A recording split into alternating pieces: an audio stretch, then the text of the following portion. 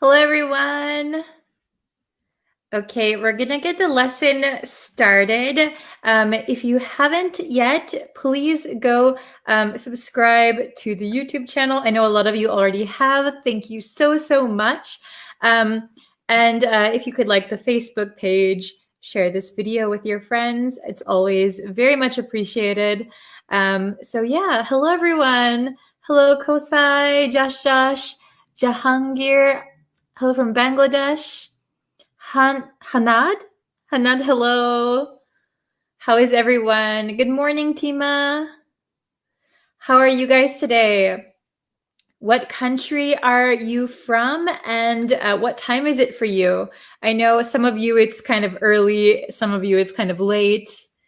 Hello from Bangladesh. Hello, how is everyone? Hello from Myanmar, Pakistan, Indonesia. Wonderful. Okay, so if you guys haven't yet, please subscribe to the YouTube channel. I really appreciate it. And like the Facebook page, okay? And then we're going to get into today's lesson. Hello from Mexico. Hello from Myanmar. We're going to get into today's lesson, and it's a review lesson today. So we're going to review everything that we learned this week. Oh, hello from Morocco. It's 4 a.m. for you. Wow. Thank you for watching at this time. That's so either really early or really late for you. Oh, Pakistan, 8:50 a.m. Hello from Libya, Malaysia, Vietnam. Wow, Lebanon, 6 a.m. Oh my gosh, it's really early for some of you. Hello, Pedro. Mexico is 9:55 p.m. Okay. So you guys are all over. It's like either really early or kind of late for you. For me, it's the afternoon. It's almost 1 in the afternoon here. Okay, so let's get into the review lesson. We'll start it off. Let's just look back on what we learned this week, okay? So we learned all of these today, or not today, this week. So we're going to review everything today. Okay? From Somalia, hello.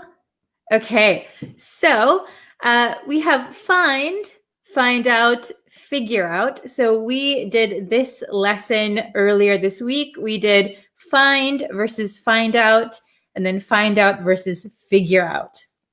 We also looked at separable phrasal verbs and inseparable phrasal verbs. Okay, so let's start with find. Okay, find.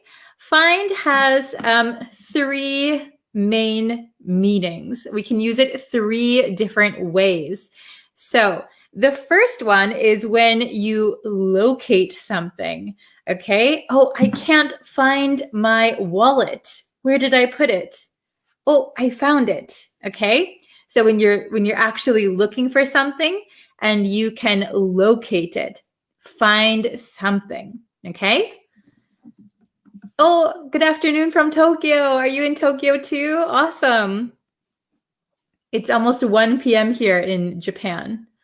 Okay. Then the next one is find out. Oh, sorry, I didn't go over the rest of the definitions. So the first one is to locate. The second meaning is to think, or that's your experience. So I find this food delicious. I think this food is delicious, right? I find. Okay, that's my experience, my opinion. Hello from Ecuador, Cambodia. Okay, then the last meaning of find that we often use is when you find yourself in a situation, or you find yourself in a place due to some circumstances. Okay, so although she never studied French, she found herself attracted to Paris. Okay, so she went to Paris. So she found herself in, it means like in that situation. Okay, circumstance. That one's a little bit harder. We did go over it a few times. Okay, then find out. Find out. Find out is when you are looking for information, usually information, and it takes a little bit of effort, but it doesn't require much thinking. Okay, it doesn't require much thinking. So usually you can find out something by asking someone or researching it or looking it up or calling someone. You can find out. Oh, hello, Devashka. Hello, Nativo from Peru. Hello, hello. Okay, so find out some information. So usually the information, the answer to what you're trying to find out exists already. So you don't have to think and come up with an answer. Find out means you need to go and find the answer, right? You need to find out the information, okay?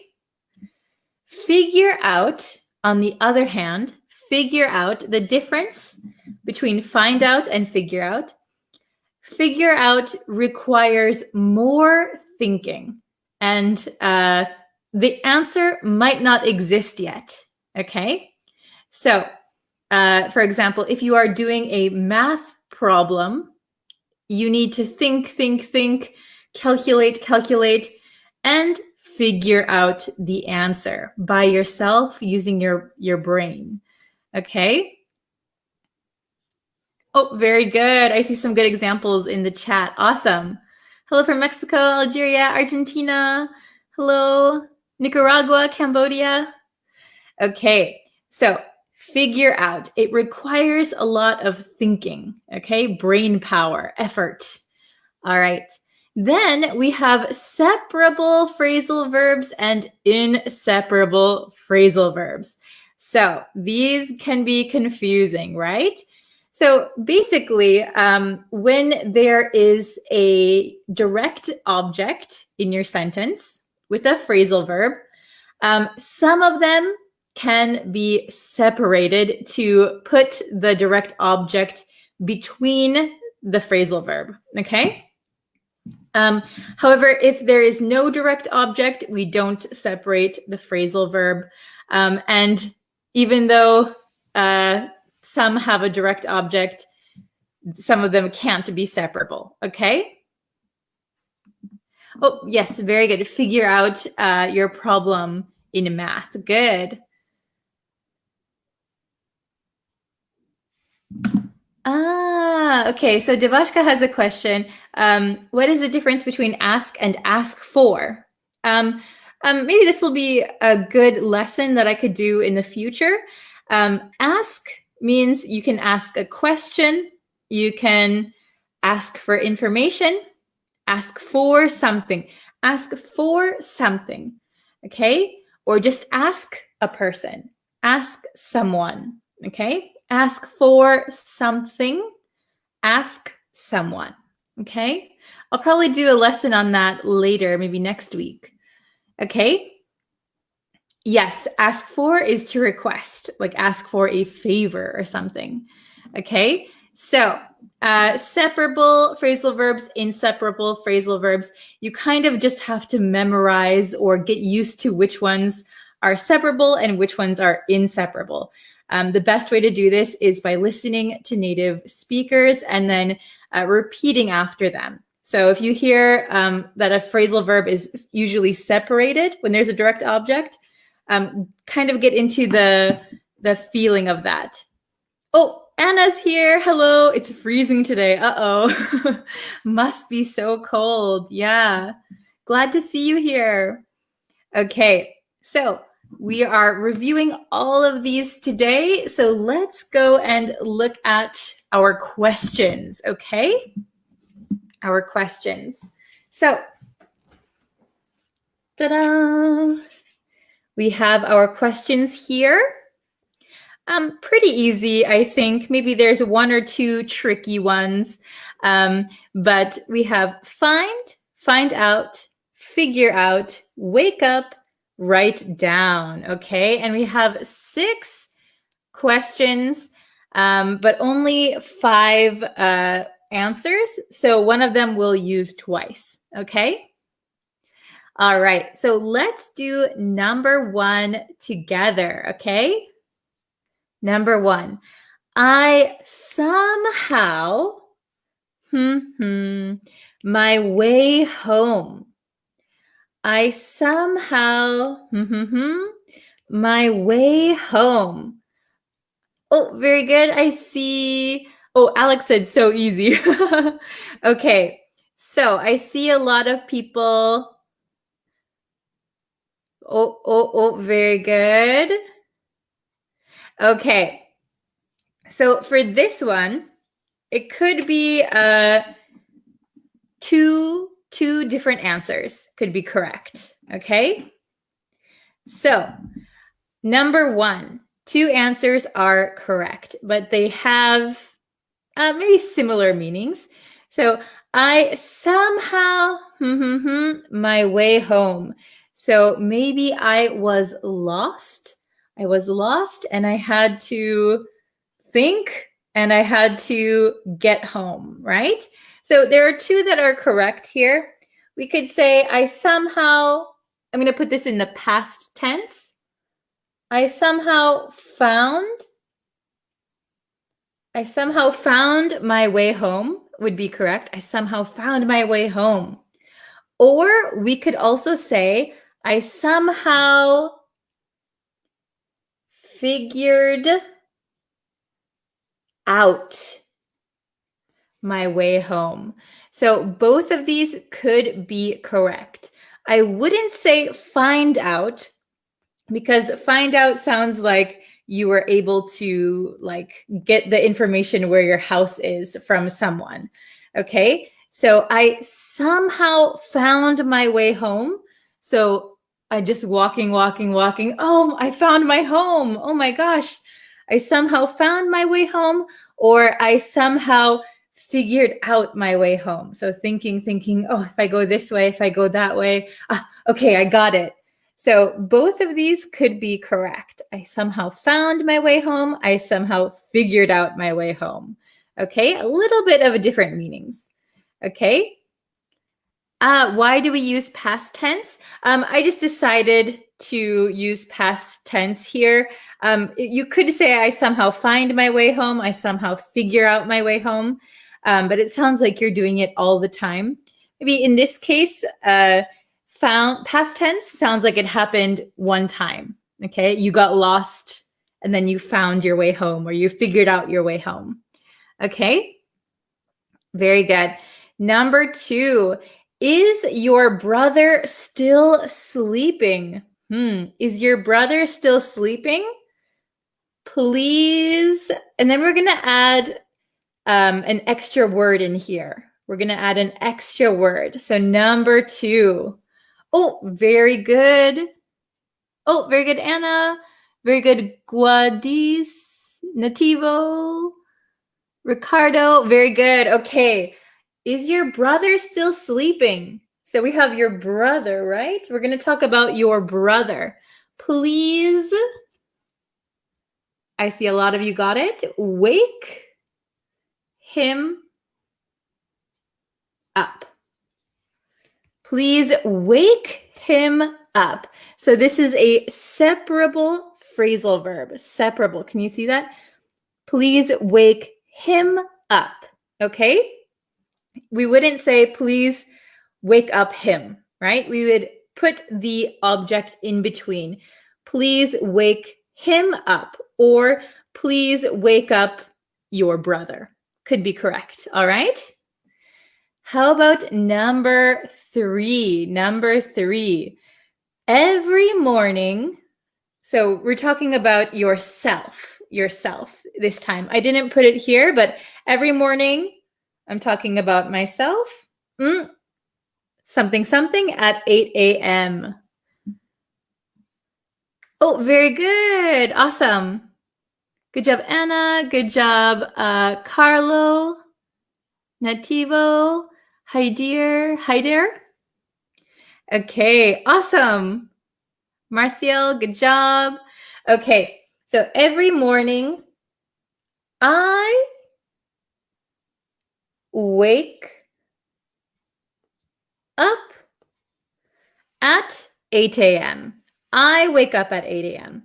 So here, unlike here where we have a direct object, we don't have a direct object here. So every morning I wake up at 8 a.m. This we do not separate, okay? We went over it briefly yesterday, but we wouldn't put every morning wake I up at 8 a.m.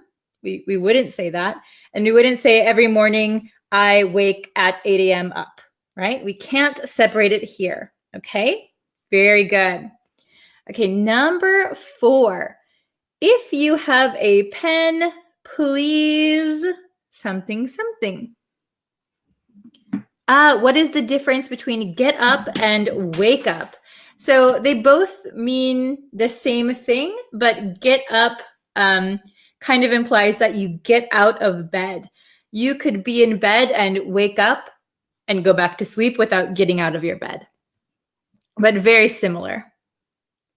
Oh, good job, everybody. If you have a pen, please. We have find, find out, figure out, wake up, write down. Oh, good job. Very good. Okay, so here I see a lot of correct answers. If you have a pen, please, we could say write it down, or write this down, or write that down. Okay? So here we have a separable phrasal verb. If you have a pen, please write it down, or please write this down, write that down. Okay, so this is separable. Okay, we have the direct object here in between. Okay, very good. Number 5, something, this TV show, very interesting. This TV show, very interesting. Oh, okay, I see some answers. This one's a little bit tricky if you didn't watch the previous lessons. Okay. Very good. So here, I find this TV show very interesting. I find this TV show very interesting. So if you didn't watch the other lessons, find means that it also means like you think something. I find this TV show very interesting. So I think this TV show is very interesting.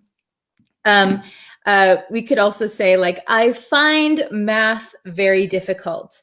I find English very fun to learn. So I think, I find. So this is a good one if you haven't ever used the word find like this. It's a good one to practice. Okay. How about the last one? Number 6. I called my friend to something. What time the party starts? Oh, very good. Reginald, very good. Oh, very good. So we have find, find out, figure out, wake up, write down. Oh, I see a lot of correct answers. Awesome, good job. I called my friend to find out. To find out what time the party starts. Very good, everyone. So I called my friend to, can you see? My blue marker is not very good anymore. I called my friend to find out what time the party starts. So find out, you are trying to get some information. I called my friend to find out, to ask what time the party starts. Okay, very good. We'll go over them really, really quickly. Number 1, I somehow found my way home. Oh, there's my house. I somehow figured out my way home. If I go this way, if I go that way, I can go home. Okay, maybe I was lost. Number 2, is your brother still sleeping? Please wake him up. Please wake him up. Every morning, I wake up at 8 a.m. We do not separate it here. I wake up. Number 4, if you have a pen, please write it down. Write it down. Write it down. Number 5, I find this TV show very interesting. I think this TV show is very interesting. Number 6, I called my friend to find out what time the party starts. Okay, everybody got it? Good job. Okay, I'm going to put this down. It's a little bit heavy. All right. So, do you guys have any questions? Let's see. Ooh. Okay, or if you want to make some example sentences, could be, let's see. Sorry, I'm scrolling up right now. So if you have some questions, you can put it in the chat. Let's see. Oh, I'm late. Oh no, it's okay. Don't worry. We reviewed everything that we learned this week. Find out, figure out separable phrasal verbs, inseparable phrasal verbs. Okay, so if you have a question on any of those, I can answer them for you. Okay, so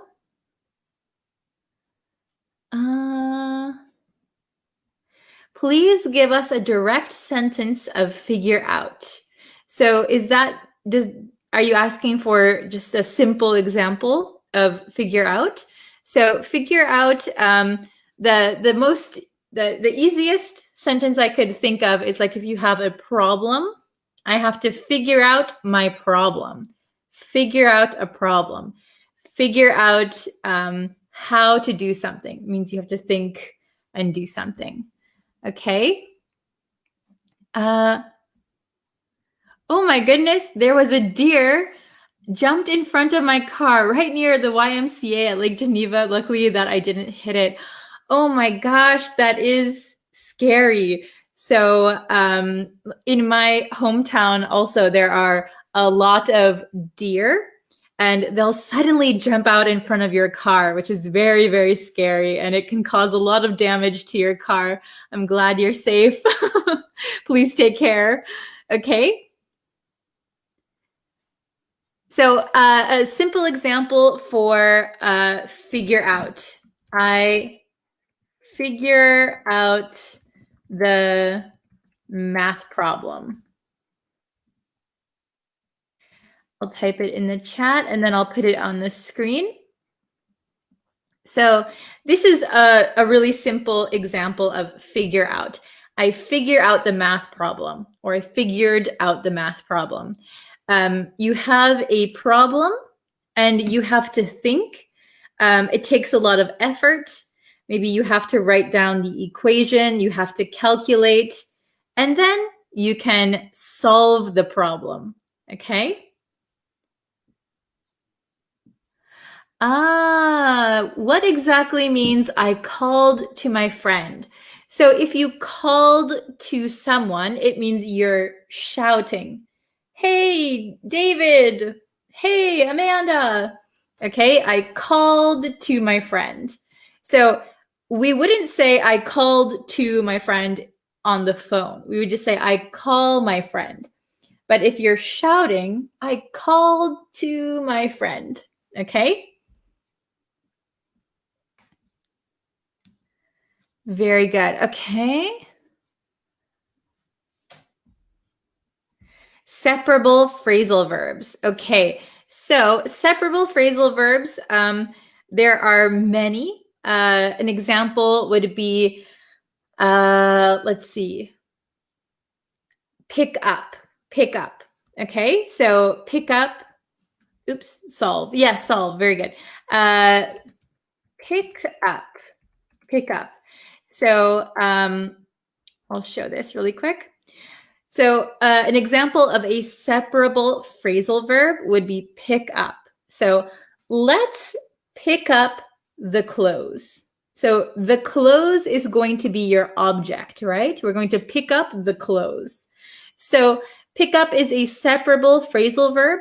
So we could put the clothes in between pick and up. Pick the clothes up. Pick the clothes up. Or we can use a pronoun. So instead of saying the clothes, we could say them. Then we have to put it in the middle. Pick them up. Pick them up. Okay? You cannot say pick up them. Pick them up. Okay? I hope that's easy enough to understand. Okay. Let's see. Oh, very good. I figured out how to build my new bookshelf. Yes, very good. So you had to do a little bit of thinking. It took some effort, but you could solve this problem by yourself. I figured out how to build my new bookshelf. So really figure out means like you're solving something by yourself or with a team of people. You're using your brain to solve something. Okay? Oh, write it down when I dictate to you. Oh, very good. So dictation, write it down. Very good example of a separable phrasal verb. Very good. Okay. Let's see. Oh, very good. You should pick up my clothes. Pick them up. Pick up the clothes. Very good. Oh, I figured out how to write the separable verbs in a sentence. Very good. Excellent example. Awesome. Okay. Oh, hello from Nicaragua.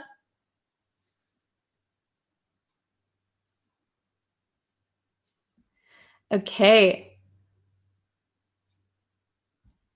I want to find out how you moved to Tokyo from the States. Very good. Find out. So get that information. Find out. So actually, I came to Japan when I was a teenager. I was a little small teenager. I came here for school originally. That's a good way to ask a question and use the vocabulary. Awesome. Okay.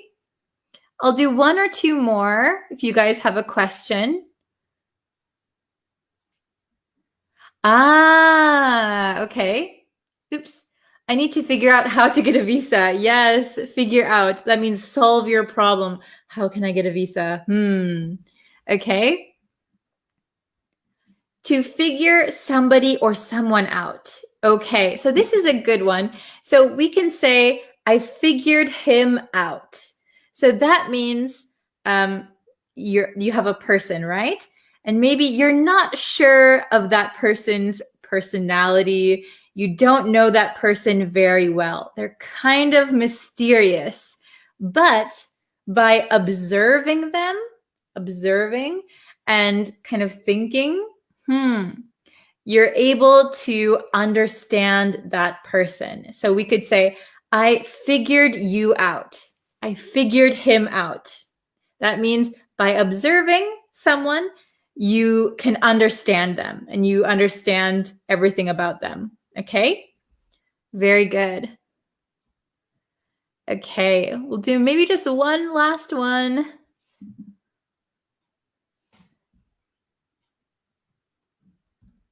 I found myself. Is it correct or I need to use find? So found and find are just the same verb, but one is present tense, one is past tense. So I found myself means it's in the past.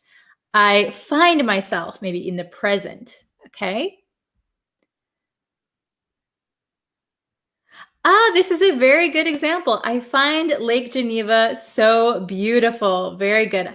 I find Lake Geneva so beautiful. Wonderful. Me too.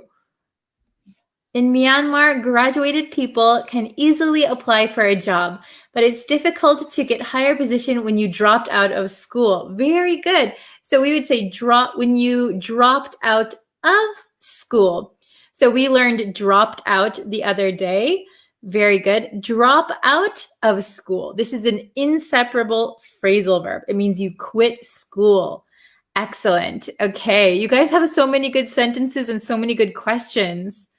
All right. So if you guys have more questions on different topics, I will try and look through your comments, and then I'll figure out what to do for next week's lessons. Okay. So by the way, I find your lessons amazing. Thank you. I find your smile is very exciting. Oh, thank you. Okay. So, this is a good one. I find learning a language is something unique. Yes, nice. Let's see. Today and tomorrow, every day on YouTube, I'm posting new lessons. So if you haven't seen the latest lesson, please go and watch that. I really appreciate it. Share this lesson with your friends. Subscribe to the YouTube channel, like the Facebook page, all that good stuff, okay? There will be a new lesson on YouTube later today, okay? Very good. So thank you so much for watching. I really appreciate all of you. I love seeing all the familiar faces in the chat. So thank you guys so much, and I will see you guys a little bit later on YouTube, okay? Thank you so much. See you guys later. Bye. Hello, everyone. Hello. Welcome to today's lesson. Thank you for joining me today. Happy Monday, if it's Monday for you guys. And yeah, if you guys haven't yet, please subscribe to the YouTube channel. We are growing the community, and it's really nice to be able to go live on there and talk to you guys and see all of you over there too. So please subscribe if you haven't yet. Hello, December. Hello, Sidra, Kayed, Angel. Hello. Sharon, Pradeep. Hello, Abdul. Nice to see you all today. Welcome. Hello from Sudan. Hi. Hello from India. I hope you all are having a wonderful day. What time is it for you guys? It is about, right now for me, it is almost 3:30 in the afternoon. Hello from Morocco, Afghanistan, Peru. Hello. Oh my gosh. I wonder where most of the students are from. From Seattle. Wow. Is it cold there in Seattle right now? Hi from Egypt, Vietnam, Myanmar. Hello. Okay. Excuse me while I clear my voice. Okay, so we are going to be talking about changes in conditions and situations, right? Oh, very good. So when a situation or a condition changes, maybe you are familiar with the words improve or decline, get better, get worse. But today we're going to learn 3 different expressions that you can use to talk about these changing situations, conditions, and it's going to sound a little bit more advanced, okay? So if you're used to saying like good, bad, improve, decline, we're going to try and expand your vocabulary, and we're going to learn those expressions today, okay? Hello. Oh, don't worry if you're late. We are just starting now. We haven't even looked at the expressions yet. Hello from Bangladesh. Hello from Afghanistan.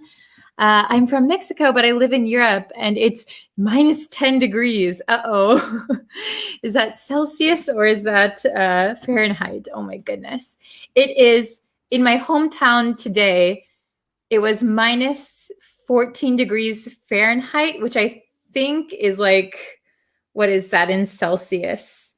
Celsius to Fahrenheit.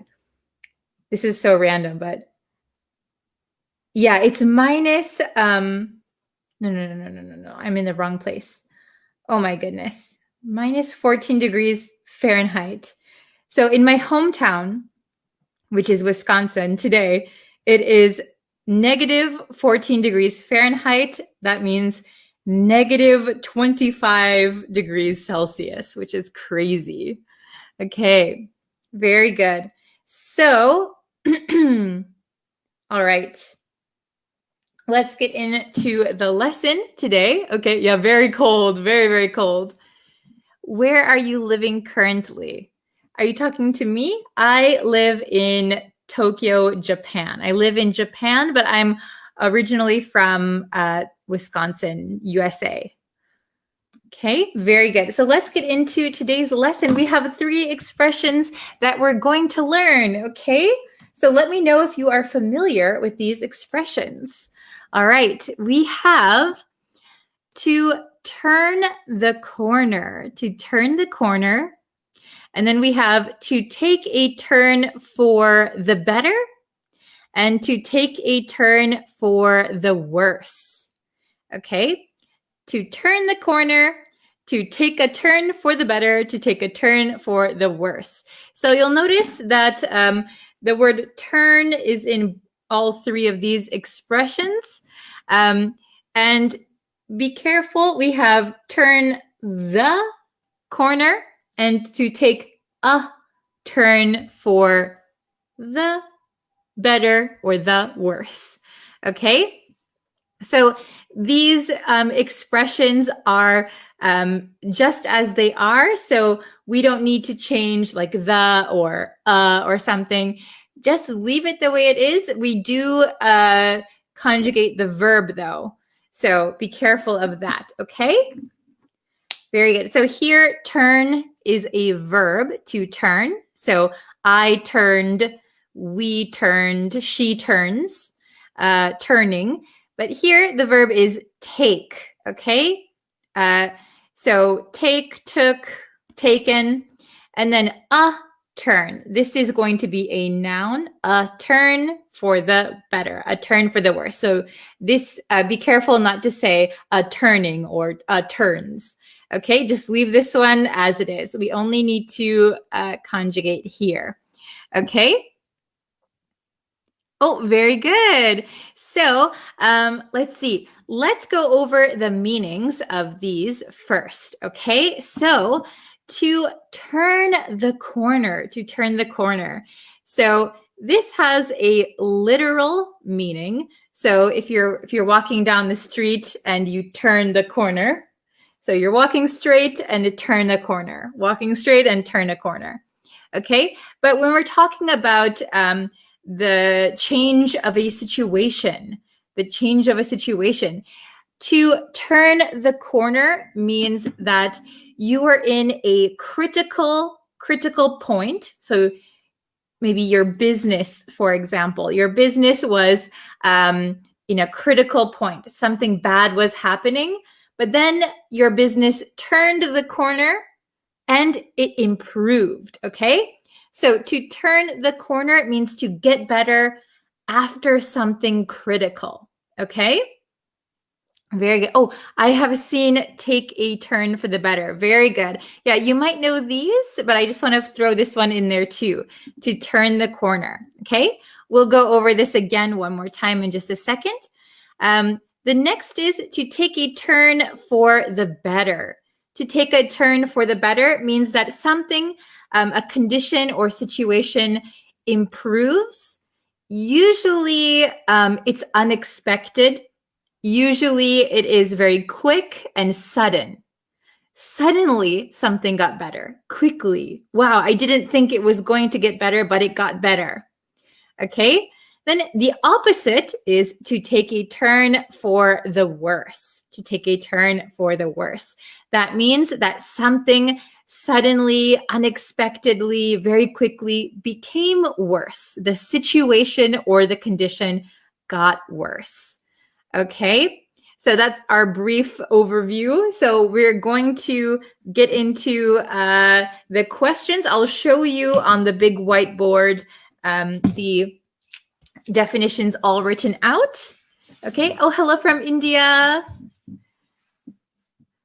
We can say students take turns. Ah, very good. So really quick, to take turns means like you're going in order of something, right? So I'm first, you're second, third, take turns, right? But this one is, what we're looking at today is a little bit different, okay? So can you see that? Let me pull it down a little bit. Okay, so turn the corner, pass the critical point, and start to improve. Okay, so you were in a critical point, or something was in a very critical point, but it turned the corner and now it's starting to improve. Okay, to take a turn for the better. To take a turn for the better. That means to improve in condition or situation, and usually quickly or suddenly. Quickly or suddenly. So it's usually unexpected. Okay? Then to take a turn for the worse is the opposite. A situation or condition suddenly becomes worse. Suddenly becomes worse, usually unexpected. Okay. Oh, hello from Mexico. Good job. Hello from Morocco, Bangladesh, Afghanistan. Okay. So let's take a look. We have just 3 questions today because I didn't have a lot of space. But let's try and put the correct answer. We have these 3 choices. Let's try and put them in here. So we're only going to use each one once. There's only 3 questions. Oh, Afar, I came late. It's okay, don't worry. The lessons are up forever, always. And you can always subscribe to the YouTube channel. I'll post the link again.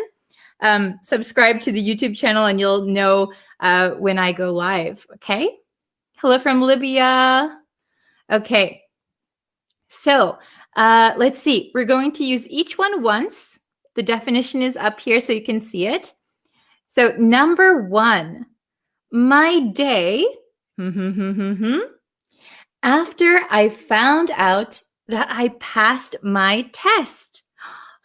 Yes, that was great, unexpected. I'm so happy. My day, after I found out that I passed my test. Very good.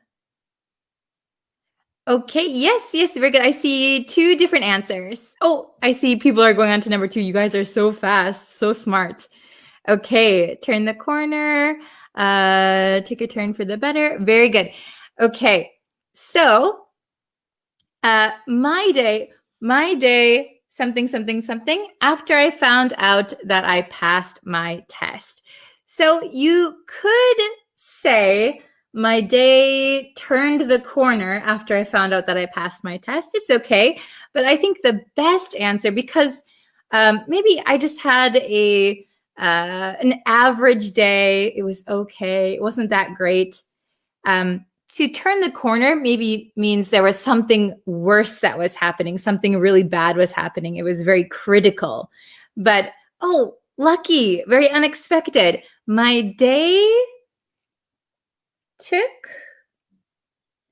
a turn for the better. Yeah, that is the best answer to put in here. My day took a turn for the better after I found out that I passed my test. So I found out that I passed my test. So my situation, my condition, today's condition, suddenly and quickly changed. Wow, it suddenly improved. What a great day. I had an average day. It was okay, but it suddenly improved. It took a turn for the better. Very good. Number 2, the company was in the red last year, but it claims to have and will be profitable soon. Okay, so if you don't know what in the red means, the company was in the red last year. When a company or a person is in the red, it means they don't have any money. They don't have any money. Maybe they owe money. They are in the red, negative amount. Okay? In the black would be the opposite. In the black means you have money. In the red means you don't have any money. So the company was in the red last year, but it claims to have and will be profitable soon. It will make money soon. Oh, very good. Turn the corner, turn the corner. Okay, you guys are so good. It claims to have turned the corner. Excellent. Turned the corner and will be profitable soon. Very good. So you can see the company was in the red. That is a critical point. Very, very critical for the company. But it is past that point, and now it seems to be improving. Very good. So it turned the corner. Excellent. Okay. And number 3, the very last one. There's only one more left, so pretty easy. Her illness has, and the doctors can't do anything for her. Very, very sad. Her illness has, and the doctor can't do anything for her. Oh, very good. I see some correct answers. Yes, don't forget we need to change the verb a little bit because of the sentence. Her illness has, it's a big hint, her illness has, and the doctors can't do anything for her. Oh, very good. Okay, her illness has taken a turn for the worse, which is very sad. Oh, I can't fit it. Okay. Her illness has taken a turn for the worse, and the doctors can't do anything for her. So her condition suddenly declined. It suddenly got worse. Okay. And then for this sentence, her illness has taken. Her illness has taken a turn for the worse, and the doctors can't do anything for her. Very good, everyone. Okay, do you understand each of these expressions now? I hope that you can use them when you talk about conditions or situations in English. So sometimes it's okay to say just improve, decline, get better, get worse. But if you want to sound a little bit more fluent, if you want to sound a little bit more natural, I would recommend trying to put these into your speech. Okay? All right. So if you guys have any questions, please leave them in the comments. And if you want to make some example sentences, I can correct them for you, okay? Or we can put them up on the screen. All right? Okay, awesome. So do you guys have any example sentences or some questions I can answer for you? I'll do my best. I have just a few more minutes. Okay. Yes, very good. Taking a turn for the worse. Yeah, usually, what is illness? That's a good question. What is illness? So in the last question, we said her illness has taken a turn for the worse. So an illness is a sickness. So usually illness is a little bit more severe than being sick, right? Oh, I'm sick. We have a word ill. I'm ill, but we don't use it so much, at least in America. We would usually just say I'm sick.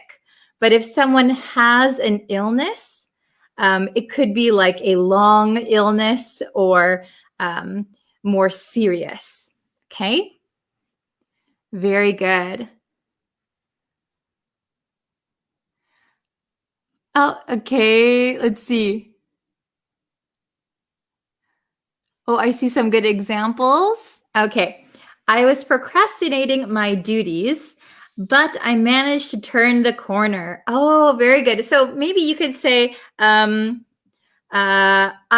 had always procrastinated when it came to my duties, but I managed to turn the corner. I managed to improve maybe like time management. Yeah, that's very good. Okay. Let's see. Oh, very good. The weather has taken a turn for the worse, so I stuck in the mountain. Ah, very good. So I would just correct the first part of your sentence is very good. The weather has taken a turn for the worse, so I'm stuck. I would say I'm stuck in the mountains, or if it's just one mountain, I'm stuck on the mountain.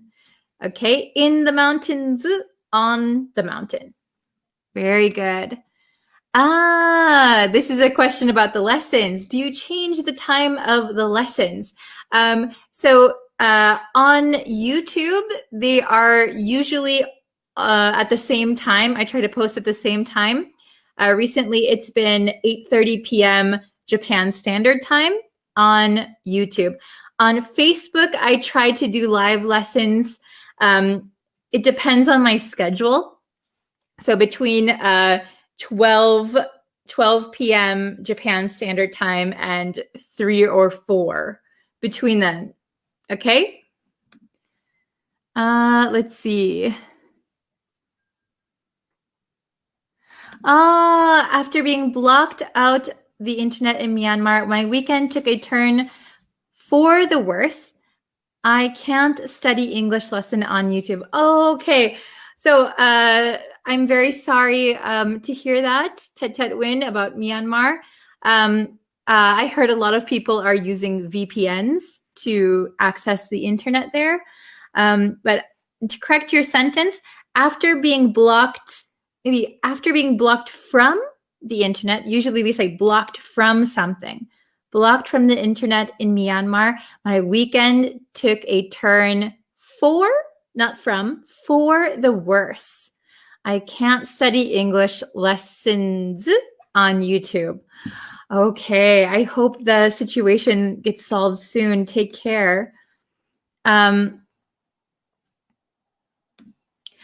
lived in Mexico and now I live in Europe. For me, it was take the turn for the better to live. Is this correct?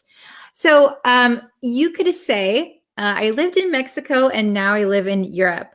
My life has taken a turn for the better. My life has taken a turn for the better. Very good. Okay. What is the difference between conditions and situations? That's a good question, since today we're talking about conditions and situations. So a condition could include your health, like a health condition. A situation might just be like your day or the situation you are currently in. Condition could also include illness. Okay. Let's see. Oh, my company took a turn for the worse after the COVID-19 outbreak. Very good. So instead of saying COVID-19 outbreaking, we would just say COVID-19 outbreak. Yeah, that sentence is very good. My company took a turn for the worse after the COVID-19 outbreak. I hope that your company will turn the corner soon and get into a better situation. Okay. Very, very good. I'll answer maybe just one more question, or if you have a sentence that you want to put up. Okay. Let's see. I'm scrolling up a little bit to see if there's one that I missed. Okay. Oh, please repeat the meaning again. I missed both. So actually we learned 3 today. So I'll briefly go over it one more time. To turn the corner means that you are in a critical situation and now it's starting to improve. Your situation is improving. You've turned the corner. To take a turn for the better means something, a condition or situation, suddenly and quickly becomes better, improves.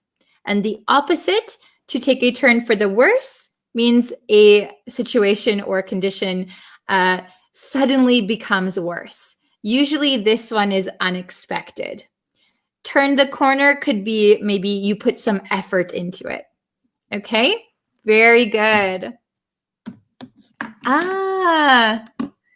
I have been jobless for years, but I turned the corner by finding a job recently. Very good. Excellent sentence. Okay, awesome. Wonderful. So thank you guys for joining me today. I will be posting a quiz later today, not on this topic, but I will be posting a quiz on YouTube later today. So I hope you will find that, and I hope you will take that quiz today, okay? I will be back tomorrow with a new live lesson on Facebook, maybe a little bit earlier than today. And I will have a new lesson on YouTube also. So please subscribe to the YouTube channel, turn on notifications, and that way you'll know when I will go live, okay? Thank you guys so much for watching. I love talking with you guys. I love seeing all the familiar faces and names. I hope everyone has a great day. Please stay healthy, stay safe, and I will see you guys tomorrow. Okay, thank you so much for watching. I'll see you in a little bit over on YouTube. Okay, bye everyone. Hello, students. Hello, hello. How is everyone? I hope you're having a good day. Okay, so I don't have that much time today, so I'm going to try and do this a little bit quickly. Sorry. So yes, I don't have a lot of time, but I have about 15-20 minutes. I think we can get the lesson in that amount of time. Hello, how is everyone? Hello, Mohammed. Hello, Kioa. Hello, Rafael. Hello, Mom. Oh my goodness, everybody's profile picture is broken. I can't see you. Hello, hello. Oh, okay, I think it's getting fixed. Hello, hello, Jailil. You're pumped for the lesson. Awesome. So Jailil used our new vocabulary word that we learned earlier this week. Pumped means excited. Very, very good. I love when you guys use the new vocabulary. Hello, Devaska. Hello, Rafael. Hello, Ahmad. Hello, hello. Hello, Yasir. How is everybody? So I only have 15-20 minutes to do this lesson. So I'm sorry if I can't stick around for too long after. Okay, so we'll just jump into it. And we're going to learn 3 new vocabulary words, and they all begin with the prefix un, so un. So you might know that un, the prefix un, it means not, right? It means not. So some of these words, that is what it means, and there's one that it doesn't mean that. Okay? Hello from Myanmar. Hello from India. Hello from Mexico, Sri Lanka. Hello, hello. Okay, I'll grab my eraser just in case. Yeah, and if you guys could subscribe to the YouTube channel, I will be posting a lot of videos coming up. Hello, Anna. And if you can share this video with your friends, that also helps. Okay, so today we're going to learn these 3 words. Do you know these words? So they all start with the prefix un, right? So we have unbearable, unbearable. We have unfazed, unfazed. And the last one, how do you think you read this word? How do you think you read the last one? So when my students see this word, a lot of times people say unwind, because this looks like the word wind, right? However, this is unwind. This word is wind, not wind. Okay? Unwind, unwind. Oh, thank you, Raphael. You're so kind. Raphael said he'll subscribe to the YouTube channel. I appreciate it. Thank you so much. Okay, so unbearable, unfazed, unwind. Okay, so what do these words mean? Are they new for you? Have you heard these before? Oh, watching from Dubai. Hello. Unwind. Yes. Okay, so the first word, unbearable, means that something is so hard or it's very difficult to, let's see, endure, difficult to tolerate, okay? So, for example, this is just an example off the top of my head. If you, for example, if you go into somebody's house and maybe they didn't take out the garbage yet. They have a bag of garbage sitting in the hot sun. Maybe the smell would be unbearable. Oh, I can't stand it. So unbearable is another word for can't stand something. Oh my gosh, I have to leave the room. It's unbearable. I can't tolerate it. I can't tolerate it. Okay? Very good. So the next one, unfazed. Unfazed. Unfazed means that you are not, so this is, again, unbearable, not able to tolerate. Unfazed is not able to be surprised, shocked, or worried. Okay, so if you are unfazed, you are not surprised, you are not shocked, you are not worried. So, for example, if, okay, I live in Japan. I live in Japan, and there are many earthquakes in Japan. There are many earthquakes in Japan. So, when I first came to Japan, I remember I was sitting in my classroom and there was an earthquake. I was very surprised, but all of my Japanese classmates were unfazed. They didn't even react to the earthquake. They just kept studying. They were unfazed. They were not surprised and they were not worried. They were not shocked. They were unfazed. Oh, yes. So Anna said, I think unbearable means can't bear. Yes. So if you can bear something, that means that you can handle something, that you can tolerate something. Unbearable means not able to bear something, not able to tolerate something. Very good. Okay. So, yes. Unfazed is not confused. Yes, you are not confused and you are not worried. You're not shocked. You're not surprised. Okay, you are unfazed. Very good. And the last one is unwind. Unwind. So unwind has two meanings. Okay, I'm going to show you the first meaning. The first meaning is so if you do this, you are winding, like I'm winding a cable. I'm winding a cable around my finger. And then I can unwind it, right? Wind, unwind. However, there is another way that we use unwind that I'm going to use today. So, oh, I see some Japanese in the chat. ありがとうございます。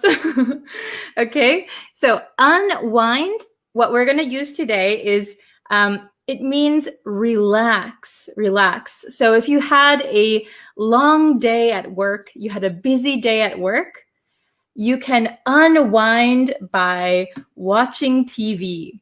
So relax, relaxing. So maybe all day at work, you were very stressed. You were very busy. So your body is very tight. And then we can unwind, relax. Okay? So very, very good. Oh, yes. He was poking me, poke, poke, poke, again and again. That was unbearable for me. Very good. I couldn't stand it. Okay, very good. Unfazed. So I think I know how to read your name now. Tet Win, is that how you say it? Unfazed is normal. Yes, unfazed means you are kind of calm. Your demeanor does not change. So it's like no reaction. Okay. Let's see. Yes, unwind can mean untie. Very good. Okay, awesome. Good. Okay, very good. So let's go to the questions. So let me see my time. Oh my gosh.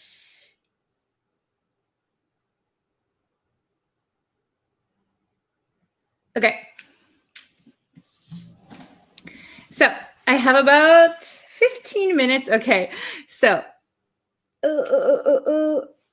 all right. So, and I have the parts of speech here because I know some students want to know the parts of speech a little bit more clearly. So we have unbearable, not able to be endured or tolerated. This is an adjective. Then we have unfazed, not confused, worried, or shocked. This is also an adjective. And we have unwind, not unwind, unwind. Relax after a period of work or tension. This is a verb. So to unwind. Okay.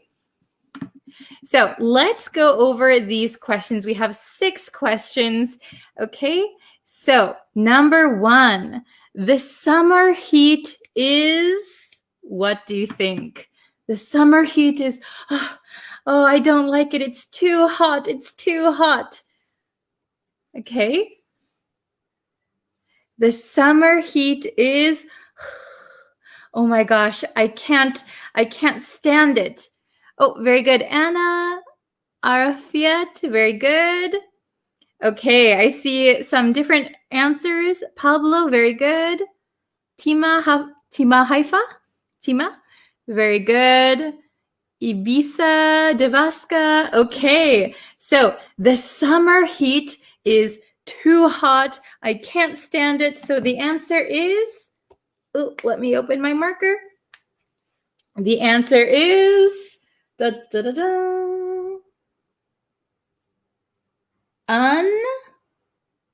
oops. I'm making a mistake. Even teachers make mistakes. Okay. The summer heat is unbearable. It's unbearable. It's too hot. I can't stand it. I can't tolerate it. Okay. Number 2, I like to, with a glass of wine. So I know probably some students don't drink. Some students do drink, but I like to with a glass of wine. Okay?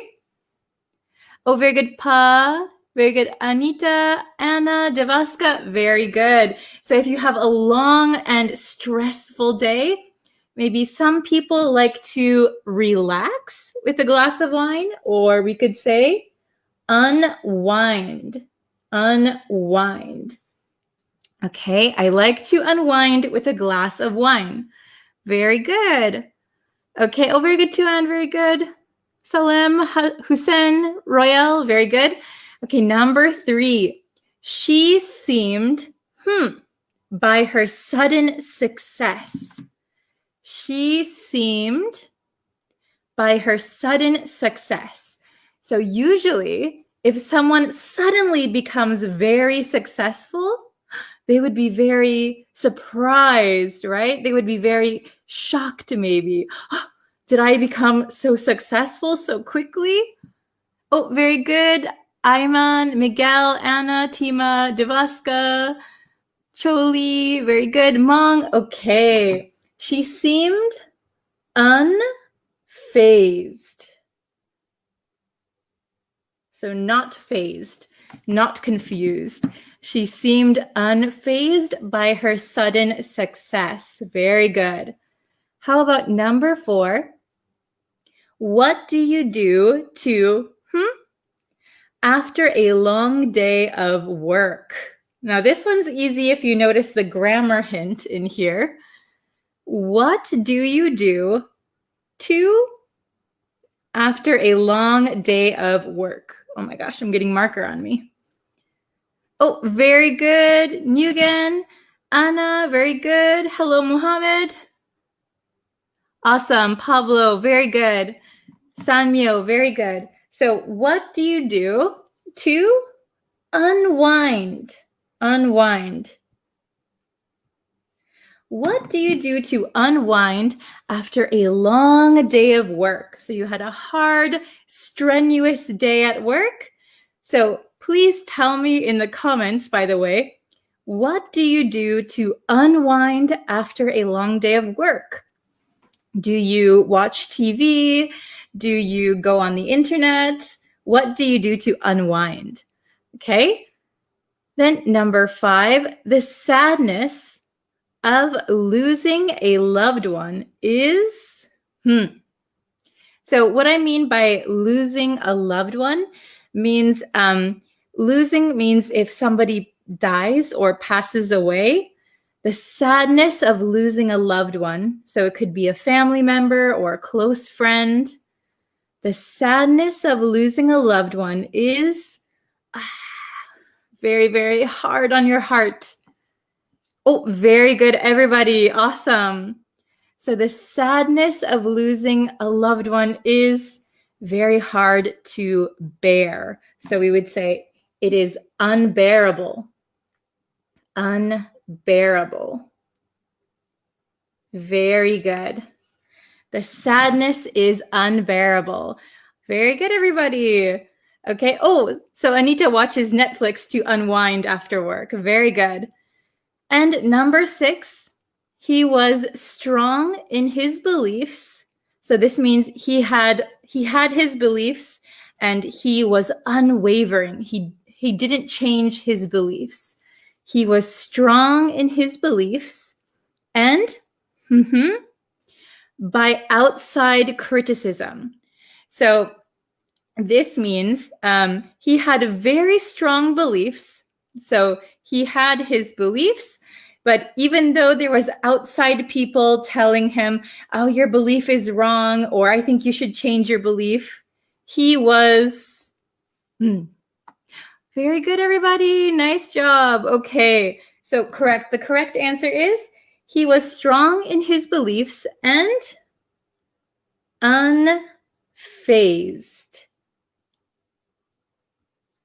Unfazed by outside criticism.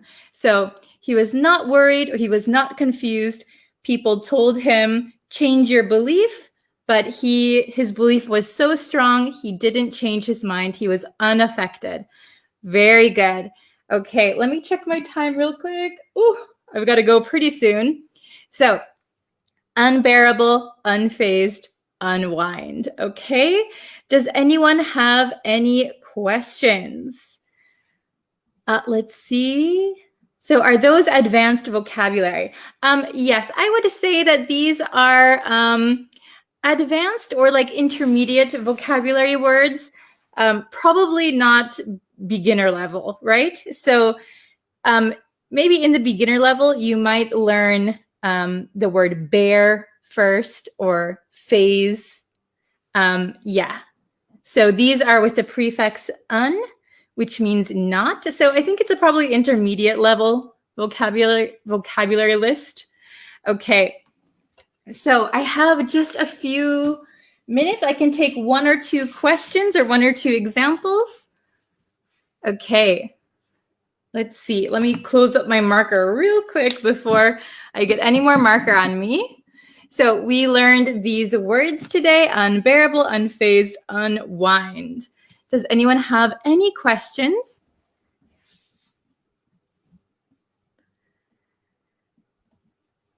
She seemed unfazed and seemed not phased. Are they the same? Yes. So if un means not, so you could say not phased, but I would recommend using unfazed. Okay. Oh, Frederick, nice question. What do you do to unwind after this English lesson? Unfortunately, I cannot unwind after this English lesson because I have another lesson right after this one. But at the end of the day, I will unwind by watching The Crown on Netflix. I'm loving that show. Okay.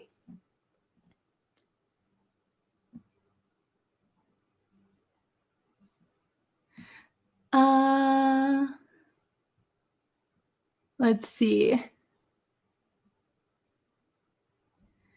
They are unbearable. Is it correct? Yes. So it just depends what they are, what you want to say in your sentence. So they are unbearable. So if you're talking about a group of people that you don't like, you could say, oh, they are unbearable. So I can't stand them. Oh, I can't tolerate them. Okay, but it's a correct sentence, yes? Okay.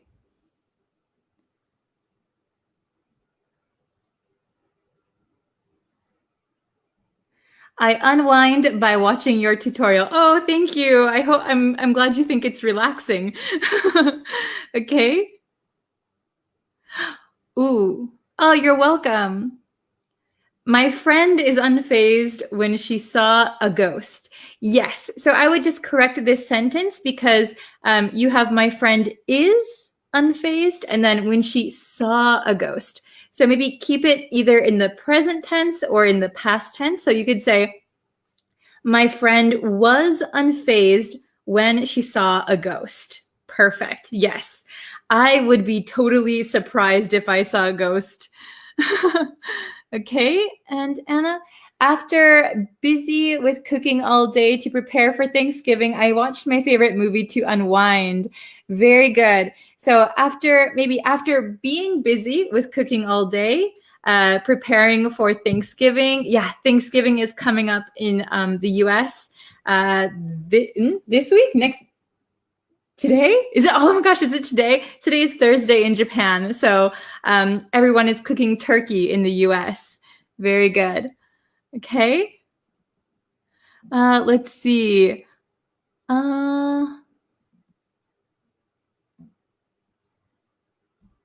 What is the meaning of unbearable? So I'll say it one more time. Unbearable means unable to bear something, unable to tolerate something, like you can't stand something. So usually it's something like negative. So the heat is unbearable, means it's too hot for me.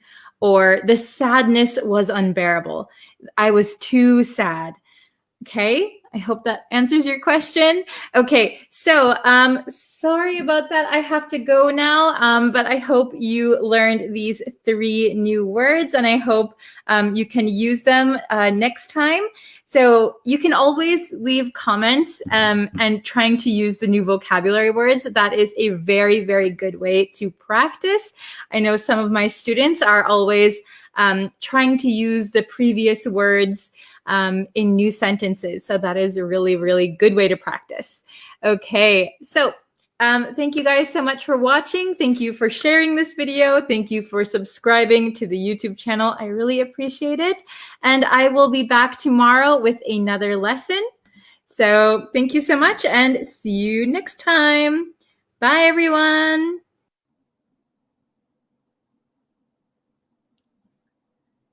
Hello, students. Welcome to today's lesson. I'm so glad to see you all today.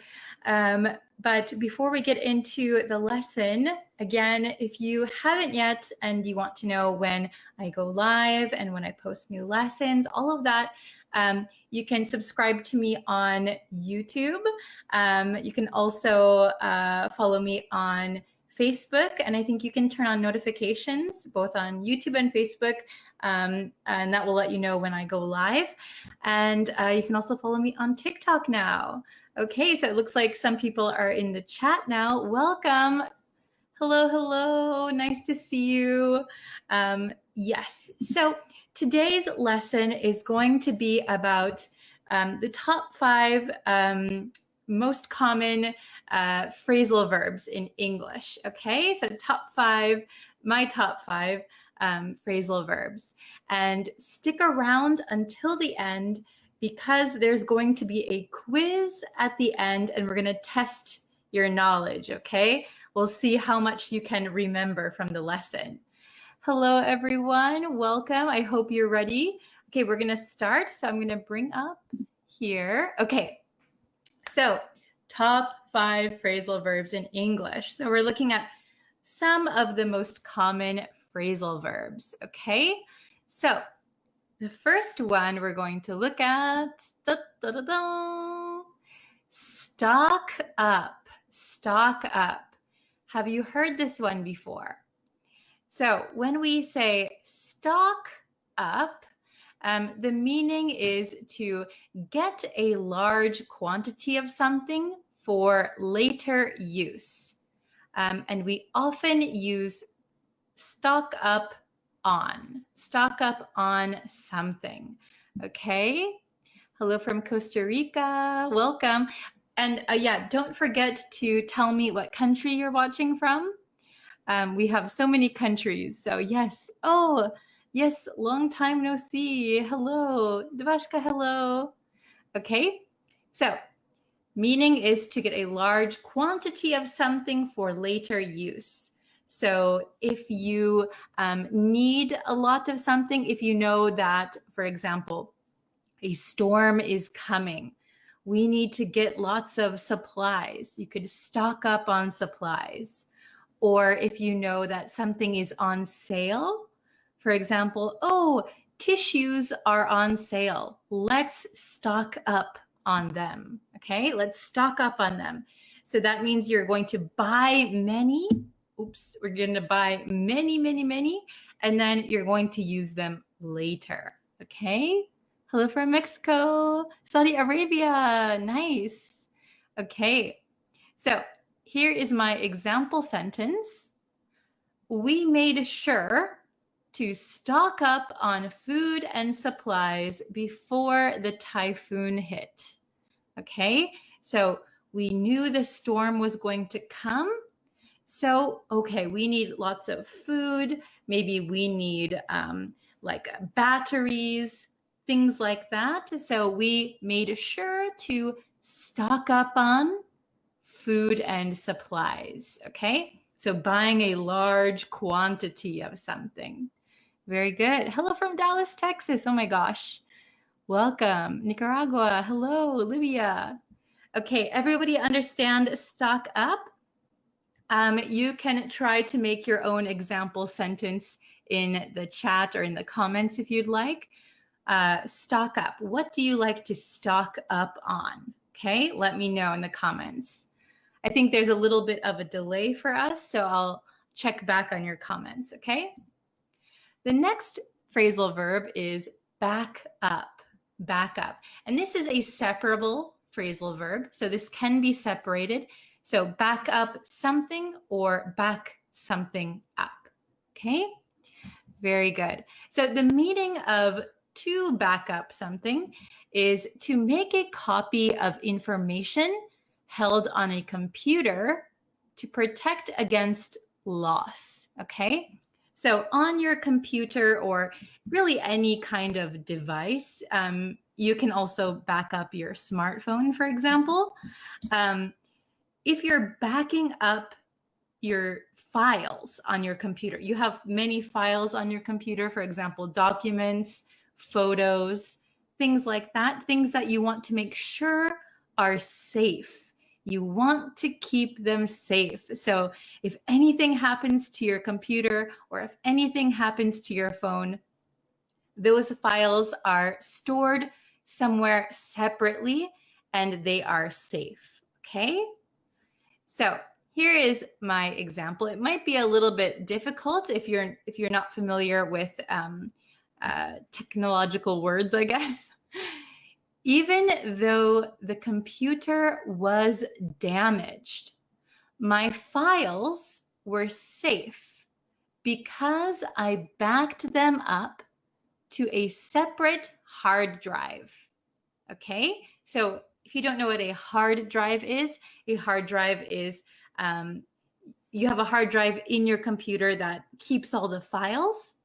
But there's also, you can have separate external hard drives and you can put your files on there. So you're making sure that they are safe. Okay. Hello from Myanmar. Hello from Algeria. Welcome. Sudan, Thailand. Hello, hello. Oh, New Zealand. Welcome. Okay. So even though the computer was damaged, so my files on my computer, oh no, what happened to them? They might be gone because the computer is damaged. So perhaps my files are also damaged.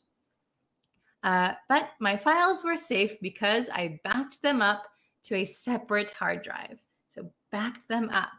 Okay. Oh, this is a very good one. I had backed up my phone. Very good. Yes. Every time I change my phone, I make sure to back it up on my computer. So in case my photos or things that I want to keep, if they get lost somehow, I make sure to back them up on my computer or back them up on an iCloud or something.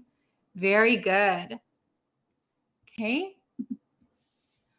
Welcome, everyone. Thank you for joining. Okay, so let's go on to the next one, number 3. Fall through. So I know we've talked about this one briefly before, but to fall through or something falls through, okay? So if something falls through, it means something that has been planned or agreed on does not happen, okay? So for example, you make a plan for dinner or you made a plan for the weekend, but somebody cancels on you, okay? Then you could say your plans fell through, okay? So fall through it's kind of like failing, right? Something fails. Something does not happen, okay? So you can read my example sentence here. I was going to see a movie this weekend, but my plans fell through. Oh, so maybe my friend canceled or suddenly I had to work or something like that. So my plans fell through, okay? Have your plans ever fallen through before? Sometimes my plans fall through. Let's see. Very good. Excellent. Excellent. Yes, keep the example sentences coming. If you think you can make an example sentence with fall through, you can go ahead and write that in the comments. My plan to Japan. I think you mean my plan to go to Japan fell through because of the political situation in my country. I'm so sorry to hear that. Yeah, I think over the last few years, 2 years, lots of plans have fallen through, right? Very good. Okay, you guys are very good. Yes. All his plans fell through. Very good. Okay, so we'll go on to the next one. Very good. Okay, number 4, be into. To be into something. This is a very common phrasal verb. At least in America, you'll hear this a lot. So if someone is into something, it means to be interested or involved with. So to like something very much. You like something very much, so you're into it. You are into it. Okay, be into. I am into yoga these days. So that means I really am interested or I really like yoga. Okay, what are you into these days? Okay, let me know. Oh, I see some examples for a follow through. Yesterday, I decided to go fishing, but my plan fell through. Excellent example sentence, very well written. Good job. Yesterday, I decided to go fishing, but my plan fell through. Good job. My dreams fall through because of our government. Oh, I'm so sorry to hear that. I hope you can achieve your dreams. Okay? Because of COVID-19, all my plans fell through. Yes, mine also. I think a lot of people. I'm sorry to hear that. Okay, into. I am into fishing every day. Very good. I'm into fishing. I am into fishing. That means you're very interested in fishing. Good. I'm into improving my speaking skill nowadays. Very good, very good. So if you're really into studying or if you're really into brushing up your English, this is a good one to use. Oh, I'm into coffee. Very interesting. I love coffee, but I recently cut out caffeine. Cut out is another phrasal verb that we've learned. Cut out means to take out or eliminate. So I recently cut out caffeine, but I am also into coffee. Very good. Okay. Oh, thank you. I'm into learning Bree's English class. Thank you. I'm into swimming. Very good. I am into football and baseball, I think you meant. Very good. Sports. We are into studying with you. Oh, thank you very much. My dreams fall through because of my siblings. Oh no. Are they causing some trouble? Okay. Oh, thank you very much. Very good. Oh, very good. I am into learning English with you. Thank you. Okay. Awesome. So we'll go to the next one. This is the last one. End up. End up. So end up has several different meanings. We've talked about end up before, but we're going to focus on this meaning today. So end up means to eventually or finally do something. Okay, to eventually or finally do something. Okay, so in my example, excuse me, I just couldn't figure out my English homework. So I ended up asking my teacher for help. Okay, so the homework was so difficult. I tried to figure it out, or I tried to understand it on my own, but eventually I ended up asking my teacher for help. Okay, so sometimes ended up could have an unexpected element. But we're going to focus on this meaning, to eventually or finally do something. So I was trying to figure out the problem, but I just ended up asking my teacher for help. Okay? Very good. What is the difference between be into and interest in? So they mean the same thing. So I'm really into something.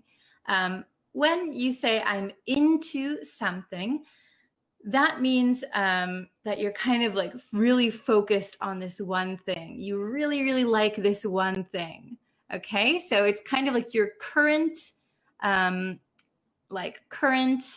hobby or your current focus.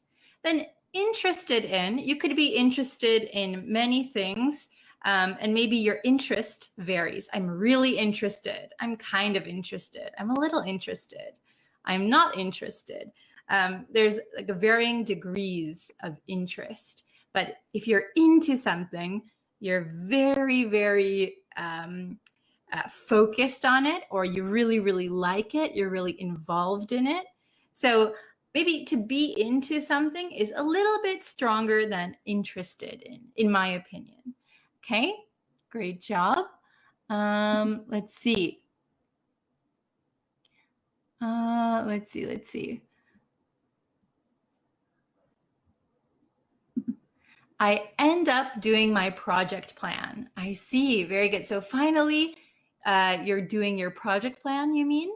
Very good. So maybe I ended up doing my project or planning my project. Very good. Okay. My daughter drives very well. She ends up asking me for help. Oh, very good. So maybe my daughter drives very well, but she ends up asking me for help. So if you have two sentences that are contrasting, maybe you could add but there. Or if you meant my daughter doesn't drive very well, she ends up asking me for help. Very good. So in the end, eventually, she ends up asking for help. Very good. Oh, if you go on like this, you will end up in prison. Very good. Eventually, finally, in the end, you'll be in prison. Very good. We'll do one more.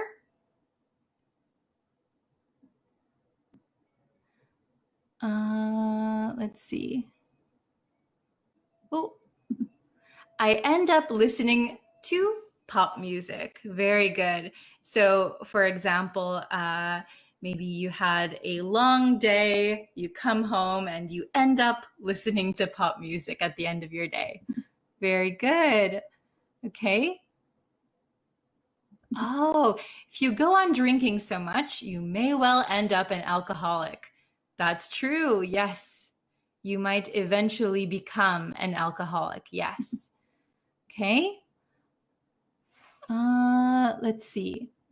Let me just make a correction. I ended up my English studies. So to end up doing something. Okay. So usually if you want to say end up, we usually put like doing something. So I ended up studying English, for example. I ended up studying English.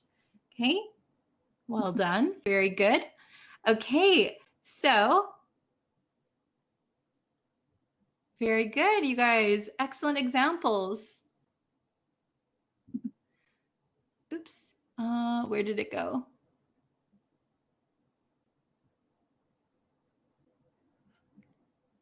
I thought I saw one more I wanted to share. I ended up by loosening the game. Okay, so I think you want to say, I ended up losing, like winning, losing. I ended up losing the game. Maybe that is what you meant, but very good. I end up practicing yoga. Very good. So eventually, finally, I end up practicing yoga. Okay. I ended up walking. Yes, very good. Okay, eventually, finally. Okay, so now that we looked at the 5 phrasal verbs, we are going to take a little quiz. Okay, so you need to choose the correct answer. So hopefully you can remember all of the ones that we learned today.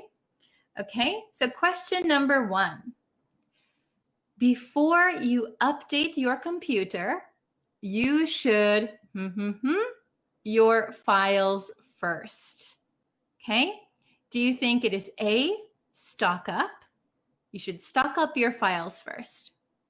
B, back up. Or C, end up. Oh, very good. I see a correct answer already. Nice job. Okay, I see lots of correct answers. You guys got it. Okay, so before you update your computer, you should back up your files first. So remember, backup means that you are protecting your files by maybe putting them on a separate hard drive. You're putting them in a separate place to keep them safe in case you lose them. Okay? Before you update your computer, you should back up your files first. Well done, everybody. I think everybody got that one right. Okay, question number 2. I heard there is a sale on toilet paper. Wow, let's something. Okay, so question number 2. Let's stock up, be into, or end up. I heard there is a sale on toilet paper. What a good deal. Oh, excellent job, everyone. Nice. Alom, Malik, Omer. Very good. Basilio, Sony, Juan. Very good. Okay. So the correct answer is, I heard there is a sale on toilet paper. Let's stock up. Let's buy a large quantity and we'll use it later. Okay? So when there is a sale on something, it is a good chance to stock up. Buy a large quantity. Okay, very good. Question 3. Okay? In all seriousness, who really wants to stock up on toilet paper? That's a good question. Very good. I like that question. Okay. I had plans for dinner, but they were into, backed up, or fell through. A, B, or C. I had plans for dinner, but they were into, they backed up, they fell through. Oh, you guys are on a roll. Very good. I think 100% you guys got it. Very good. Okay. I had plans for dinner, but they fell through. Very good. They fell through. Excellent job. Okay. Question number 4. If we want to review, fell through means that you planned something or agreed on something, but it didn't work. So somebody canceled or for some reason it was canceled. Okay, fell through. Question number 4. I used to skiing, but I haven't done it in years. Okay? I used to be into skiing. I used to stock up skiing. I used to back up skiing. A, B, or C? What do you think? Oh, Sony said A. Very good. Devashka, Hosti, Mohammed. Very good. MD. Okay, well done. I used to be into skiing, but I haven't done it in years. So when you're into something, you really, really like it. and maybe it's like your focus or you're kind of obsessed with something. I used to be into skiing, but I haven't done it in years. Okay? Very good. And the last question, let's see if you can get it right. Question number 5. Did you something calling that girl? Not yet, but I will. Okay, we have, did you back up calling that girl? Did you end up calling that girl? Or did you fall through calling that girl? Okay. Very good, everyone. Okay, I see lots of correct answers. Good job. So the correct answer here is end up. End up. So end up means finally, eventually.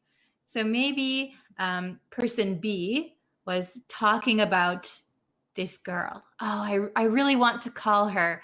Oh, but should I call her? I don't know. I'm a little nervous, but I want to call her. So maybe a few days later, person A says, did you end up calling that girl? Did you finally call that girl? Did you eventually call that girl? So did you end up calling that girl? Okay, gerund. Did you end up calling that girl? Not yet, but I will. Not yet, but I will. Very good. Okay, excellent job. I think I saw a question that I wanted to answer. Skiing means, okay, so if you don't know what skiing is, that was, what question was it? I used to be into skiing. So it might look a little bit funny because it has 2 I's, but if you cover up ing, it's ski. So to ski is when you're on like snowy mountain and you have your feet and there's like 2 long things and you have poles and you down the mountain. That is skiing. I hope that makes sense. Okay. Oh, very good, everybody. So, calling means associate with her. So that was the last question. Did you end up calling that girl? So in this case, calling means like, did you end up calling her? Hello? Did you end up calling her? Very good. Okay? Maybe. Very good. Oh, wow. Great job. Stock up. Buy a large quantity. I had plans for dinner, but they fell through. Be careful. Not fail, but fell through. I used to be into skiing, but I haven't done it in years. Did you end up calling that girl? Not yet, but I will. End up. Finally, eventually. Very good. Nice note taking. Well done.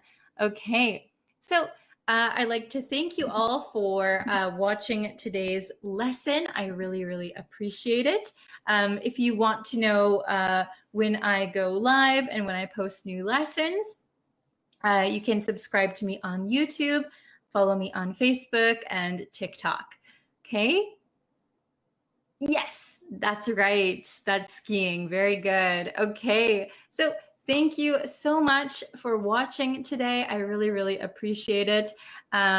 If you have any lesson suggestions, don't be shy. You can leave them in the comments.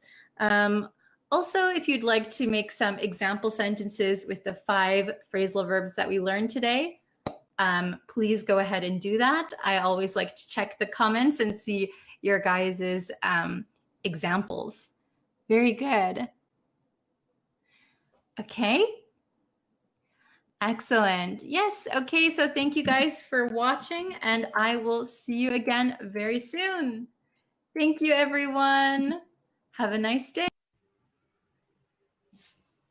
Hello, everyone. How is everybody doing? Okay. So today is our last new lesson for the week. Tomorrow we're going to be having a review lesson. So please don't forget to study and review all of our other lessons. Oh, let me just move this a little bit. Okay. Hello. Hello, Sakye. Not sure how to pronounce your name. Nonao, Sigit, Zaid. Hello, Anna. Hello. Hello, everyone. Oh, hello from Iraq, Nepal, Indonesia. Hello. So, how is everybody doing today? I'm doing very good, very good. If you could please share this live stream with your friends, I always do appreciate it. Thank you very much. Hello. Okay. So, oh, hello from Philippines. Hi. Good morning. Hello from Afghanistan, Cambodia. Hello, hello. Okay. So, as I was saying, this is going to be our last new lesson for the week. And then tomorrow we're going to have a review lesson. So I hope you've watched all of this week's lessons. Hello from India. Hi. Okay. So, hello from Sudan. Hello, hello. Hello, Ing. Okay. So, I was looking back on our lessons and I noticed that a lot of the adjectives that we've been learning recently are kind of negative words, right? They're a little bit negative. So today I thought we can do positive ones. Oh, I'm glad you're okay. I'm glad you're feeling good. Oh, watching from Japan. I'm also in Japan. How's the weather in Japan today? Today it is a little bit sunny. A little bit cloudy, a little bit sunny, but not rainy, which I'm really happy about.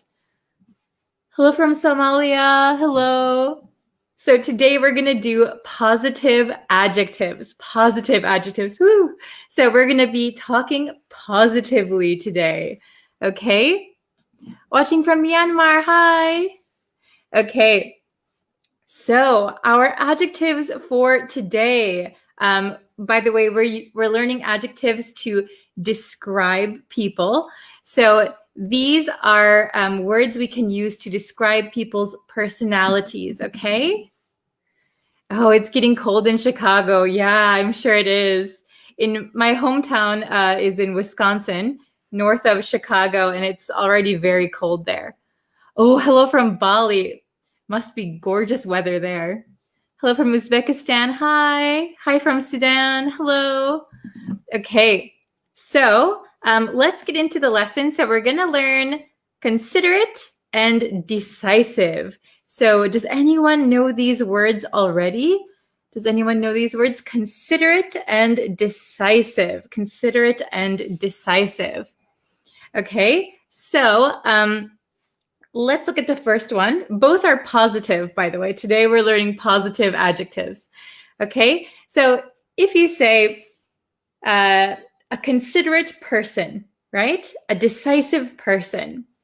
A considerate person is someone who is thinking of others. Okay. Oh, Anna lives right on the border of Illinois and Wisconsin. Yeah, it must be cold. Okay. So considerate. If someone is considerate, they think of others, right? So they are polite. Considerate people are usually polite, kind, nice, and usually they don't want to cause inconvenience for someone else. Okay? So if you are a considerate person, you are a very good person, right? You are a very good person. You're always thinking of others before yourself, okay? And decisive.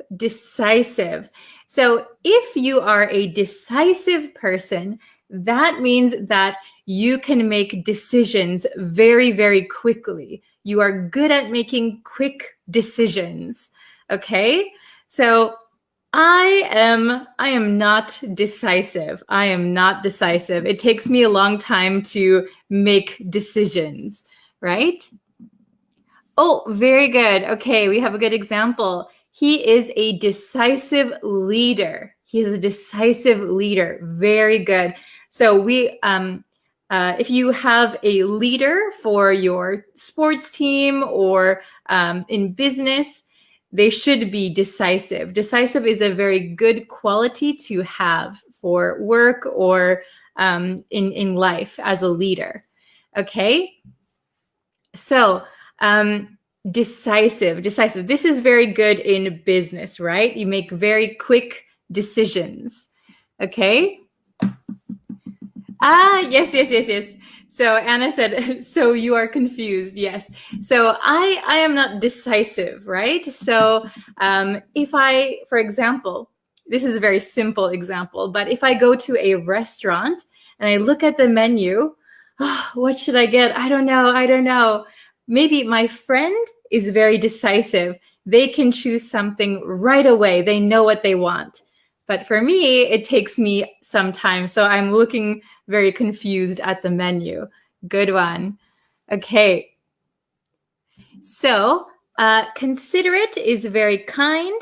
Decisive is somebody who's quick to make decisions. Both of these words are good things, right? So we want to be considerate people. We want to be decisive people. Okay? Oh, no problem. If you're coming into the lesson just now, we are just starting. We're just going over these two words, considerate and decisive.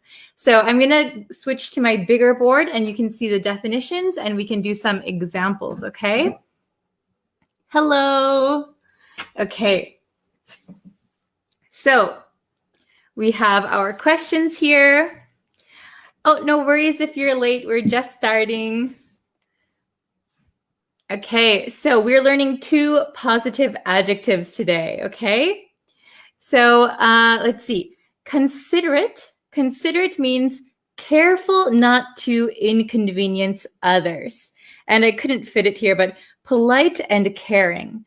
So considerate is like nice, polite. You think of others before yourself. You don't want to inconvenience anyone, okay? So decisive means you have the ability to make decisions quickly, okay? So considerate is someone who is nice, who thinks of others. Decisive is somebody who can make decisions very quickly. They know what they want, okay? So again, both of these words are good things. These are good qualities to have, okay? So let's try and look at number 1. Let's try and do it together, okay? So he is very thoughtful and something. He is very thoughtful and something. What do you think is the correct answer for number 1? So maybe similar to thoughtful. A synonym probably for thoughtful. Okay? He is very thoughtful and something. Oh, I'm glad you're considerate. Very good. Okay. Oh, I see decisive, considerate, decisive, considerate. Oh, every other answer. Considerate. Yes. So we're looking for something that is similar to thoughtful. So this might be a little bit tricky, right? So thoughtful doesn't mean like thinking a lot. Thoughtful means that you think of other people, that you're thinking of what other people want or like. He is very thoughtful, so very kind. And the correct answer is considerate. He is very thoughtful and considerate. Considerate would be the best answer here. Considerate. So if you know the word consider means to think something over, right? So considerate means you're thinking of other people. So he is very thoughtful, kind, and considerate. Okay, very good. Okay, number 2, we need a leader who can take control. Very good. Oh, Anna already has number 2 done. Decisive. Okay. Does anyone else have an answer for number 2? we need a leader who can take control. Oh, it's okay if you get it wrong, no problem. These are brand new words. Oh, very good. Okay, we need a leader. So here's a keyword, leader, who can take control. They can tell us what to do. Take control. So we need a decisive leader. Okay? So for this sentence, I think decisive is the best out of these two, but it's also nice to have a considerate leader as well, somebody who's thinking of others. Okay, so we need a decisive leader who can take control. Okay, number 3, you should always be of others' feelings. Ooh, number 3, you should always be of others' feelings. Feelings, right? Oh, very good. I see Keen and Anna and Sumyat. Very good. Murad, Aisha. Okay, very good. You should always be considerate of others' feelings. Very good. Considerate. Considerate. So this is something my mother always used to tell me, right? You should always be considerate of others' feelings. Okay, so you might hear this expression a lot in English. You should be considerate of others. You should be considerate of others' feelings. Okay, very good. You should always be considerate. Okay, that is a very good quality to have, right? That is a good personality trait. Okay, how about number 4? It wasn't very, so we have a negative one. It wasn't very of you to eat my food. I'm angry now. It wasn't very of you to eat my food. Okay, so somebody ate my food. It wasn't very nice. Right? It wasn't very nice. So we could replace whatever word goes here.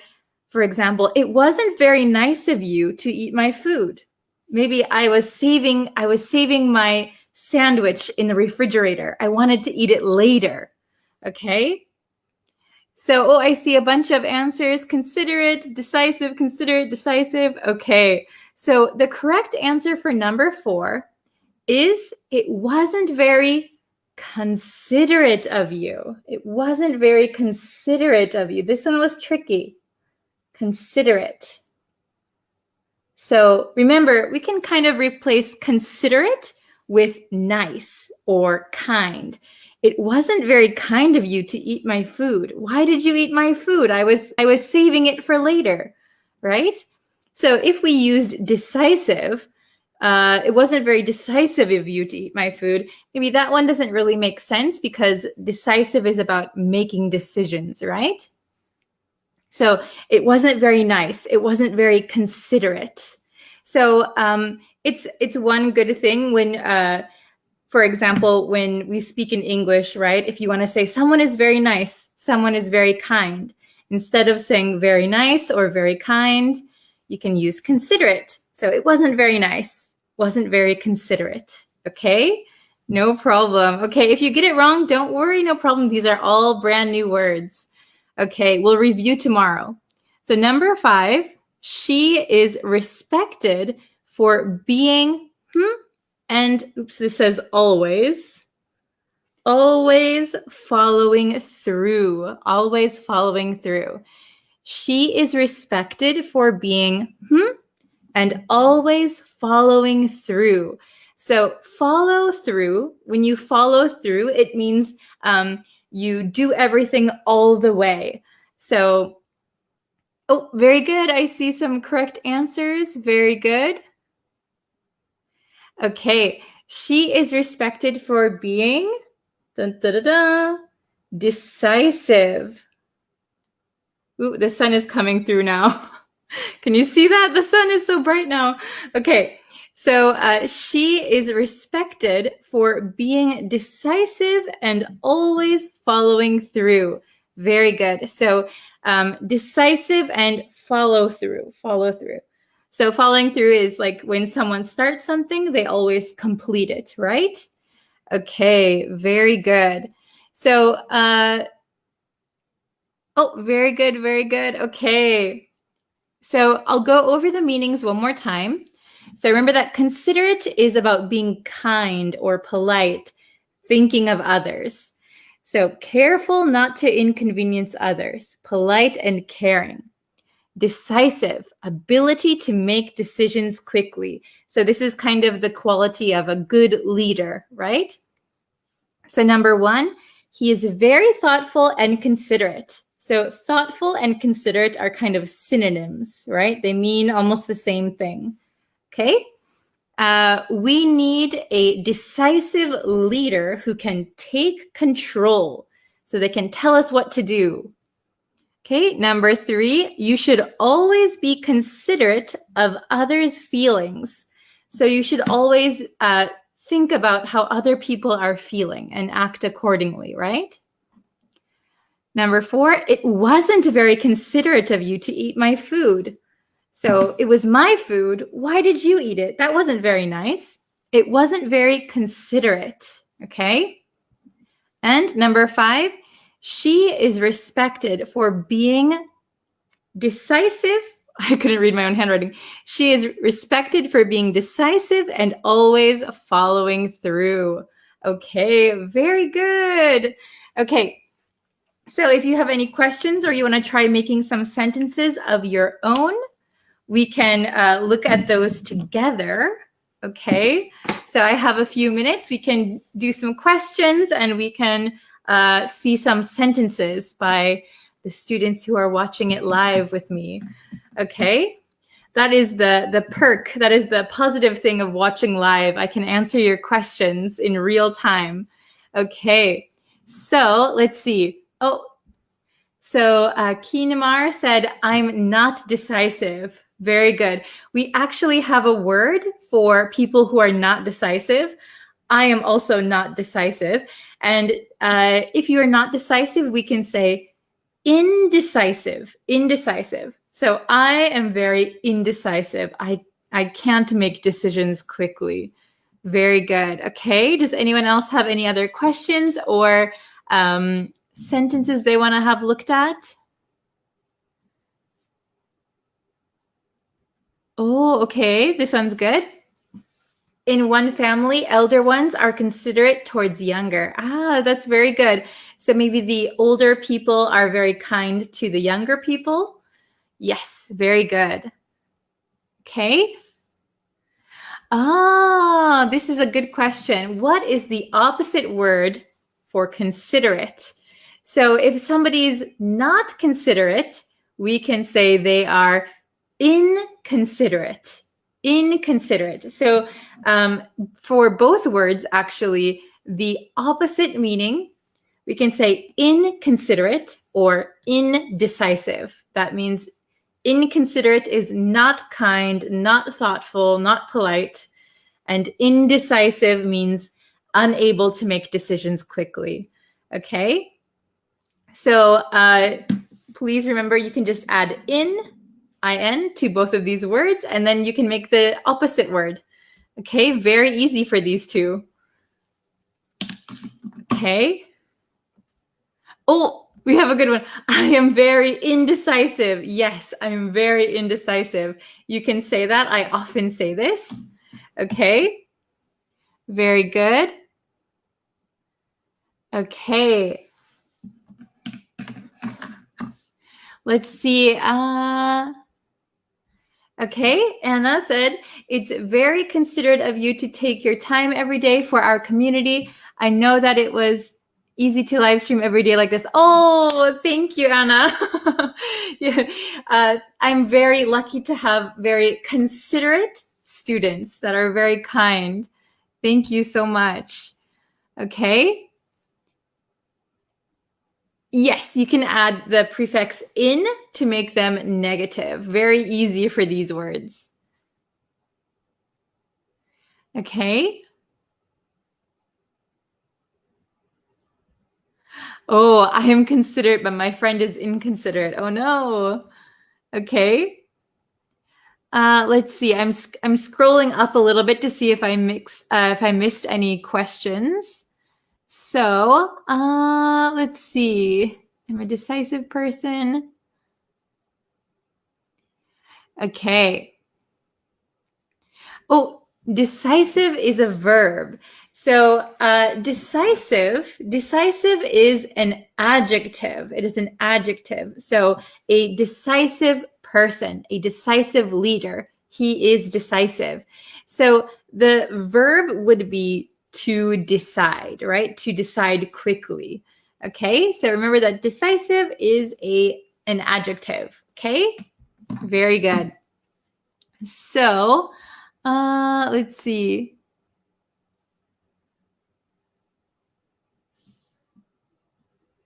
Oh, no worries, Anna. I know what you meant. You are indecisive.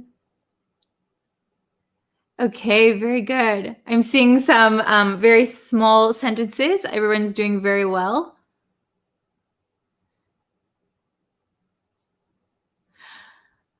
Very good. My brother is indecisive. Okay.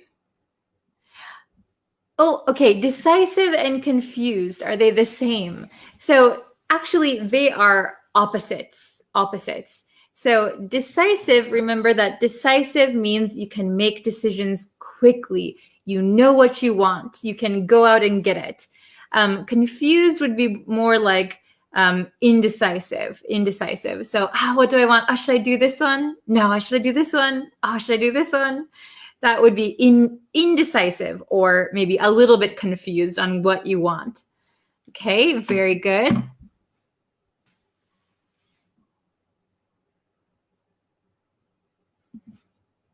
Oh, yes, very good. Noun for inconsiderate is inconsideration. Inconsideration. Oh, hello from Iraq. Oh, you're welcome. Okay, very good. Are they pretty understandable? Does everybody understand how to use these words? Considerate, decisive, inconsiderate, indecisive. Are they pretty understandable? Okay, I see. Everyone has like really good sentences, so I'm very impressed actually. Okay, so I think you have these down. Very good.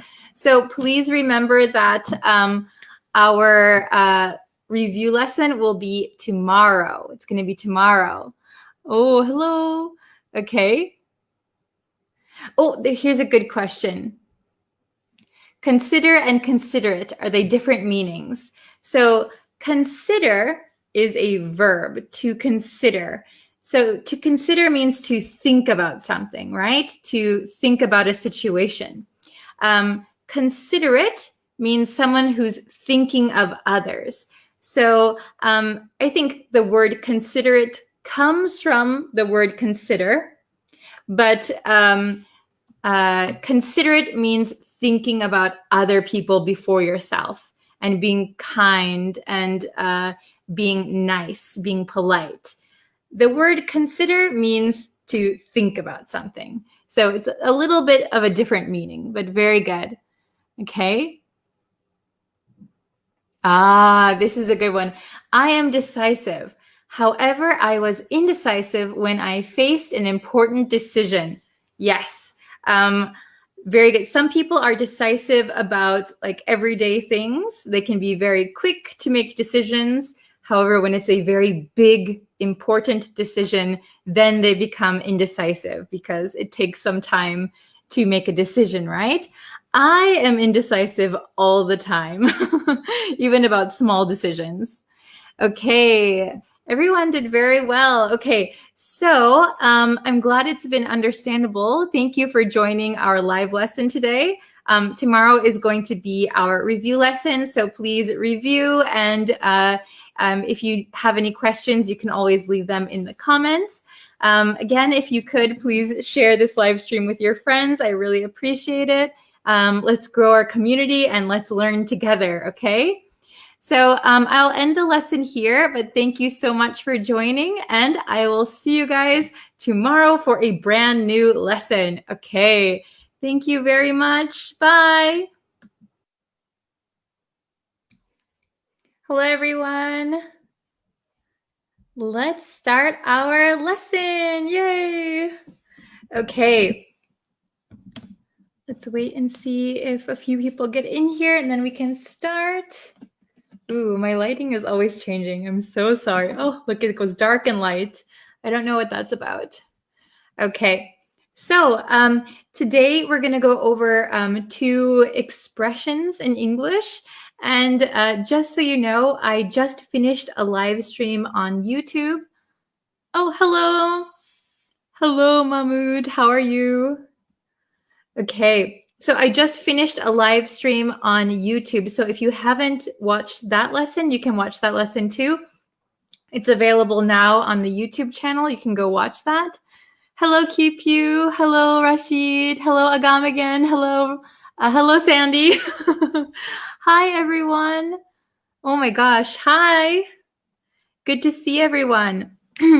So just as I was saying, I just finished a live stream on YouTube. So if you want to go check that out, that's available anytime. You can watch it. So, oh, good morning. Hello. Hello, hello. Okay. Are you ready to start our lesson? Hi. Good to see you, Ashin.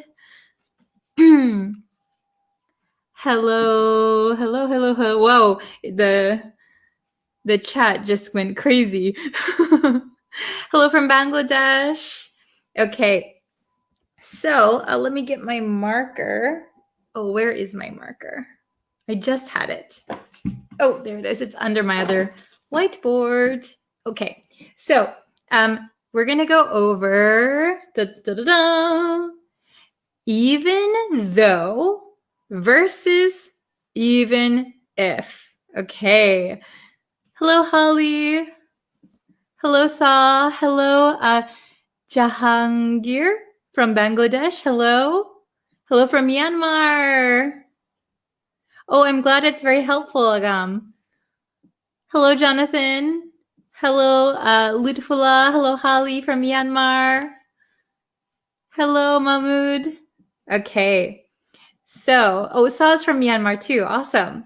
So we're going to learn even though versus even if. So some of my students have asked me the difference and how to use them. Hello, Anna. Nice to see you. Okay. So even though versus even if. So they are very similar, right? They both have even, but actually how we generally use them is a little bit different. There are some times where even though and even if we can use them interchangeably, but we're not going to focus on that today. We're going to focus on the difference, okay? So just so you know, there are some times where you can use them in the same way, but today we're going to focus on the more practical way that I think you'll use them. Okay. Okay, try your best. Yes. Okay. So yeah, if you can share, that really helps. If you share the live, that really helps get more students in here and our community can grow. Okay, but so we're going to look at even though versus even if. So let's see. Let's go over them first before I get the other whiteboard out. So even though, does anyone know what even though means? Even though. So even though means despite something, despite the fact. Okay, so even though something, even though I said even though, something is true, but despite that, something will happen or someone will do something. So a very easy example is even though it's pouring. Even though it's pouring, like raining very hard, even though it's pouring, I still will go for a walk. I don't know who would do that. Even though it's pouring, I will still go for a walk. Sounds crazy to me, but despite the fact that it is raining now, even though it's raining, I will go for a walk. Okay? Even if is similar but different. So even if is hypothetical. Do you know the word hypothetical? So hypothetical means that you're kind of imagining the future, right? So even if it rains, I don't know if it will or it won't. Even if it rains, I'll go for a walk. So I don't care either way. If it's not raining, I'll go for a walk. Even if it's raining, I'll still go for a walk. Okay, so you might say this like if you look at the weather channel and it says 60% chance of rain. So you're not sure if it's actually going to rain or not, but even if it rains, you will still go. Okay, so despite the possibility that something will happen, even though it's currently happening or it will happen, even though it will rain or even though it is raining, that is a fact.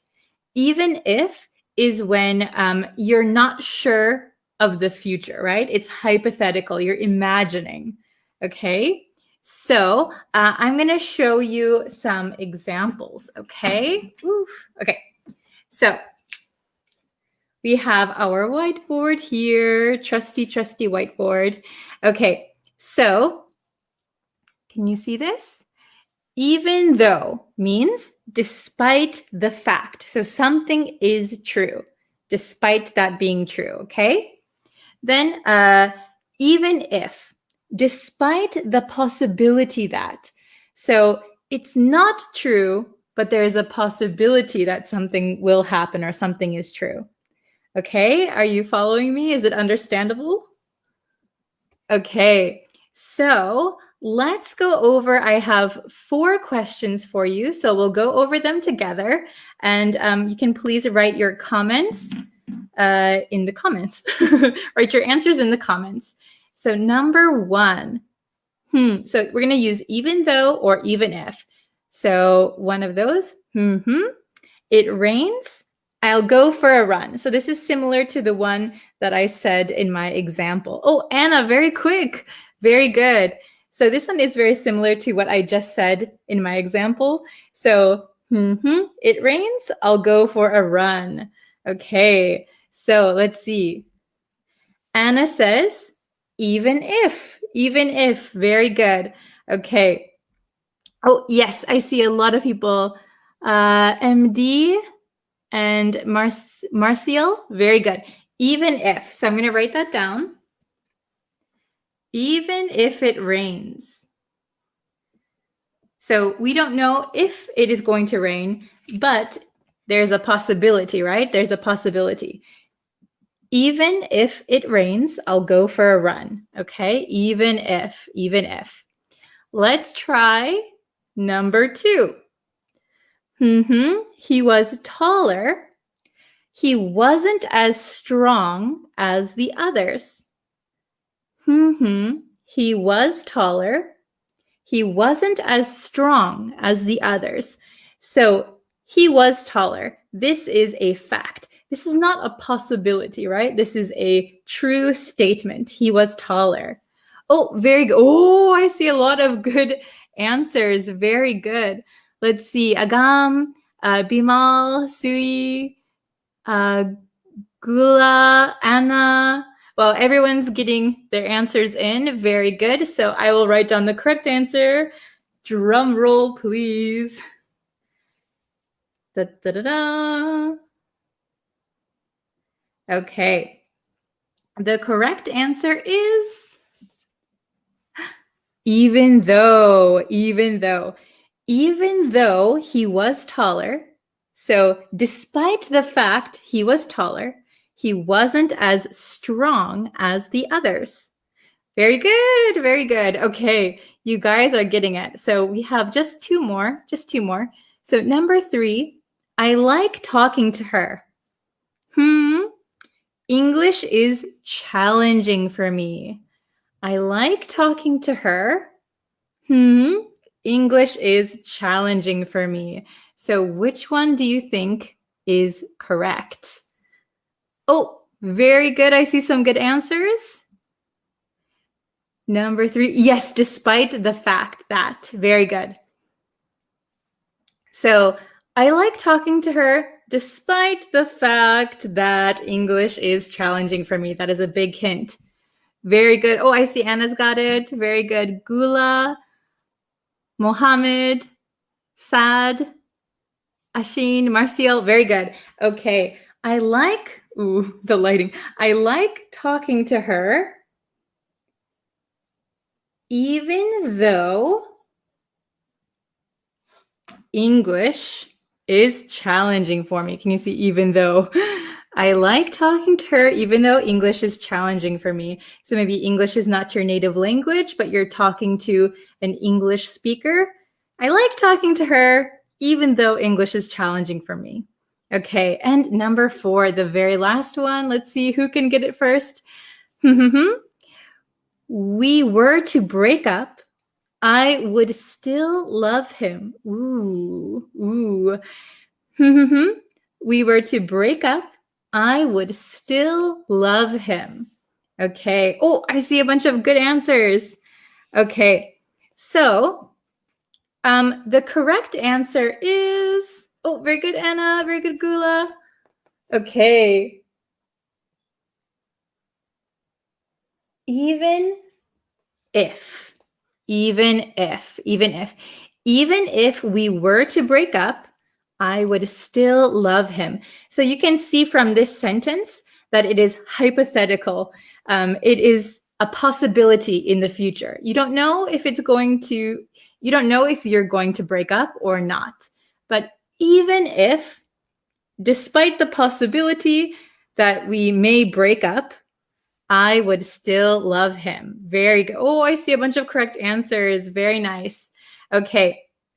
So we'll just go through these really quick. Okay. So even though means despite the fact that something, right?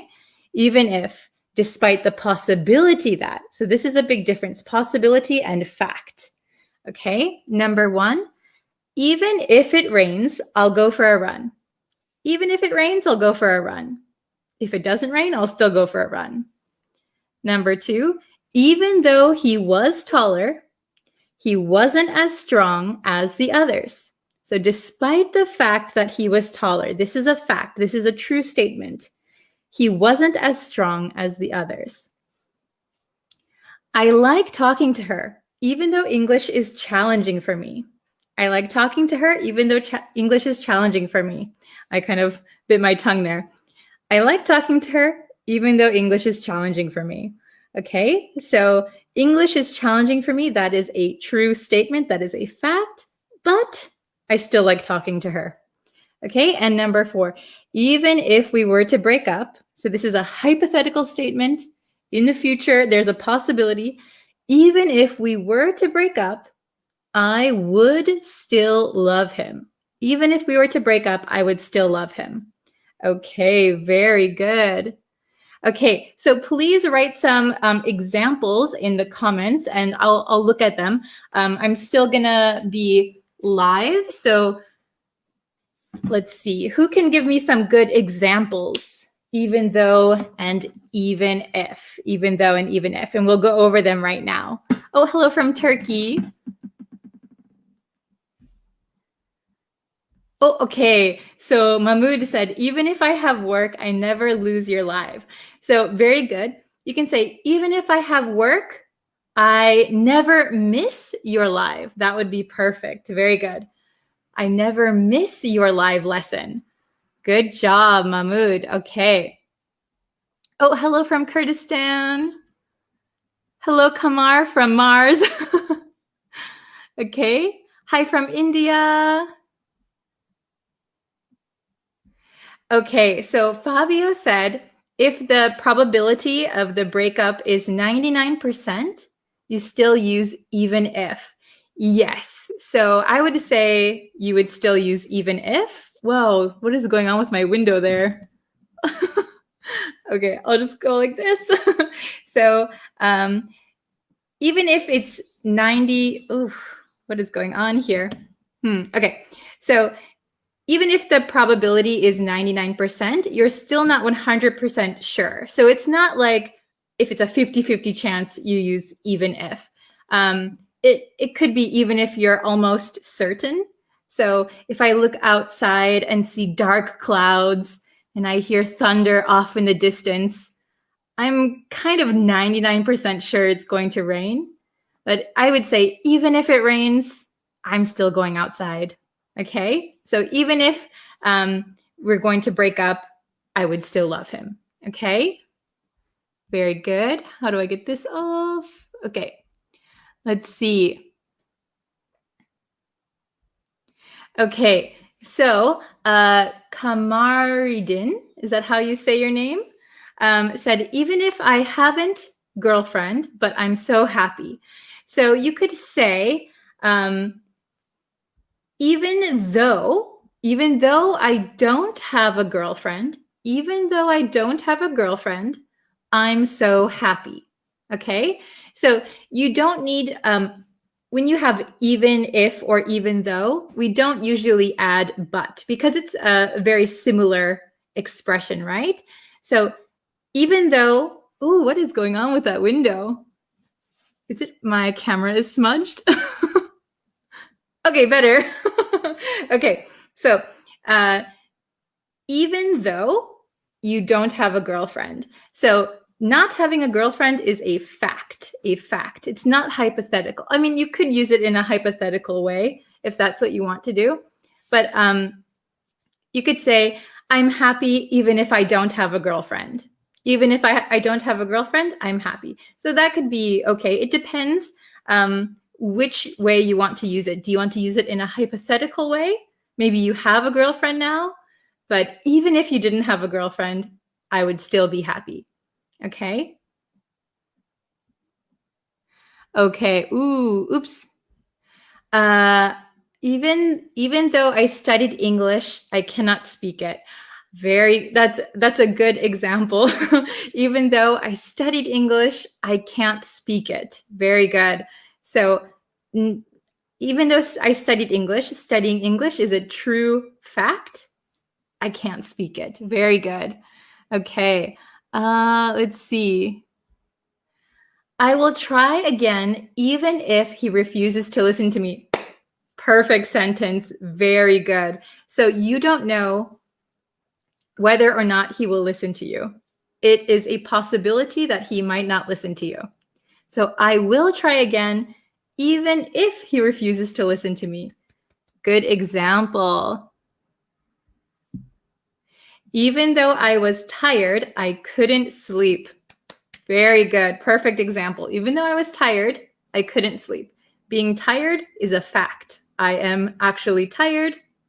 I couldn't sleep. Okay. Good job.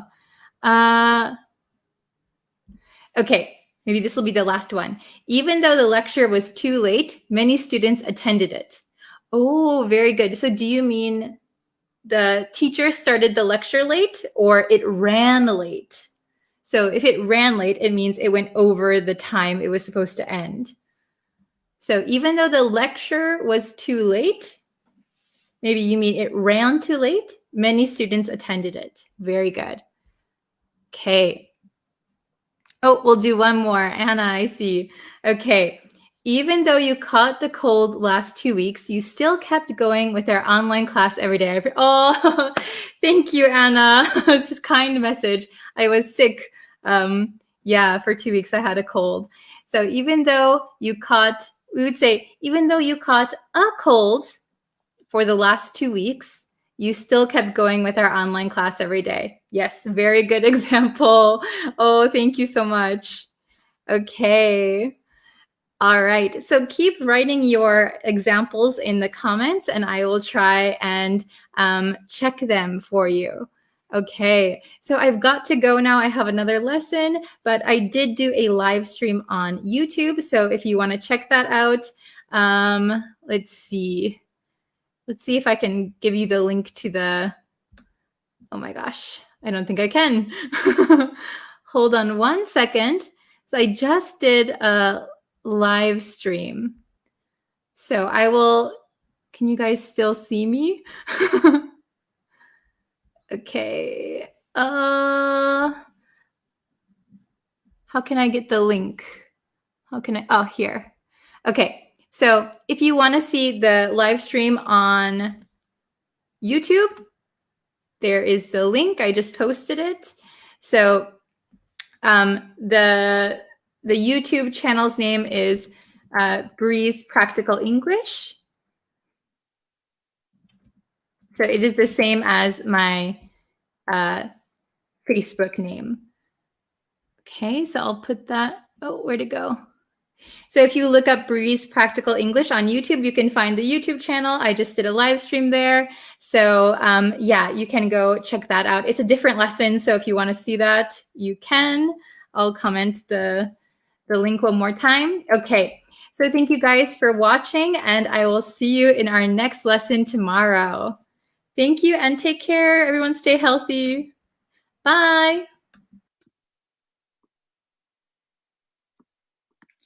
Hello, everyone. Hello, students.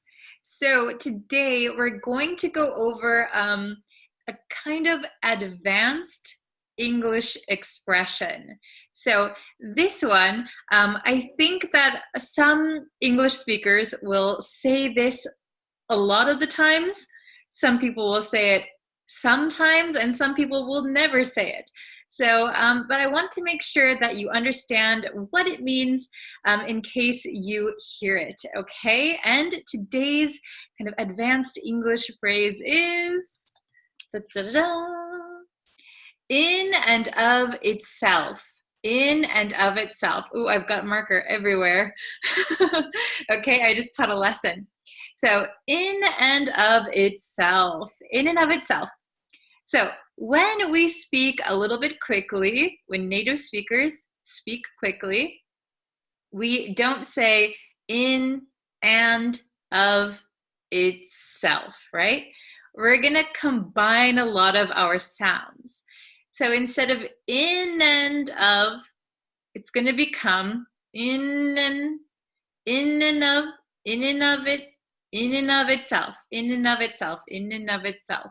Okay, so a lot of the times and becomes like almost just an N sound. Like we take out the A, we take out the D sometimes, depending on the words around it, right? So in and of itself, in and of itself, in and of itself. Okay, so what does this expression mean, and why am I teaching it to you? Okay, so if you want to use this expression, feel free to use it. Some English speakers think that we don't need to use this phrase at all, and some people think that sometimes it's good to use it. So let's talk about the meaning, and I'll show you some examples, and then you can decide if you want to use it. But even if you don't use it, you should know it, right? Because you're going to hear English speakers say it, okay? Quite advanced, I think. Okay, so we have the meaning right here, in and of itself, in and of itself, in and of itself. So it means by itself, without considering any other factors, on its own. So this means, this expression here, in and of itself, means on its own, with no other factors considered. Okay? So you might think, why do we need to use this expression? Well, you could argue that we don't need to use it. You could argue that it's kind of meaningless. So let's look at number one, okay? And then I'll explain more about how we can use this. So your idea comma, in and of itself, comma, isn't bad. Your idea in and of itself isn't bad. But you should consider what others might think. Your idea in and of itself isn't bad, but you should consider what others might think. Okay? So, what does this sentence mean? So it means your idea by itself, with no other factors, your idea alone isn't bad. However, you should consider what others might think. So in this sentence, we don't know what the idea is. For example, if a celebrity said, you know what, I have an idea. I want to bungee jump off a bridge. Okay, I want to bungee jump off a bridge in front of all of my fans. So maybe the celebrity's manager, your idea by itself, in and of itself, isn't bad. But you should consider what your fans might think. So if your fans are young children, maybe you don't want to show yourself jumping off a bridge. Maybe it will be scary for them, or maybe they want to try it for themselves without the proper equipment. So your idea isn't bad if it's just your idea. But if you consider everything, maybe it's a bad idea. Okay, are you following me? Okay, if you have any questions, feel free to put them in the comments, okay? I'll try and answer them. So number 2, let's see. The singer's final song was, in and of itself, a masterpiece. So what does this mean? Well, we could say the singer's final song was a masterpiece. So this one just means that the singer's final song was by itself a masterpiece. Maybe the whole concert was a masterpiece, but also just this one song alone was also a masterpiece. So you could change this sentence to be, the singer's final song was a masterpiece, okay? But I would say that if you use in and of itself, it has a little bit of emphasis, right? So you're saying this song alone is a masterpiece, okay? So it depends what you want to say. Some people won't include this. Some people will include this. So it's up to you, right? And sorry, I forgot to mention, comma, comma, comma, comma. Usually if in and of itself comes in the middle of your sentence, you're going to put commas between it, because it is kind of like that extra bit of information that's not really necessary. The sentence makes sense without it, right? So in and of itself. Okay? Please remember to use commas. All right. And number 3. Let's try number 3. Okay? His proposal. So maybe he's you're having a meeting, and you give a proposal to your team or to your boss, right? His proposal in and of itself, his proposal by itself is excellent. But I doubt the boss will approve it, okay? His proposal in and of itself is excellent, but I doubt the boss will approve it, okay? So his proposal, his whatever his idea was, his proposal is good. By itself, it is good. However, if we consider what the boss wants or what the boss thinks, maybe he might not approve it. There might be some problem with the boss, right? Okay, is that understandable? So doubt, if you don't know what doubt means you don't think something will be how it should be, right? So even though his proposal was good, I don't think the boss will approve it. I doubt it, okay? Then let's see, number 4. This one is a little bit tricky, right? Okay, so the weather was not. Okay, the weather was not in and of itself the cause of the delay. Okay, the weather was not in and of itself the cause of the delay. So we're talking about weather and we have a delay. So like with these other sentences, we could take out these and it still makes sense in the way that we want it to, right? His proposal is excellent, but I doubt the boss will approve it. If you take this part out, it still makes sense in the way that I want to say my sentence, right? However, here, the weather was not in and of itself the cause of the delay. If we take out this expression, the weather was not the cause of the delay, the nuance of the sentence changes slightly, okay? So if I say the weather was not the cause of the delay, it means that the weather was 0% part of the delay. The weather was not the reason, was not the cause of the delay. However, when you add in here, the weather was not in and of itself the cause of the delay, it means that the weather by itself didn't cause a delay, but maybe the weather and some other factors together were the cause of the delay. Okay, so you got to be careful if you're going to take this out or put it in. It could change your sentence nuance, okay?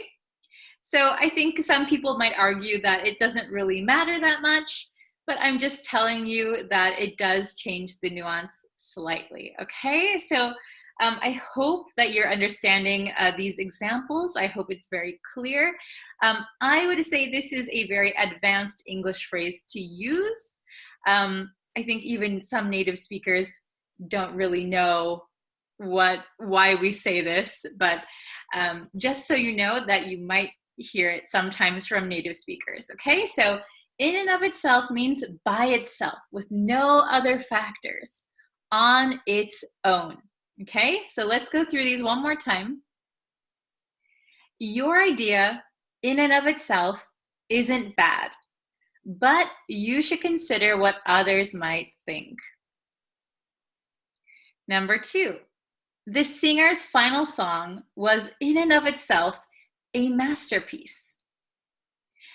Number 3, his proposal in and of itself is excellent, but I doubt the boss will approve it. And the last one, the weather was not in and of itself the cause of the delay. Okay? If you have any questions, feel free to put them in the comments. I'll do my best to answer them for you. But for now, I have to go, and I hope you can understand what we've discussed today. Okay? I hope this lesson in and of itself was not that difficult. Okay. All right. Thank you very much. Let's see. Okay. I will be back with some more lessons on the YouTube channel and the Facebook page very, very soon. And just so you know, all of December, we are going to be uploading, I am going to be uploading lessons every day to the YouTube channel. So please subscribe. Okay. Ooh. Okay, thank you everybody for watching, and I'll see you very soon. Bye.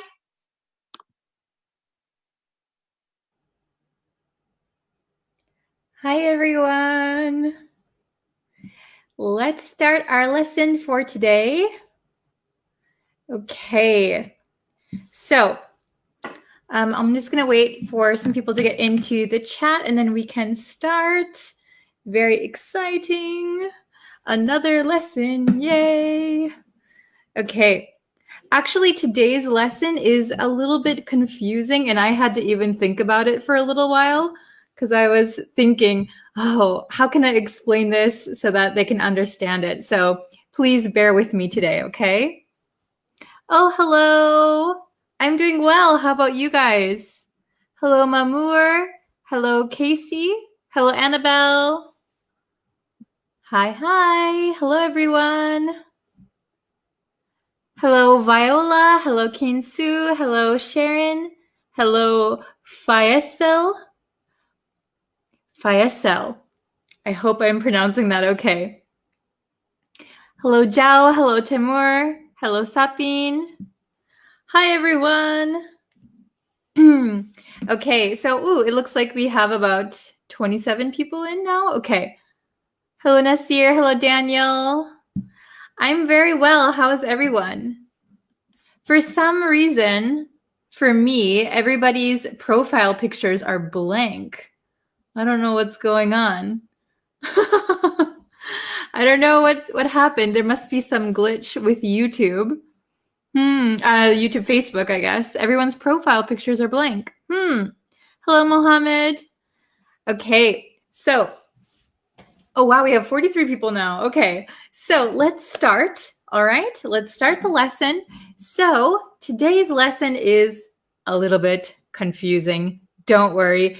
Even I, a native English speaker, had to really think about it, and I hope I can explain it well so that you can use these expressions in your daily life. Okay. So, Zhao said, let's see if your profile picture shows up. No, it doesn't show up. Zhao said, where do you live, teacher? Very good question. So I am from the US. I'm from the United States, but I am living and teaching in Japan. So I'm in Japan right now. Okay. So let's see. Okay. We have ta-da! We have for a while, in a while, after a while. Okay, very, very confusing. So as you can see, a while, that is all the same. But on this side, for, in, and after. Okay, so basically, if you know how to use these, you kind of know how to use these expressions then. Okay. So let's look at each one, and then I'll explain the difference between these two because these are tricky. So for a while means for a period of time, for some time. So it means that you're doing something for some time, right? So we could say, I played the violin for a while. So for an unspecified amount of time, I played the violin. So we use for a while when, actually we use all of these when the exact time is not important, okay? So I could say, I played the violin for an hour. But if the time is not important and you want to be just very general, for a while. I played the violin for a while, okay? So, so Min said, can you wait for a while? Yes. So this is a good one. Can you wait for a while? So can you wait for a while means, can you wait for some time? So usually a while is kind of a short period of time, but short depends on everyone's definition, right? For some people, a while could be 5 minutes. For some people, depending on the circumstance, it could be a month. Like, it depends what you're talking about, but usually it's like a short time. So can you wait for a while? Generally, people would think a while means a few minutes or maybe an hour. It depends on the situation. Very good. Okay, so, very good, everyone. Okay, so in a while, I often say this, in a while. So in a while means after a short period of time. So similar to this one, right? after a short period of time. So if I said, I'll be with you in a while, it means in a few minutes, I will, after doing something, I will be with you. Okay. So what's another good example? Let's see. Or we could use this in the negative. For example, I haven't studied English in a while. I haven't studied English in a while. So it means after a period of time. So I was studying English, then maybe I stopped. And that is the in a while. I haven't studied English in a while. So it means after I was studying, I stopped, and then I didn't study. Okay? In a while. And usually we use in a while like in expressions, like once in a while. Once in a while means sometimes. I eat ice cream once in a while. Not every day, but once in a while. So please remember those expressions, those idiomatic expressions that we have. Once in a while is one of them. Okay? Then after a while. So after a while and in a while. So sometimes these can be interchangeable. So for example, I'll go to the party in a while. I'll go to the party after a while. In those situations, they can be the same.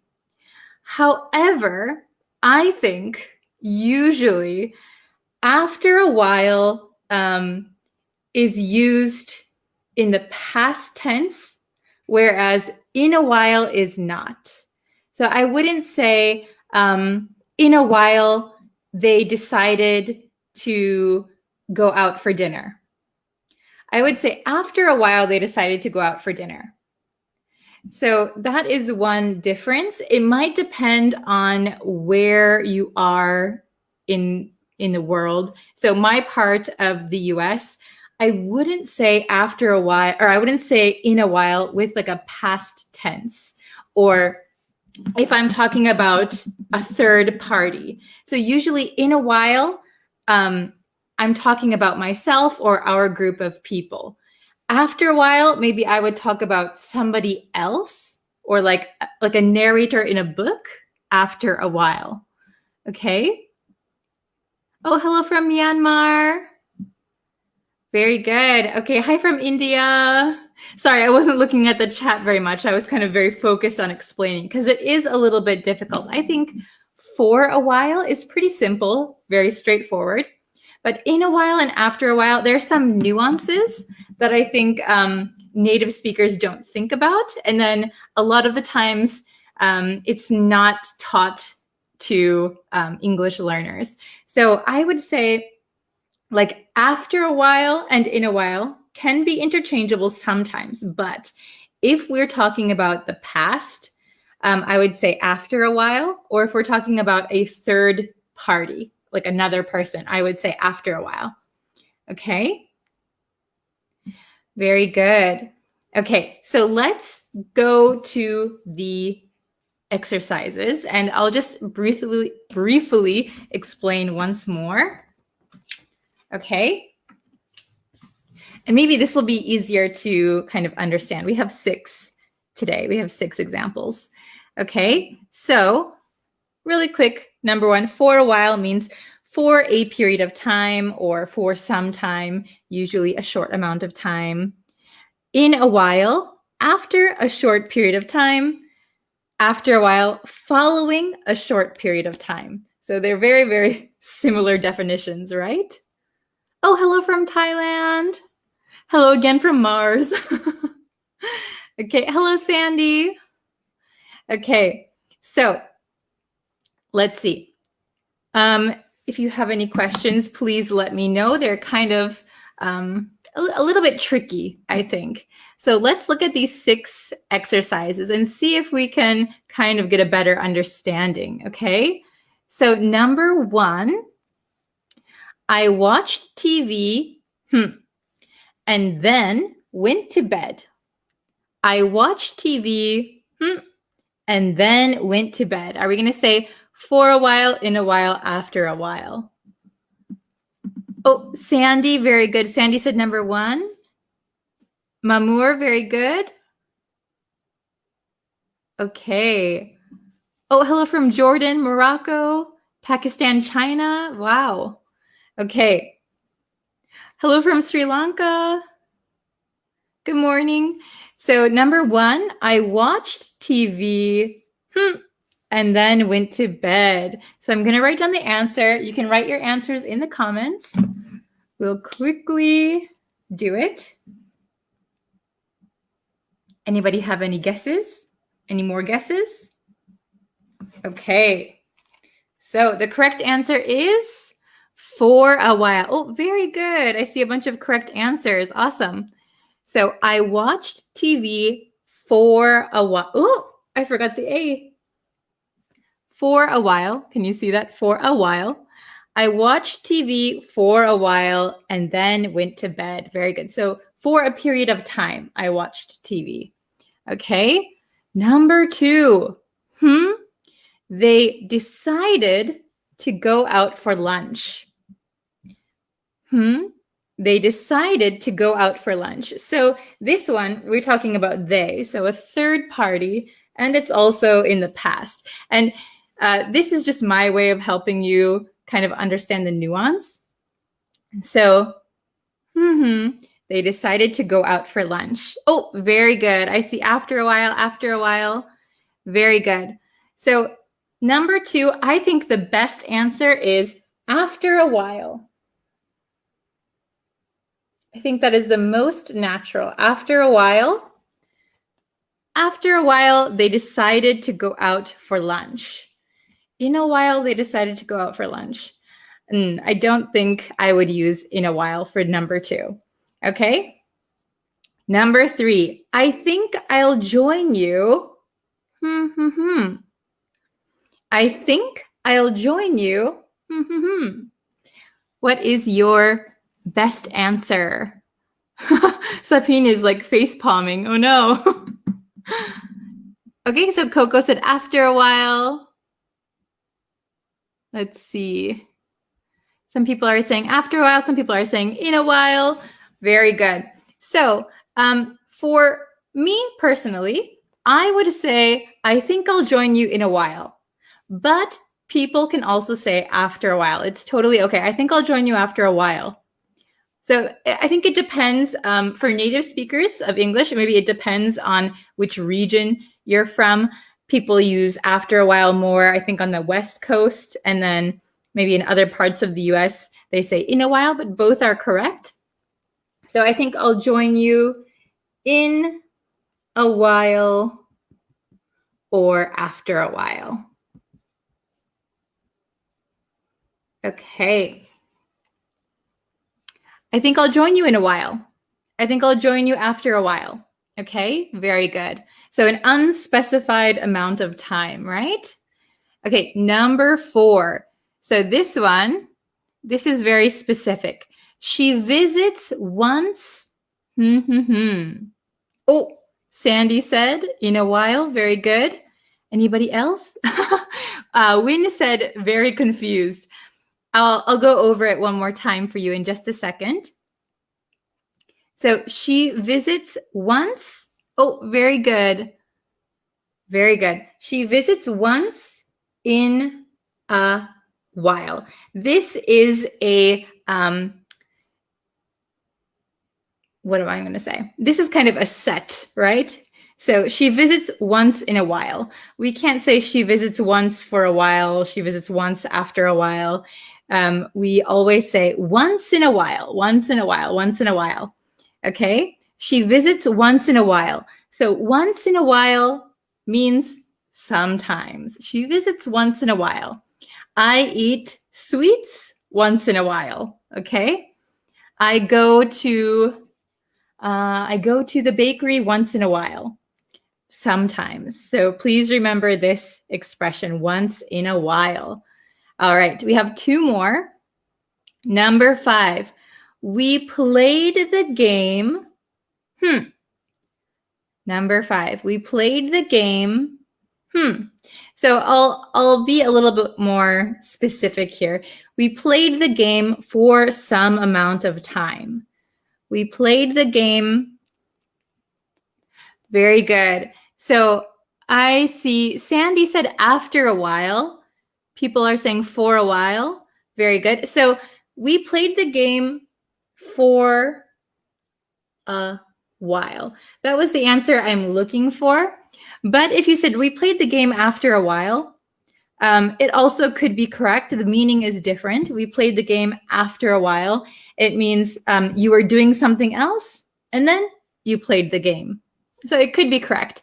Or we played the game for a while, which means you played it for an unspecified amount of time. Very good. Okay, and number 6, the last one. We got bored. Can you see that? We got bored. So past tense, we got bored. Why did I underline that one? We got bored. Oh, very good. So Mohammed said after a while. Very good. After a while, we got bored. After a while, we got bored. Very good. After a while, we got bored. Good job, everyone. So for anyone who's confused, let me just explain. I think it might be different for people who are in different regions in at least the US. I'm not sure about in other countries, but for a while, that is always the same. It means for a period of time, for some time, usually a short amount of time. Then in a while is after a short period of time. I will go to the store in a while. Right now I'm watching TV. After a while can also be used in the same way. So I'll go to the store after a while. For some reason, after a while sounds a little bit longer to me, but that might just be me. And also, I think after a while, we usually use it with past tense, or if you're talking about like a third party, or like if you're narrating a book or something after a while. But when I talk about right now and about myself, I usually use in a while. So that is a little bit tricky. That is one nuance that I think a lot of people overlook. So we'll just go through these one more time for those of you who are just joining. Oh, Nang, I'm glad you can finally understand. Very good. Okay, so number 1, I watched TV for a while and then went to bed. I watched TV for a while and then went to bed. Okay, so for an unspecified amount of time, 10 minutes or an hour, I watched TV for a while. Okay, number 2, after a while, they decided to go out for lunch. After a while, they decided to go out for lunch. Okay, number 3, I think I'll join you in a while. I think I'll join you after a while. Both of these are suitable. I personally would say in a while. Okay, number 4, she visits once in a while. Now this one has to be in a while because once in a while means sometimes. Number 5, we played the game for a while. We played the game for a while. So that means maybe 10 minutes, an hour. The time is not important. We played the game for some amount of time. And after a while, we got bored. After a while, we got bored. Okay, so I would say after a while here because this is in the past tense. After a while, we got bored. So they were doing something, and then after that, they got bored or we got bored. Okay, very good. I think, usually like when we use in a while, we could replace anything with a time, right? So I played the game for 10 minutes. So I will play the game in 10 minutes. I will play the game after 10 minutes. I think after 10 minutes, we don't usually say. So that's why I think I tend to use this one with past tense. Okay, very good. So can you guys make some example sentences and I will put them on the screen and then we can look at them together, okay? So I'll try to help you out. Let me just check my time to see if I'm okay. Oh, it's already 1:47. Okay, so I've got a few more minutes. So let's see. Sandy said, I used my phone for a while, then started studying. Very good. I used my phone for a while, then started studying. Yes. So you're using your phone for 10 minutes, 20 minutes, 30 minutes, and then you started studying. Very good. Very good. Can anyone else make some sentences that we can look at? Oh, so let's see. I can't read your name. Archaeophotology. Is it really live lesson or from an early recording? No, this is a live lesson. We are live. We are live right now. Okay. Let's see.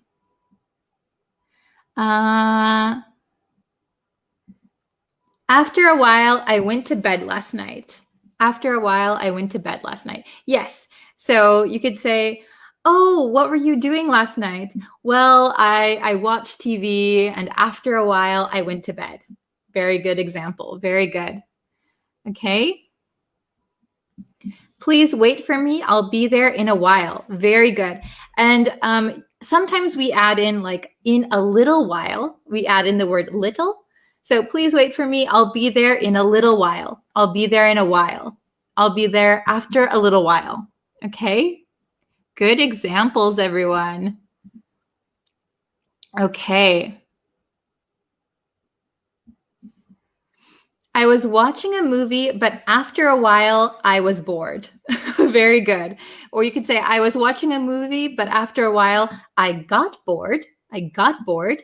I think get bored is a little bit more natural sounding, but you could say, I was bored. Okay. I slept for a while, then I started work. Very good. I slept for a while, and then I started work. Yes. Do you work from home? Or can you just sleep and get out of bed and go to work? That's what I've been doing since the pandemic started. Okay. The chat. Okay, let's see. Annabelle said, in a while, I'm going to go outside to buy stuff. Very good sentence. Very good. It sounds like something I would say. In a while, I'm going to go outside to buy stuff. Just stuff. I don't know what I'm buying, just stuff. Very good. Okay. Very good. Let's see. After a while, I got embarrassed. Yes. So, for example, I'm just making up an example from your sentence, but if you are singing in front of people and you really like the song, but after a while, you noticed everybody's looking at you. I'm embarrassed. After I was singing, I was so into it, but after a while, I got embarrassed. Yeah, very good one. Okay. Let's do maybe two more. So I'll look for some sentences. Okay. Let's see. Learned a lot after a while. Very good. So you could probably put your pronoun. So like I learned a lot after a while. She learned a lot after a while. Very good. So after some time of studying, I learned a lot. Very good. Okay, we'll do one more. Let's see. Oh, the chat is like.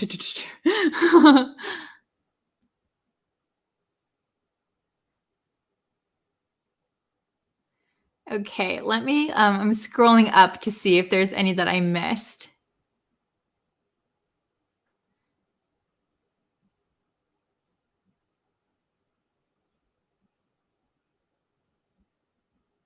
Oh, okay. This one's good. So I listened to music for a while, then I went shopping. So this sentence idea is very good, but as you can see, you said I listen. Can you see me pointing? I listen to music, and then you say I went shopping. So when we make a sentence, we want the same tense, right? For something that's happening currently. So you could say, I listened to music for a while, then I went shopping. That is good. Okay. So, or you could say, I'll listen to music for a while and then go shopping. That is also correct. All right. Okay. So, okay, so it's almost time for me to go. I have to do another lesson. So thank you everyone who joined me. There will be another live lesson tomorrow. Tomorrow we'll do another live lesson, and maybe I'll do a live lesson on YouTube as well. Okay, so thank you guys so much for watching. If you have any questions or you want to try making sentences, you can always leave them in the comments. I sometimes go through them and check them and help you. So please leave comments anytime. All right, so I will see you tomorrow for our next lesson. Bye, everyone. Thank you for joining. Bye. Hello, everyone. Thank you for joining today's lesson.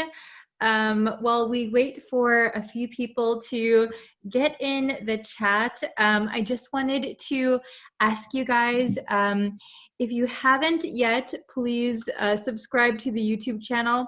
I'm posting new lessons every single day, so it's kind of a lot of work for me, but I really enjoy it. So if you guys subscribe and if you watch the videos and you like them, it lets me know that you like these lessons, so I'll keep making them. But yeah, and we also have a Facebook page, so if you want to check that out, go ahead. It's probably linked somewhere on the YouTube page. But yeah, okay, so, hello everyone. Welcome, welcome. Okay, so today we're going to go over something that's very, very confusing, even for native speakers. So don't worry if you have trouble with this one. It is quite confusing, and a lot of native speakers also have the same problem. Okay, so we're going to go over, ta-da! It's or its. Oh my goodness. Okay. So this one is really, really confusing, even for Americans, even for me. Sometimes I have to stop and think for a second when I'm writing. Oh, which one do I use? So they are exactly the same pronunciation, exactly the same. It's and its. And you can see the only difference is there's an apostrophe in one of them, and there's no apostrophe in this one. Okay, so it is a little bit confusing because usually when we have an apostrophe, there's two reasons we would use an apostrophe, right? If it's a contraction, so if we are making a word shorter, for example, does not, we can put an apostrophe and shorten it to doesn't, okay? Or where is, we can use an apostrophe and shorten it as where's, okay? And we can also use apostrophes for possession. Excuse me, I still have a little bit of a cold left. Possession. So like, what am I trying to say? Like the dog's collar, right? We would put D-O-G apostrophe S, the dog's collar. However, only one of these is a contraction and the other is the possessive. Do you know which one is a contraction and which one is the possessive? If you know, please let me know. Okay, so I'm going to show you on the big board, all right? So we're gonna find out which one to use in which situation. Very, very confusing. Okay, so we have it's with an apostrophe, the apostrophe. This one is the contraction, okay? So we're making them shorter. So it's with an apostrophe is a contraction of it is or it has, okay? It could be either it is or it has. Oh my gosh, doesn't that just add to the confusion? It's okay. We are going to be able to tell if it is or it has by the context of the sentence, okay? So by looking at the sentence, we can determine if we're going to use it's or if it's going to be it is or it has, okay? So then it's with no apostrophe. This is the possessive, so belongs to or refers to something, okay? So for example, if I say the dog's collar, that was the example I gave before, the dog's collar. Because dog apostrophe S is possessive, we could change it to it's with no apostrophe. Its collar, okay? Its collar. So it would mean the dog's collar. All right, so we have some sentences here. Okay, so let's try and do them together. Please write your answers in the comments. See if you can get the correct answer, okay? Don't worry if you make a mistake. You can always look up here. This will give you a big hint. So it's is a contraction. No apostrophe is the possessive, okay? So again, lots of native speakers make this mistake, especially if they're writing very quickly. Oh, I forgot the apostrophe. Or, oh my gosh, I thought the apostrophe one was the possessive. Oh my gosh. So don't worry. Practice makes perfect. So if you keep practicing, you'll be okay. All right, let's try number 1, okay? So something been raining nonstop. Been raining nonstop. So we know it's going to be it's, right? But is it going to be with an apostrophe or no apostrophe? Write your answer. Okay, so I'm going to write it down. Let's write it down for you. Okay, we are going to use an apostrophe. It's been raining non-stop. Okay, so it's been raining. So this it's contraction, we can tell that there is been here. So are we going to say it is been raining? No. We would say it has been raining nonstop. It has been raining nonstop.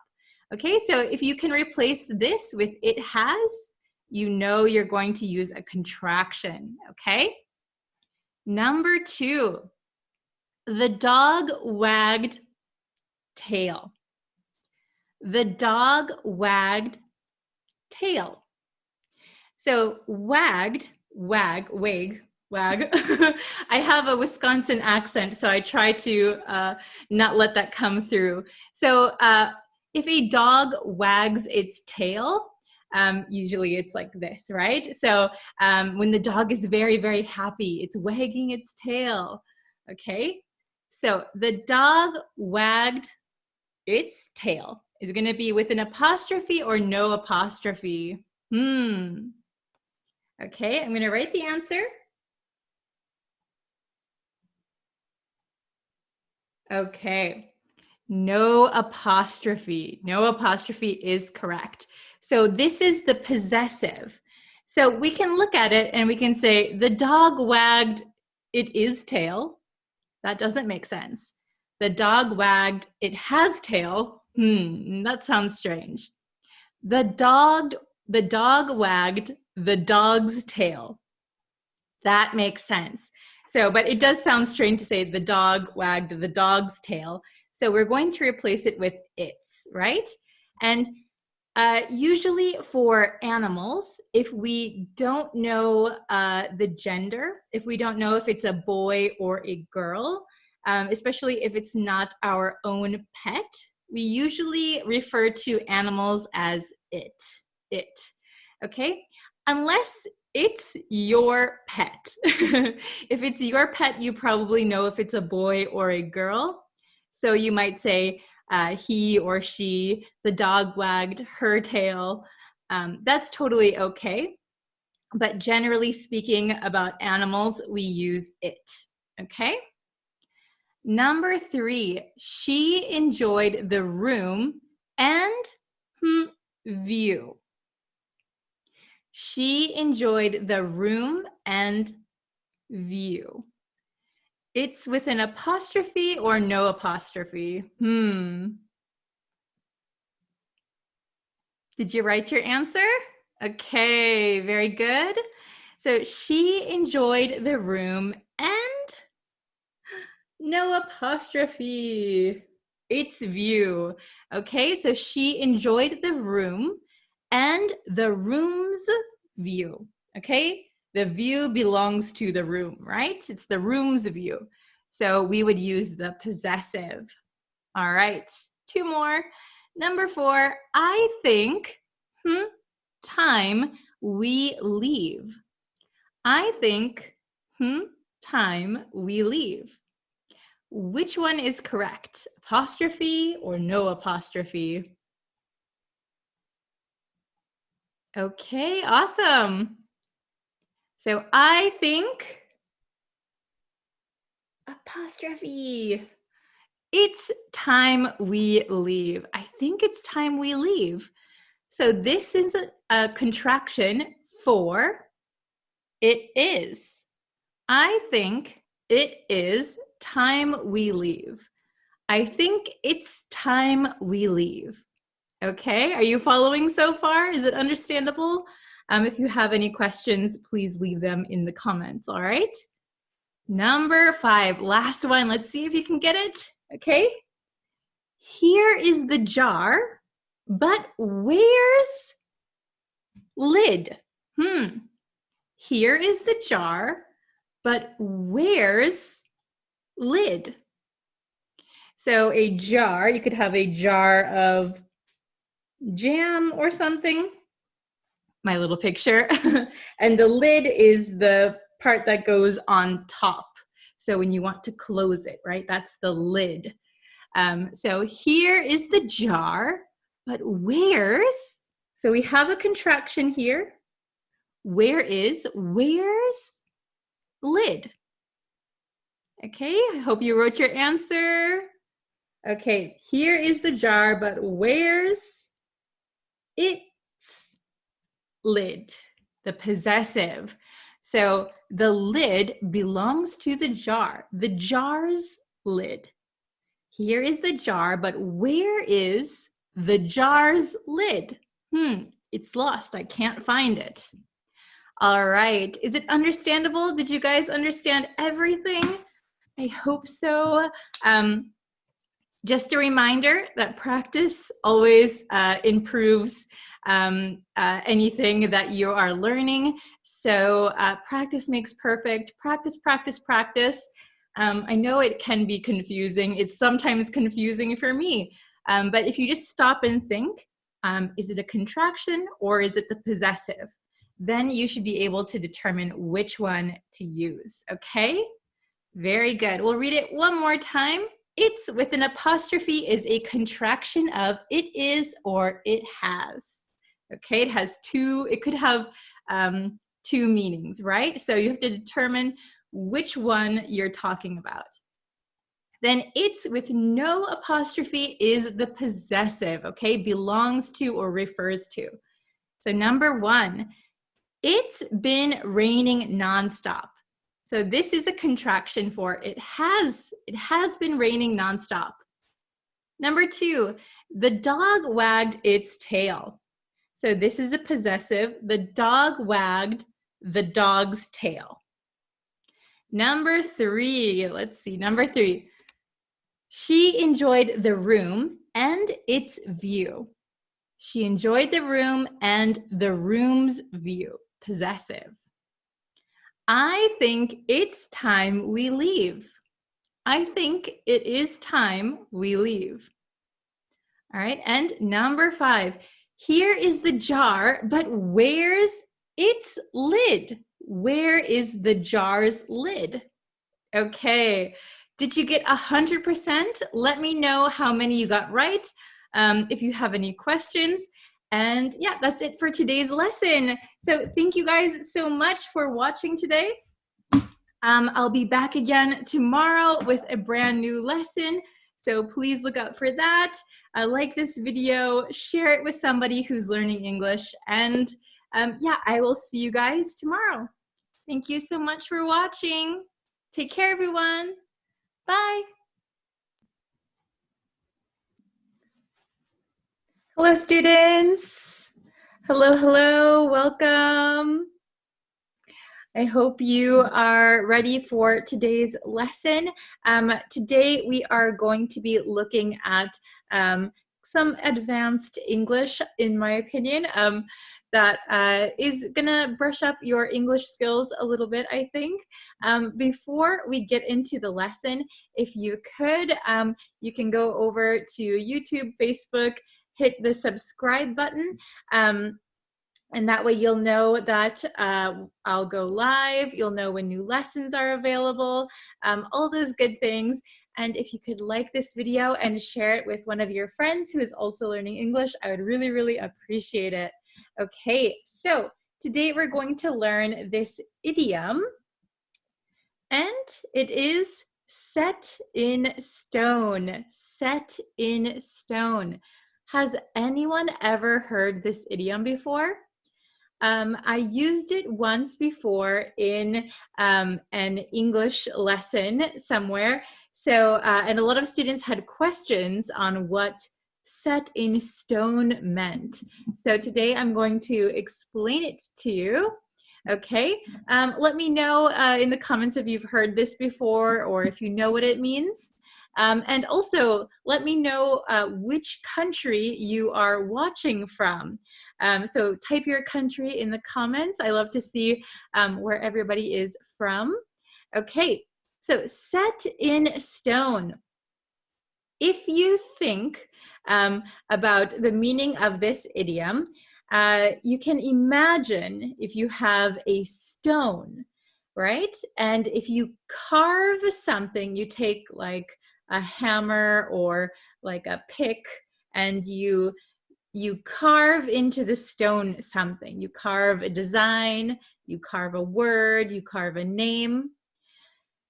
Now that you have carved something in the stone, it is very difficult and probably impossible for you to get the design or get the carving out of the stone, right? You can't erase it like a pencil. If we write with a pencil on paper, we can erase it. But if you carve something into a stone, you can't erase it, okay? It's going to be there forever. So that's where we get this idiom, set in stone. So let's look at the big whiteboard at the full definition. Okay, pretty easy, I think. Let me know what you think. Is it easy or difficult? Okay, so set in stone. Set in stone means to be very difficult or impossible to change, okay? So usually we use set in stone for decisions that are made and cannot be changed. Decisions, schedules, things like that, things that are pretty much impossible to change, okay? So I think the definition is fairly simple, right? What do you think? Okay, set in stone, set in stone. And I just want to point out, I am an American, so I have American pronunciation. when we pronounce set in stone as a native speaker at a natural speed, I would say set in stone, set in stone, set in stone. So here we have a T. However, the American T is quite tricky. So sometimes it is something called a flap T. It sounds like a soft D sound. So said, set in stone, set in stone, set in stone, set in stone, set in stone. Okay, so we often change the pronunciation of the T, and that's why it sounds like we're talking really fast. Set in stone, set in stone. Okay, you can't really hear that T sound here. All right, so I have 4 examples. We'll go over these, and then I would really like you, if you can, to write some examples of your own in the comments, okay? And I will check them after. All right. So number 1, the exam results are set in stone. The exam results are set in stone. The exam results are set in stone. So this means once the exam is finished, you got your results, you can't change the grade. You can't change your exam results. Okay, you can't go to your teacher and, oh, I didn't get a good score. Can I take the test one more time? Or is there any extra credit I can do to raise my exam result? Can I raise my grade? No, you can't do that. The exam results are set in stone. You can't change them anymore. Okay, number two, I scheduled the meeting for tomorrow, but the time isn't set in stone yet. I scheduled the meeting for tomorrow, but the time isn't set in stone yet. Okay, so here we're using the negative, isn't set in stone. So we often use it in the negative as well, so be careful of that. The time isn't set in stone yet. So I scheduled the meeting for tomorrow, but the time is flexible. We can change the time.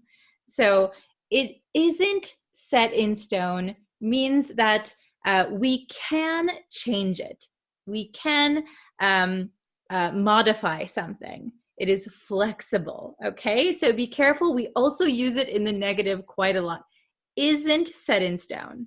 Isn't set in stone. All right, number 3. When my boss decides something, it's set in stone.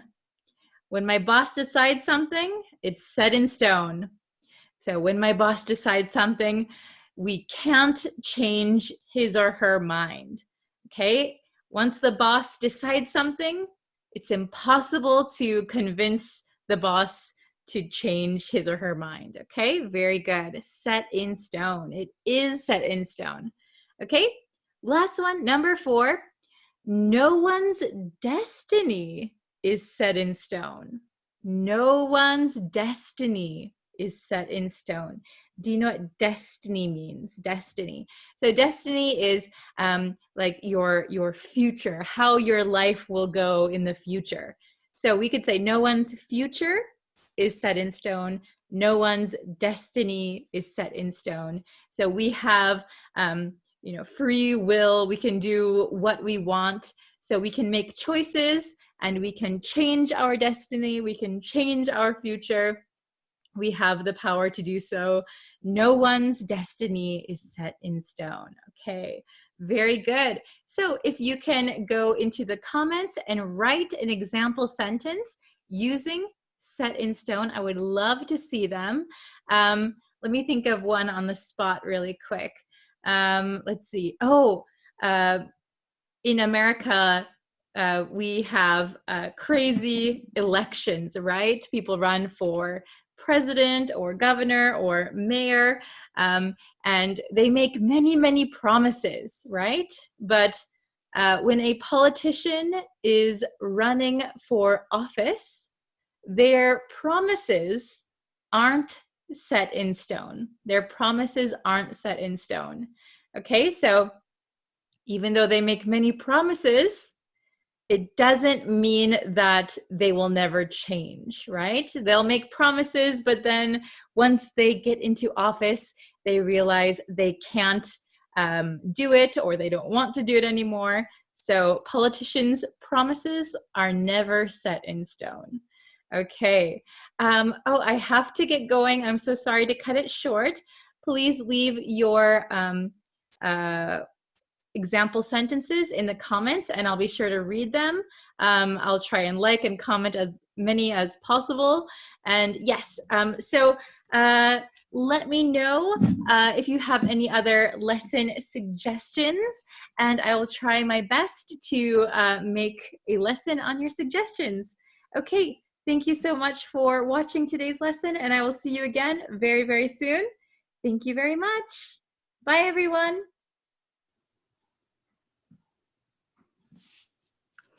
Hello, students. How is everybody doing today? I hope you are having a good week. Welcome to another lesson. I don't have too much time again today. I'm so sorry. And if you don't know, excuse me, I am posting every single day on the YouTube channel. I'll put that link for you guys in the chat. Hello, Jordan. Hello, hello. So I am, excuse me, again, I'm posting every single day on YouTube.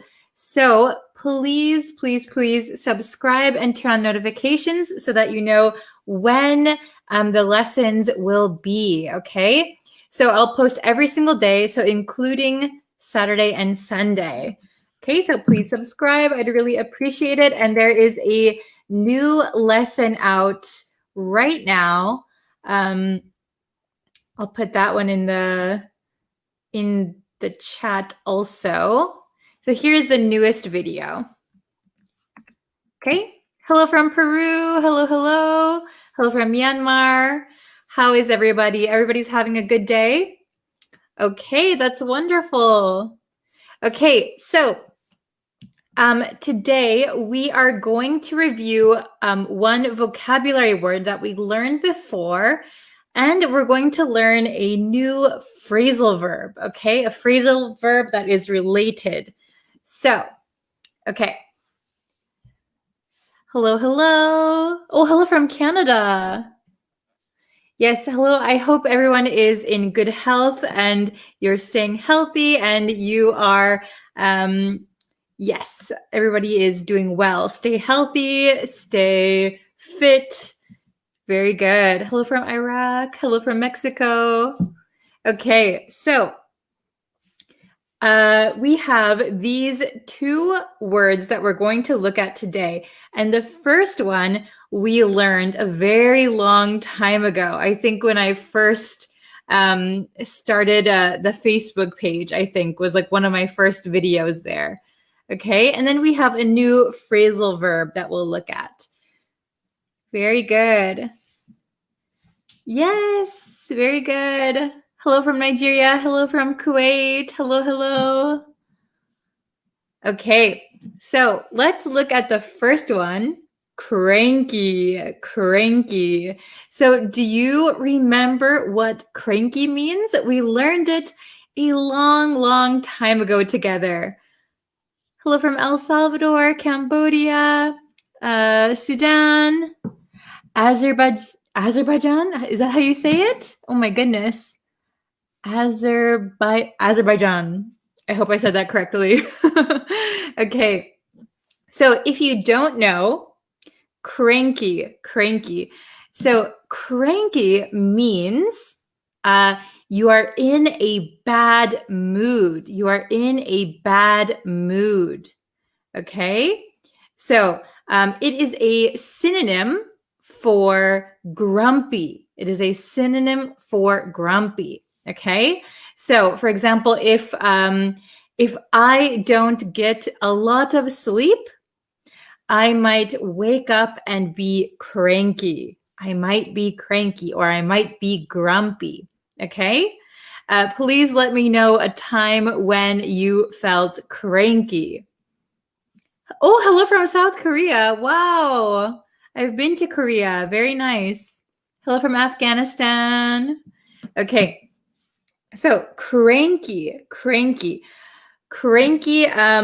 let me know a time that you have felt cranky. Do you feel cranky every day? Are you just cranky when certain situations happen? Okay, so cranky is an adjective, and we've learned this word before. Okay, if you followed all of my lessons, you would have seen this word before. Okay, the next one that we have down here, this is a new one. This is a phrasal verb, okay? And this is crank out. So you can see the theme here, cranky and crank out. So what does crank out mean?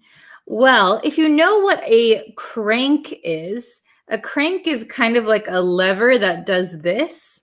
This is a crank. I'm cranking something, right? So there's a crank on like machines, okay?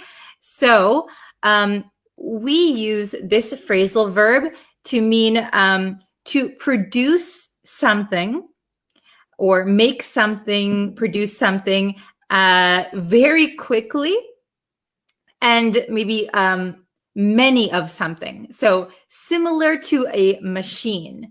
So if a machine makes 50 pairs of shoes, we could say the machine cranks out 50 pairs of shoes. So it makes them very quickly and makes a large quantity, okay? So we can also use this for people, even though we are not machines. For example, if it's your job to write down memos, okay? It's your job to write down memos. You are a secretary. That means you have to crank out many, many memos, okay? Maybe in your 8-hour workday, you crank out 50 memos. That is a lot. So maybe you have to work very quickly. Maybe the quality is not so good and you produce many of them. Okay? Very good. Okay. If I don't take my lunch at time, so maybe if you can say, if I don't have my lunch on time, I am cranky all afternoon. Yeah, I can understand it. Very good. If I am not able to finish my work, I'm cranky. Yeah, that means you're in a bad mood, maybe for the rest of the day. Very, very good. Okay. What is something that you can crank out? So something that you can produce very quickly. If you can give me an example of that, that would be really good. Oh, good morning. Okay. Oh, this is a good example of cranky. I don't care if people think I'm cranky. Very good. So you don't need a here because it is not a noun. It is an adjective. So I don't care if people think I'm cranky. Or you could say, I don't care if people think I am a cranky person would be okay. Very good. Okay. Very good. Oh, hello, Tututwin. Hello. Okay, so let's just quickly review. So cranky means you are grumpy, you are in a bad mood.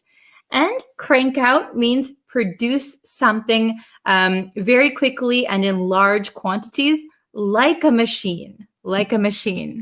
Okay, very good. So let's look at my other board really quick. So, ta-da! I can scooch over here. Okay. Very good. Okay. So let's look at these one more time. So cranky up here, Can you see me? Cranky means grumpy or irritable, in a bad mood, And this is an adjective. I am cranky. She is cranky. We are cranky. He is a cranky guy. Okay? Very, very good. Then crank out. So remember, a crank is like maybe machines used to have a crank, right? So you used to have to do this. This is a crank.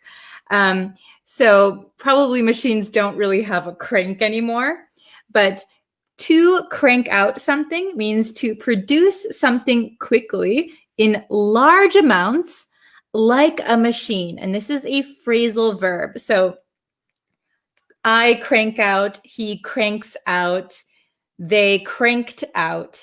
Okay? Very good. Let's see. Okay, what does it mean crank out in Indonesian? Oh, I don't know. I think you might be asking someone for a translation. So crank out just means to produce many, many things very, very quickly. Okay? Awesome. Okay, so I have two examples, and then I have one that you can kind of figure out, okay? You can answer. So let's read my examples first. So number 1, he was cranky after a long day of hard work. So he was grumpy. He was in a bad mood. He was cranky after a long day of hard work. Very good, okay? So we could say he was grumpy, or he was in a bad mood. He was irritable, okay? So long day of hard work, maybe you're very tired, you want to relax. You're not going to be in the best mood. You're not going to be super happy, right? Okay. Very good. So number 2, the author. So maybe an author is a person who writes a book. So this author cranks out 5 new books a year. Oh my gosh. So usually, if you write a good quality book, it probably takes some time, right? It takes some time. But this author is producing very, very quickly. They are writing books very, very quickly and producing a lot of them. Okay, so maybe the quality is not the best, but the author cranks out 5 new books a year. So write a book, publish, write a book, publish, write a book, publish, write a book, publish, write a book, publish. Okay, I think I did that 5 times. All right, is it understandable? Okay, awesome. What is the meaning of the first sentence? He was cranky after a long day of hard work. So he worked, it was a long day, so maybe 8 hours, 10 hours, 12 hours of hard work. So because of that, he was cranky. He was in a bad mood. He wasn't happy, right? He was irritable. Okay.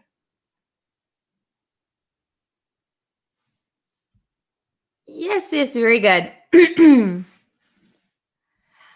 My brother and I crank out lots of bread this morning. Okay. So if you say, my brother and I crank out a lot of bread, maybe every morning, this means that you are making the bread. You're making the bread, and I don't know, maybe selling it or keeping it in your house. If you crank out something, it means you produce something. Okay, so if you're talking about eating, we wouldn't use crank out for consuming, just producing. Okay, awesome. Okay, so let's look at these 2 examples, and you can figure out which one goes where. All right, pretty simple, I think. They're very different words. Okay, so number 3. I didn't start working on my homework until now. So I waited and I waited and I waited, and I knew I had to do homework, but I waited until now to do it. And now I have to these 3 essays. So I didn't start working on my homework until now, and now I have to 3 essays. So, oh, very good. Ashin, very good. Toi Hirwa, Jean Bosco, I think. Okay, Arthur, Patrick, good job. Okay. Yes, so the correct answer is crank out. So I have to write 3 essays in a short amount of time, which is a lot, and I have to do it very, very quickly. I didn't start working on my homework until now.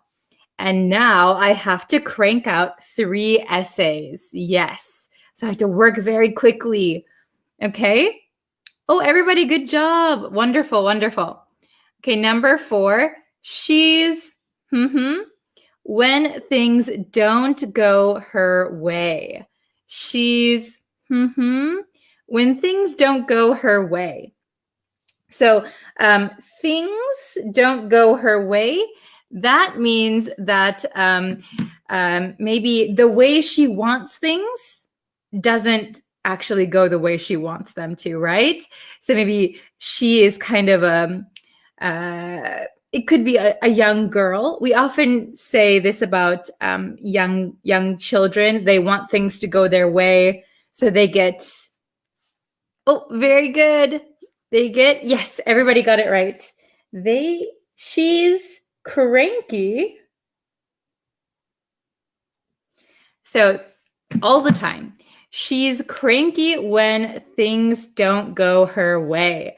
So, for example, if a young child, let's say a little girl, I want to go to the park. I want to go to the park. I want to go to the park.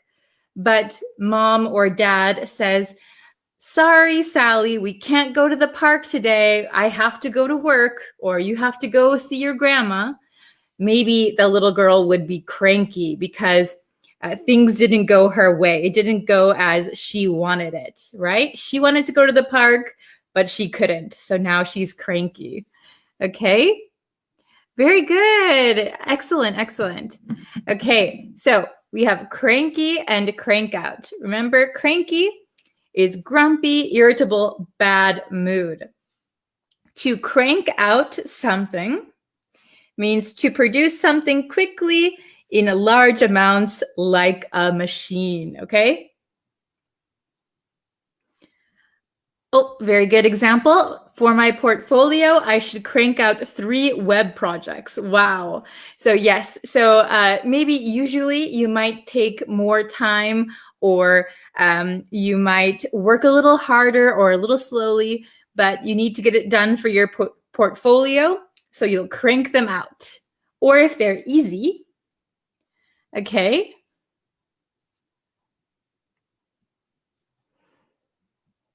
Oh, let's see. Okay, I'm going to put this down so I can see your examples a little bit better. Okay.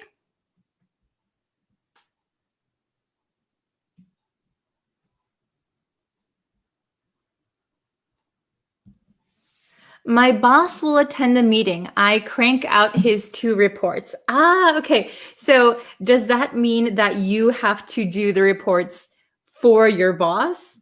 So you could say, my boss will attend the meeting, so I have to crank out his 2 reports. Okay. My boss will attend the meeting, so I have to, or so I will crank out his 2 reports. Okay, good job. Let's see. In this pandemic, I hope they crank out the vaccine. Yes, very good. I hope they produce it very quickly and in large quantities, right? Hopefully with good quality too. Okay, awesome. This is a good example. I am cranky if someone wakes me up too early. Yes, remember, too early is T-O-O, too early. Okay? Oh, what's next? What's next? Well, there will be another Facebook lesson tomorrow and a YouTube lesson. So that's right. Let me get, let's see.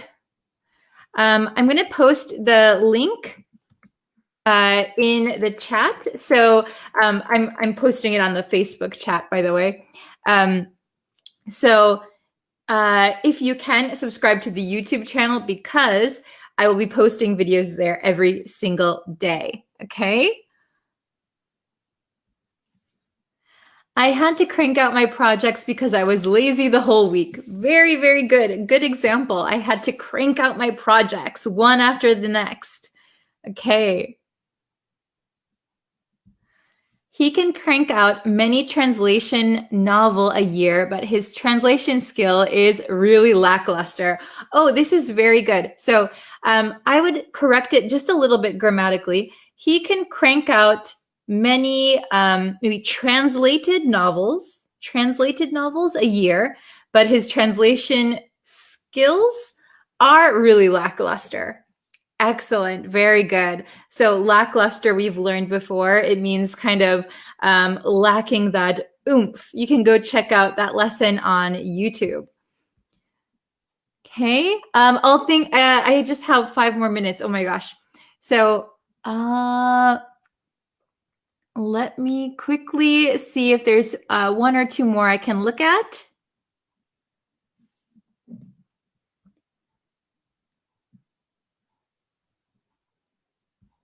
You need to crank out more lessons every day. Yes, very good, very good. I should crank out more lessons. hopefully, I can do them with good quality though. Okay, let's see. Oh, Jalil, thank you so much. Let's support the channel of Teacher Bree, guys. Subscribe, like, and share. Thank you so much. Yeah, if you can subscribe, like, and share, that really helps. And it gives me motivation to keep cranking out lessons. Okay. All right. So, okay, that's all for today's lesson. Sorry, it was a little bit short, only 20 minutes. But I will be back tomorrow with a Facebook lesson and a YouTube lesson. I'm cranking them out. Okay, so please like this video and share it with your friends who are learning English. I appreciate it, and I will see you guys tomorrow. Thank you very much. See you soon. Bye.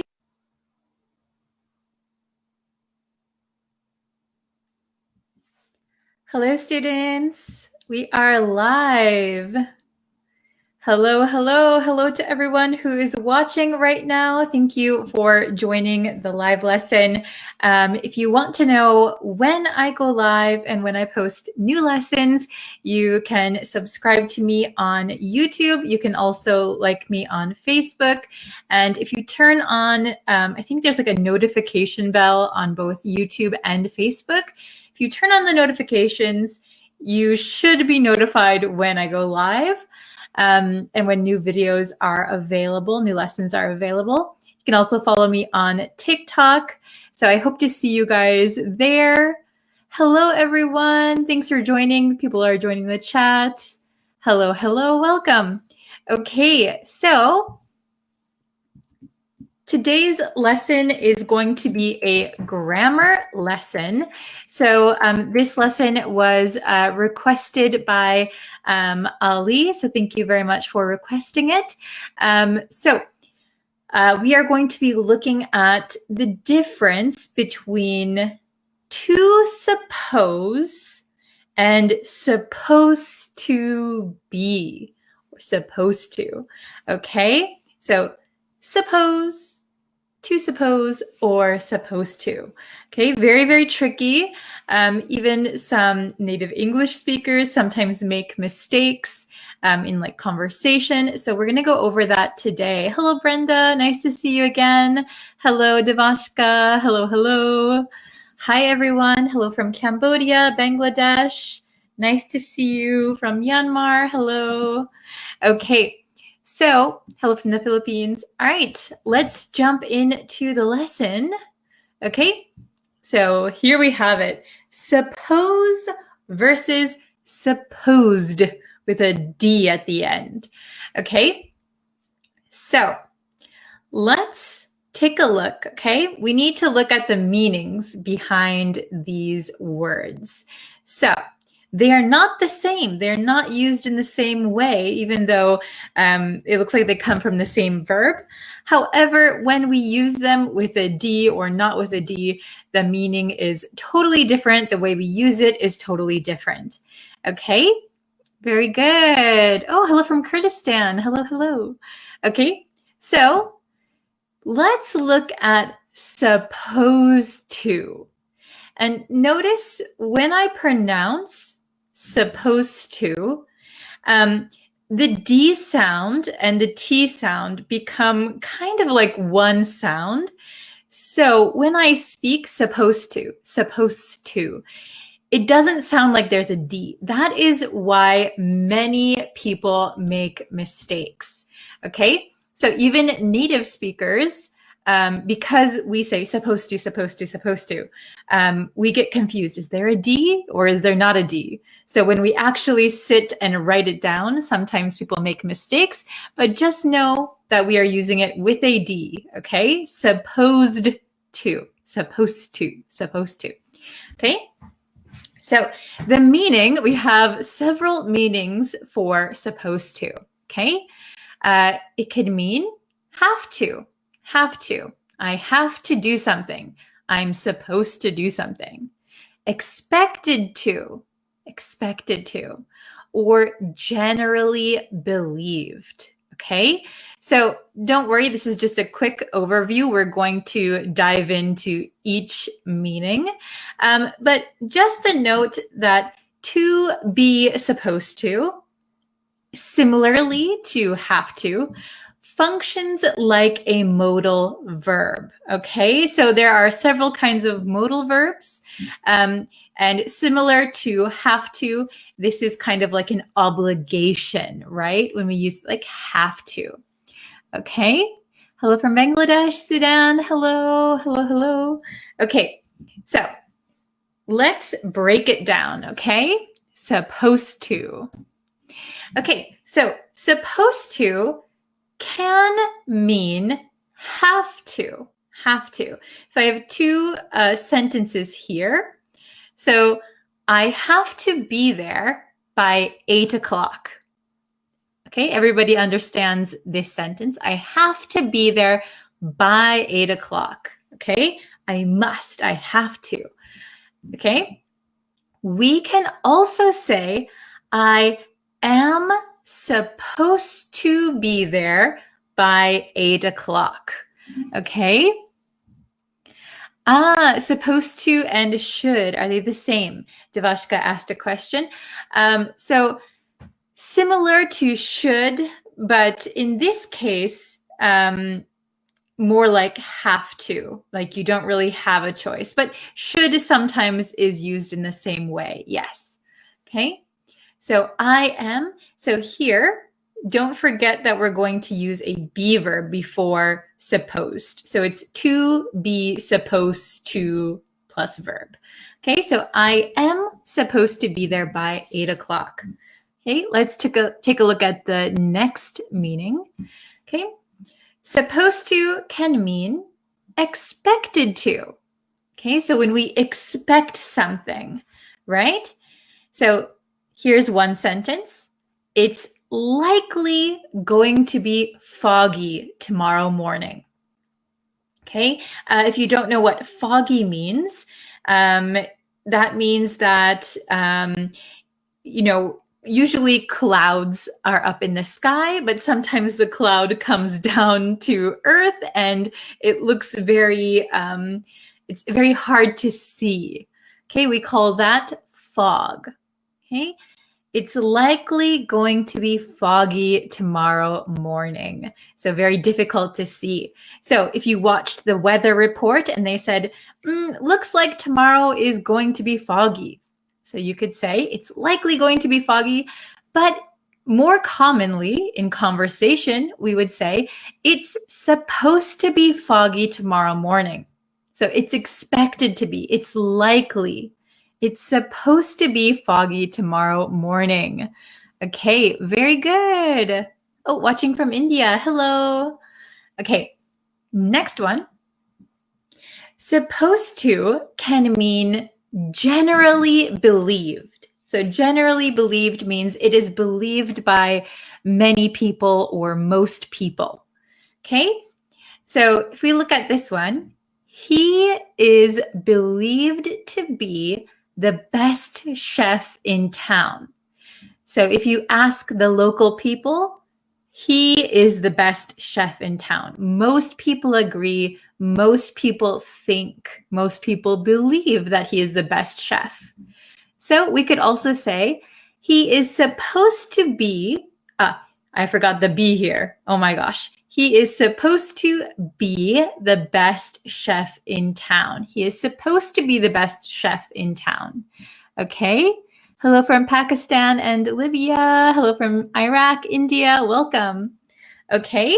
Very good. So on to suppose. So to suppose is very, very different. Okay. So to suppose means to think or assume that something is true but lack proof or knowledge. Okay? So when you suppose something, that means you're assuming something. You think something even though you don't have enough evidence or you're lacking knowledge. Okay? So the first one, we're using suppose here. I suppose you will be hungry after soccer practice. I suppose you will be hungry after soccer practice.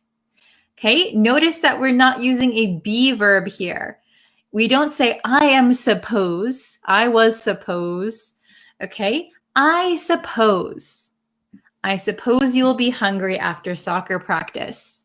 Okay? This means the same thing as I assume you will be hungry after soccer practice. Okay, does that make sense? Very good. Let's look at the next. Okay, last part of to suppose.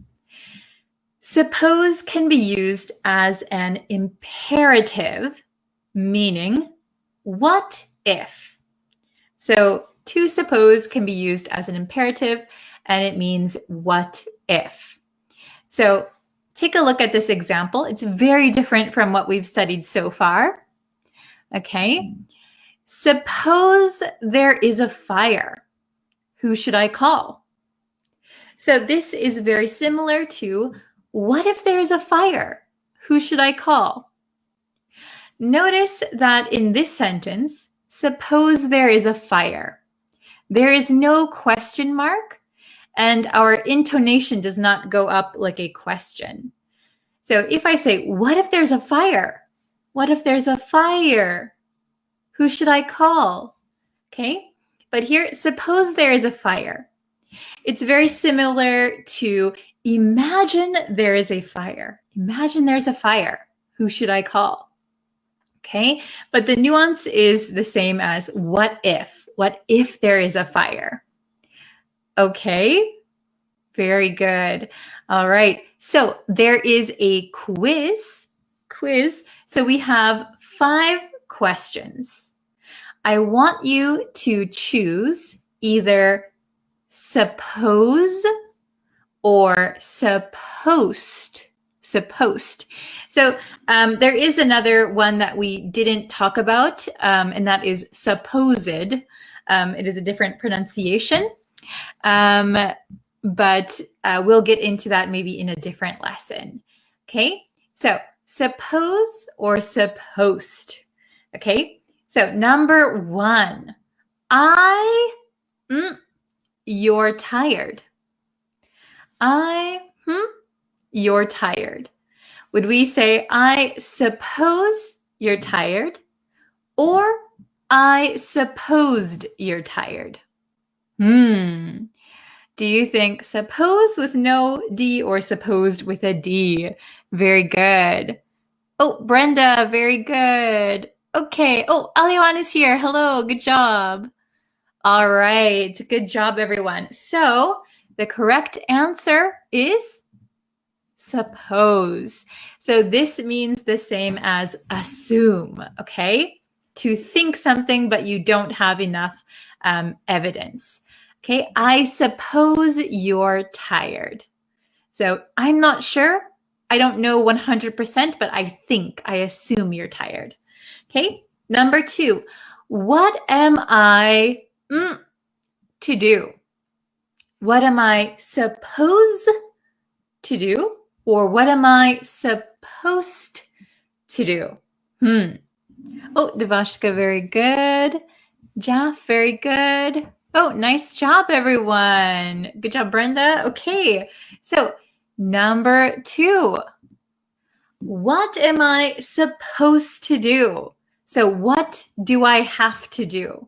What do I have to do? Notice, what am I? Am I? Okay, we have that be verb. What am I supposed to do? Very good. Okay, number 3. This is supposed to be a scary movie, or this is supposed to be a scary movie. For number 3, is it tricky? Okay, good job, Depeche. Changrosumba. I'm sorry, I couldn't pronounce your name. Jaff, Doc, Nadar, good job. Okay, this is supposed to be a scary movie. Okay, so it means that this is believed or expected to be a scary movie. This is. So remember, when we use supposed with a D, it is to be supposed to plus a verb. Okay, this is supposed to be a scary movie, which means it is expected to be a scary movie. Okay, we have 2 more. Number 4, something, suppose or supposed. We don't get there in time. Will we be in trouble? Suppose or supposed, we don't get there in time. Will we be in trouble? Oh, Devashka, Brenda, good job. Ali, good job. Amir, Jeff, Mohammed, very good. Saul, okay. So number 4 is suppose. Okay, so here, suppose we don't get there in time. So imagine we don't get there in time. What if we don't get there in time? What if we don't get there in time? Will we be in trouble?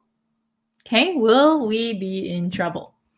Very good. Number 5, the last one.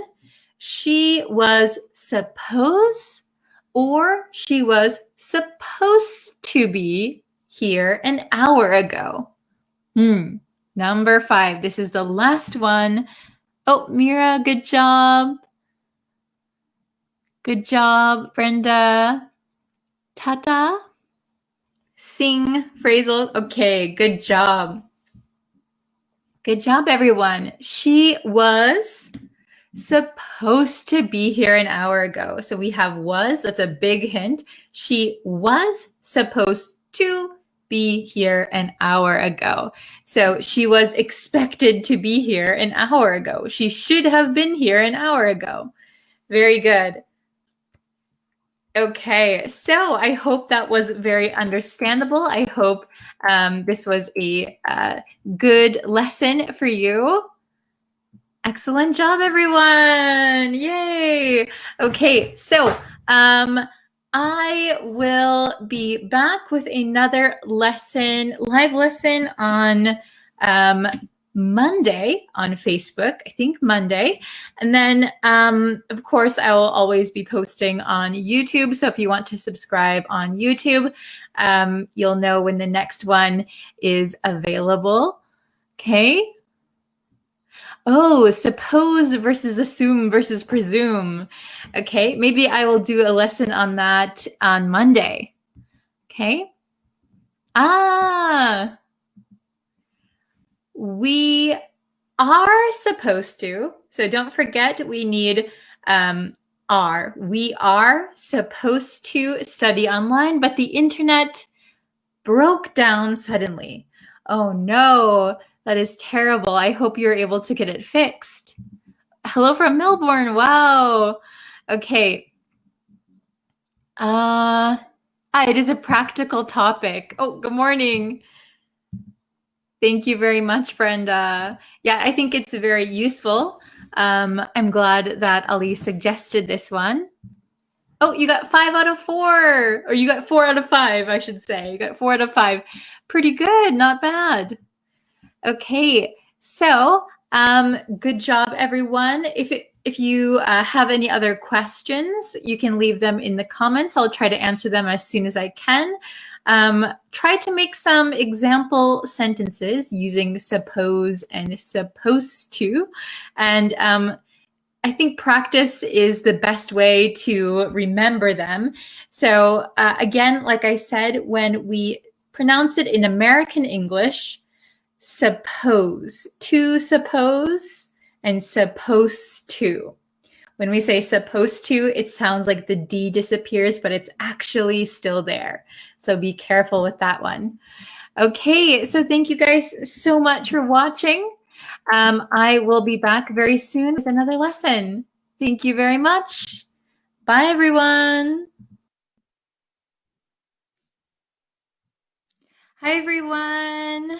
Hello, hello. Thank you for attending today's lesson. I really appreciate it. Before we get into the lesson, if you haven't yet and you would like to know when I go live, when I post new lessons, please consider subscribing. If you could subscribe, that really helps me out. Also, like this video, share it with somebody who's learning English.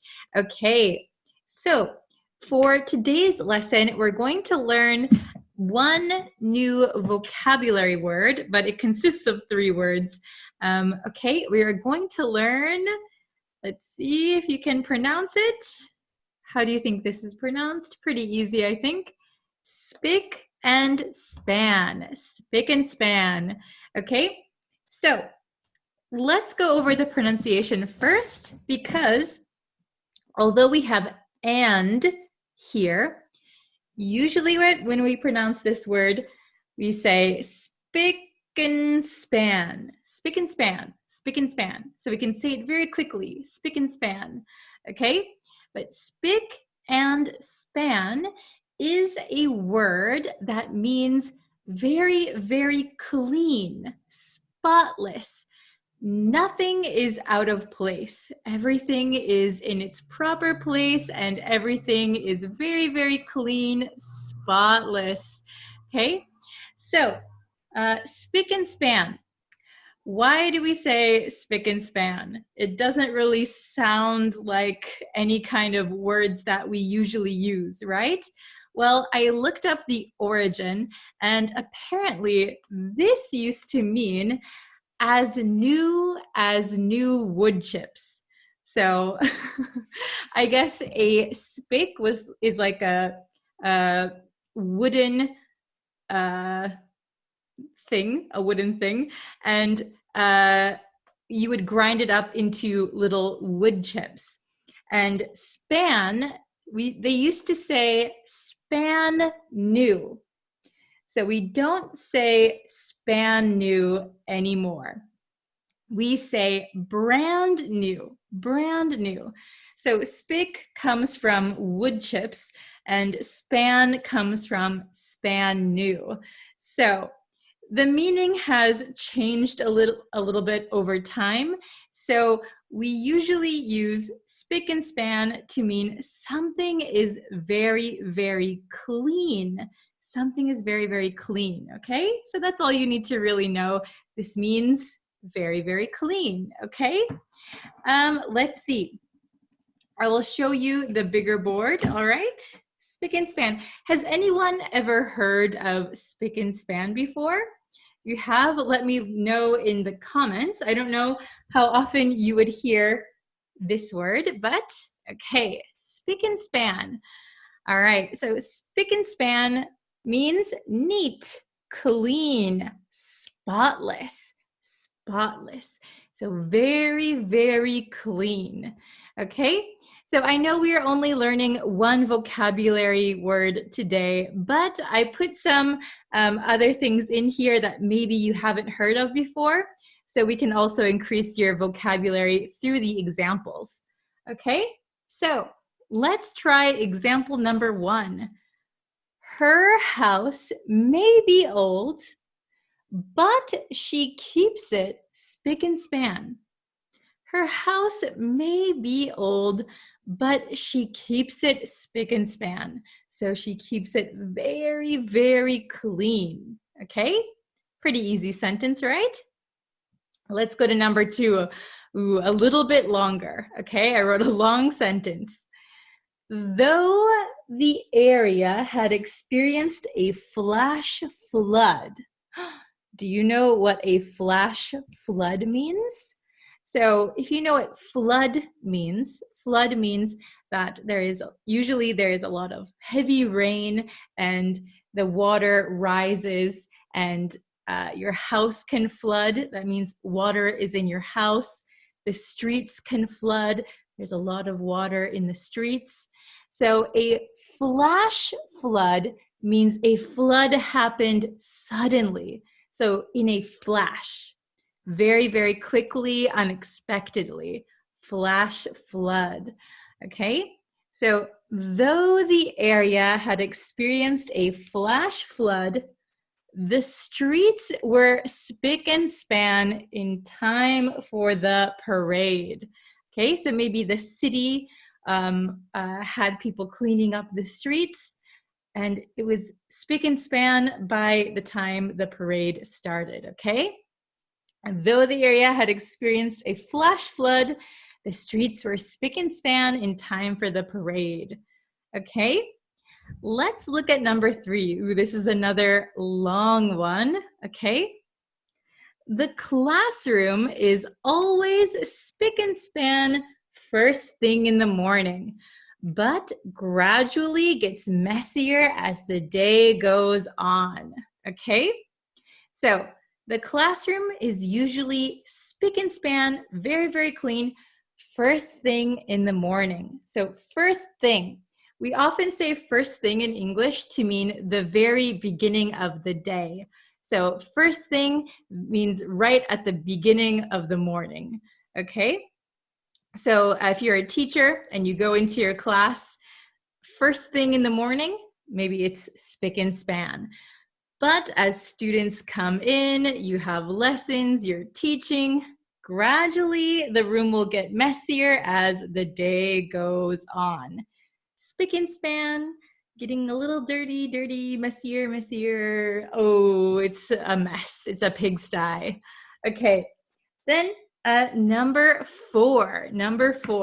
Ooh, let me check my time. Okay, I think I still have enough time. Yes, okay.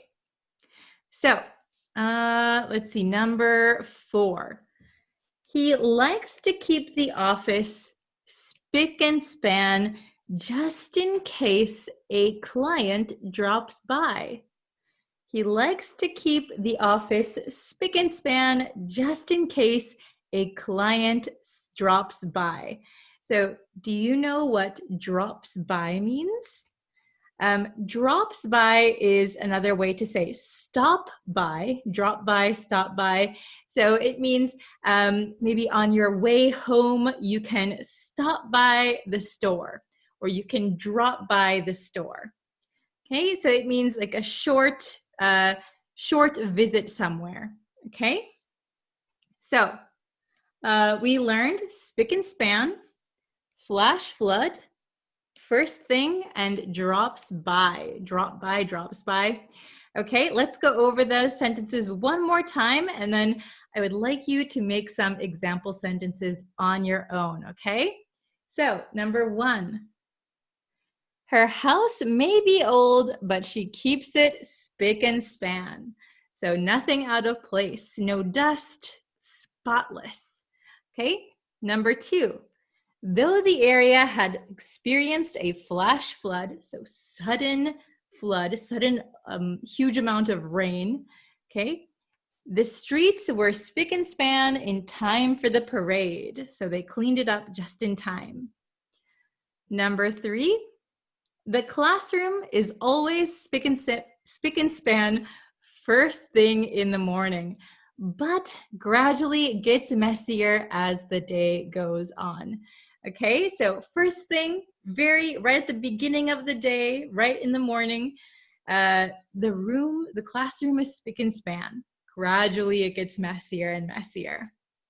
Number 4, he likes to keep the office spick and span just in case a client drops by. So drops by, we could also say stops by, comes for a visit. He likes to keep the office spick and span, so clean, just in case a client drops by, comes for a visit.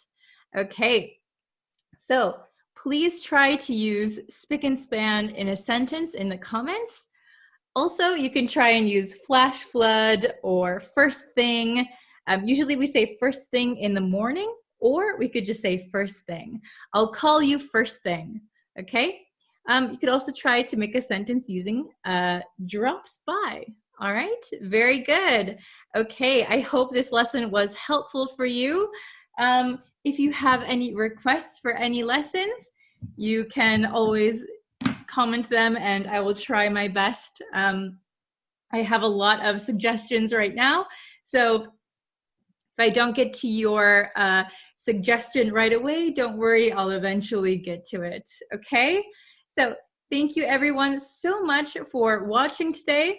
I really appreciate it. If you could subscribe to the YouTube channel, like the Facebook page, I would really appreciate it. Okay, thank you guys so much for dropping by. I will see you again tomorrow for a brand new lesson. Okay, see you then. Bye. Hello everyone. Welcome to my new setup. I have been spending a lot of time getting this ready, but I hope it is the best for our lessons so that you can learn more easily. And yeah, I hope you enjoy today's lesson. If you haven't yet and you would like to know when I go live, when I post new lessons, please don't forget to hit that red subscribe button, and that way you'll be notified when I go live and post lessons. Okay, so we're going to be having an advanced vocabulary test. Okay, so I'm not going to tell you the meanings of the words first. I want you to be able to answer the questions with your own knowledge, okay? And then at the end of the test, we are going to look at the explanation, and if you don't know the words yet, you'll find out what the words mean. Okay, are you ready? So don't forget to post your answers in the comments. I'll be checking your answers as we go, so don't forget to post your answers. All right, so let's get into the test. I'm going to do it with you, so don't worry. We can do it together. Okay, so advanced vocabulary test. Are you ready? So, question number 1. Even though it was his first day on the job, he confidence. Even though it was his first day on the job, he confidence. So we have 4 answers at the bottom. A, divulged. B, exuded. C, averted, or D, ostracized? Okay, so these vocabulary words we are going to be looking at today. So divulged, exuded, averted, ostracized. Have any of you heard any of these words before? They're kind of a little bit, I would say, advanced for English learners. They have some rare letters in them, don't they? V in divulged, X, exude, V again, avert, and Z in ostracized. Okay, write down your answer, A, B, C, or D, and then we're going to look at the answer. Okay, so the answer to question number 1 is exuded. Exuded. Even though it was his first day on the job, he exuded confidence. How many of you got that one right? Let me know in the comments, okay? Let's try question number 2. Remember, we're going to go over the answers at the end of the lesson, okay? So stick around for the end. Question number 2. Every time the teacher asked the class a question, she would suddenly her gaze. Every time the teacher asked the class a question, she would her gaze. Okay, so here we have the same 4 words. They are not in the past tense this time. So we have A, divulge, B, exude, C, avert, D, ostracize. Okay? Every time the teacher asked the class a question, she would suddenly her gaze. All right. The answer to number 2 is avert. Avert. Every time the teacher asked the class a question, she would suddenly avert her gaze. Did you get this one right? Let me know, okay? Very good. So we have had 2 questions so far. Next is question number 3. Question number 3. Okay. He was from the community after making several insensitive remarks. He was from the community after making several insensitive remarks. Okay, again, the 4 answers are at the bottom. This time they're in the past tense again. Divulged, exuded, averted, ostracized. A, B, C, or D. Write your answers in the comments. He was from the community after making several insensitive remarks. Okay, the answer to question number 3 is ostracized. Ostracized. Did you get this one correct? He was ostracized from the community after making several insensitive remarks. Okay, let's go to number 4. This is the last question, okay? She is a woman of her word and would never our secrets. She is a woman of her word and would never our secrets. Okay, last question. Divulge, exude, avert, ostracize. Okay, give you a few seconds. Are you ready to see the answer? The answer is divulge. Divulge. She is a woman of her word and would never divulge our secrets. Okay, how many of you got 4 correct out of 4? These are a little bit difficult, so don't worry if you got one or two wrong. That's no problem. If you got all of them wrong, also not a problem because we're going to go over the answers. This is why you're here, right? To learn new words. Okay, answers explained. Let's go over the answers. In question number 1, we used the word exuded. Even though it was his first day on the job, so he's going to his new job, it's his first day. Usually people are kind of nervous on their first days, right? Their first day of work, they're kind of nervous. However, this person exuded confidence. So when we exude something, usually we're talking about an emotion, a feeling. So exude, having a lot of an emotion. So sometimes we can say exude love, exude pain, exude confidence. So we're showing it and we have a lot of that emotion. So if someone is exuding confidence, that means they have a lot of confidence and it's just kind of coming off of them. In this case, I think it is quite positive, right? They're not scared, they're not nervous, they're exuding confidence. Okay, let's check question number 2. Question number 2, we use the word avert. Avert.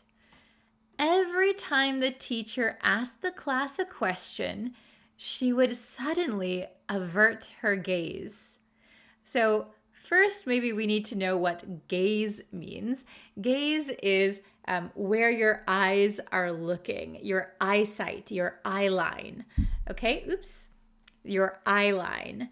So if somebody averts their gaze, it means they turn away, they look somewhere else, they turn aside. Okay, so we often say avert one's eyes or avert one's gaze. Okay, so that just means to look away, look away.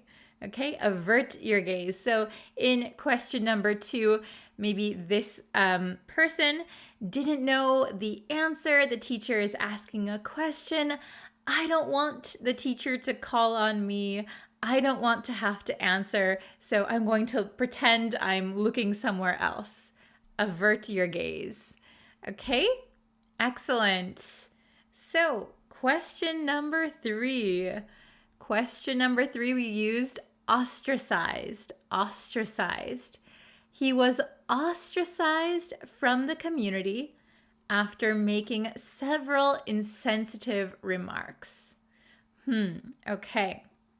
So, ostracized means exclude from a society or a group or a community. Okay? So, we don't want you in our group anymore. We don't want you in our community anymore. In this sentence, he was ostracized, so kind of kicked out, removed from the community after making several insensitive remarks. So a remark means something that you say, usually a statement, something you say. Insensitive remark means maybe you said something that most people find offensive. Something is insensitive means maybe other people don't like what you said. And the community could be an actual community in a neighborhood, or more recently, it could be a community online or a community at your school, something like that. A group of people who have common interests or have a reason to gather. And ostracize means remove someone from that group. Okay? Then we have the last question. Question number 4, we used the word divulge. Divulge. Okay? She is a woman of her word. Do you know what that means? She is a woman of her word. So we often say woman of her word, man of his word. This means that the person who we're talking about keeps their promises. They are very trustworthy. So in this sentence, she is a woman of her word means she is a woman who will keep her promises. She is trustworthy. So she is a woman of her word and would never divulge our secrets. So what does divulge mean? It means to make something secret known. So to reveal, that is a synonym, a word that has a similar meaning. Expose, disclose something.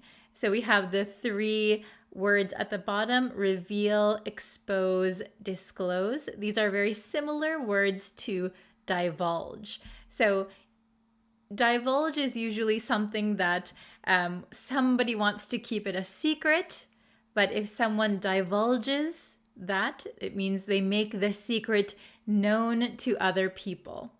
Okay, very good. How many did you get right? Did you get 4 right? 3, 2, 1, 0? Let me know in the comments. And yes, try, if you can, to make some example sentences. I would love to see your example sentences. And yes, let me know what you think of my new setup here. I have a new camera, I have a new background, I bought a chair. Okay, this is my office. So I might do an office tour or a desk tour on my vlog channel, Tokyo Bribri. That is always linked in the description. Let me know if you'd like to see that too. Okay, so that's going to be it for today's lesson. Let me know if you have any suggestions for more lessons. And I will see you guys very, very soon. Probably tomorrow. All right. Bye, everyone. Hello, everyone. Welcome to our live lesson here on YouTube. Welcome, welcome. Okay. So I just did a live lesson on the Facebook page. And if you don't know about the Facebook page, it's the same name as here, Breeze Practical English. You can find it on Facebook. So we do live lessons over there as well. And today I'm just going to hop on here really quick and we're going to do a quick live grammar lesson, okay? So our grammar lesson today is on have or had and using have in the past tense. So a lot of my students get this kind of confused look on their face when they're trying to use the past tense of have. So sometimes they use had, sometimes they use have, and they're not really sure which one is correct, okay? So we're just gonna hop into the lesson, okay? And if you guys wanna participate in the chat, you can, or if you're watching this at a later time, you can leave your answers in the comments as well. So, okay, everybody okay? Shall we start? Okay, so, oh, hello, David. I'm doing well. I hope you're doing well also. So yes, by the way, if you want to leave your comments in the chat, if you have questions, I can help you in real time. So that is why the live lessons are really helpful, I think. Okay, so we're going to do this. Okay, so can you see me and also this screen right here? Okay. So using have in the past tense. So this is going to be a quick review for everyone, okay? So, using have in the past tense. So first of all, let's look at the basics, right? So have or had. So in positive sentences, in the past. So it's very, very easy, right? Compared to other words we have in English. So I, we, you, they have. So they have homework. However, when we use the past, we're going to change it to had.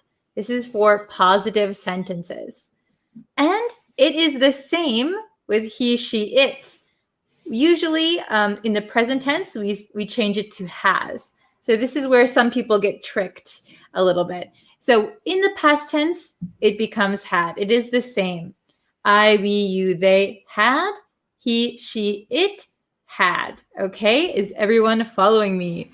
Oh, hello, Sri. I hope this is understandable and easy to follow. Please let me know if you have any questions, okay? I'm always here to help you. Okay, so let's look at some examples. Okay, so example number 1. In the present tense, we have homework. Okay, this is a positive sentence. So if we change it to the past, we had homework. Very simple, right? And if we look at example number 2, he has homework. Change it to the past. He had homework. Very, very simple. It's the same, right? Is everyone following so far? Is it all okay? I hope Jailil is okay, David is okay, and Sri is okay. Let's see. Okay, let's go to the next one. Ooh, negative sentences. Negative sentences. So I, we, you, they have is positive, right? When we want to make a negative sentence, we're going to say didn't have, didn't have. And this is in the past, right? Didn't have, did not have. A negative sentence in the past. He, she, it has is also going to be didn't have, okay? So in the past, didn't have, didn't have. I know a lot of people want to say like she didn't had lunch or something like that. So that is incorrect. We want to say didn't have, okay? Very good. So let's go to our example. They didn't have any problems. They didn't have any problems. Very, very easy. Okay, next example. She didn't have lunch. So they didn't have any problems. She didn't have lunch. Okay? Everybody understanding so far? Is it understandable? Very good. Okay. Next one. Questions. Questions in the past. So this is also very, very tricky for many students. So questions in the past. So I, we, you, they have, right? In present tense. So when we want to make a question in the past, so did somebody have something? And it's the same for he, she, it. Did he have a banana? Did you have dinner? Okay, so did plus somebody plus have. Okay, pretty simple, right? Oh, thank you, David. I'm glad it's clear. Okay, so I'll give you some examples for the questions, and then we'll do some exercises together. So example number 1, did you have fun? So we wouldn't say did you had fun, right? Did you have fun? And then did he have enough time? Did he have enough time? So this is where we're using have in the past tense, right? For negative sentences in the past and for questions in the past. Okay? Please let me know if you have any questions at all. Okay, very good. So let's try some questions. So these are all in the present tense. And we're going to change it to simple past and then negative and then a question. So let's see. What is the past tense of she has time? So number one, she has time. How can we put that in the simple past? Simple past. Okay? Please leave your answers in the comments. So I'll give you 5 seconds. 5, 4, 3, 2, 1. Done. She had time. She had time. Okay? Oh, David got it. Very good. Very good. She had time. Awesome. So next, we're going to put it in the negative. Negative. So she has time. She had time. Let's put it in the negative, but in the past. In the past. How can we do that? In the negative, in the past. So we're going to do she didn't have time. She didn't have time, okay? She did not have time. And the last one we're going to do is a question. A question. How can we change this into a question? Do we use have or do we use had? We're talking in the past tense, right? So she didn't have time, she had time. How can we make it a past tense question? Okay. Oh, David got she didn't have time. Very good. So can anyone make a past tense question? She didn't have time. Okay. Does anyone remember the sentence structure? I'll give you a few more seconds. 5, 4, 3, 2, 1. Did she have time? So in the past, did she have, we're using have, time. Did she have time? Wow, very good, David. David is on a roll. Very good. Perfect. And David, if you have any questions, please ask me, okay? So number 2, he has many friends. This is in the present tense. So we're going to make it simple past. Simple past. How can we make that into the simple past? Okay, he has many friends. So ready, set, done. He had many friends. He had many friends. Okay, now the tricky part. Making a negative sentence. A negative sentence. How can we make this a negative sentence? So he had many friends. Let's make that past tense a negative sentence, okay? So he had many friends. Dun. He didn't have many friends. He didn't have, right? We have the same thing up here. She didn't have time. He didn't have many friends. That's a little bit sad. It's a little bit of a sad statement, isn't it? Okay. And then we're going to make it into a question. Let's make it into a question. So he didn't have many friends. How can we make this into a question? Leave your answer in the comments. I'll give you a few seconds. How can we make this into a question? 5, 4, 3, 2, 1. Leave it in the comments. Oops. Did he have many friends? Did he have many friends? I don't know. I can't remember. Did he? Okay, very good. So he has many friends. He had many friends. He didn't have many friends. And did he have many friends?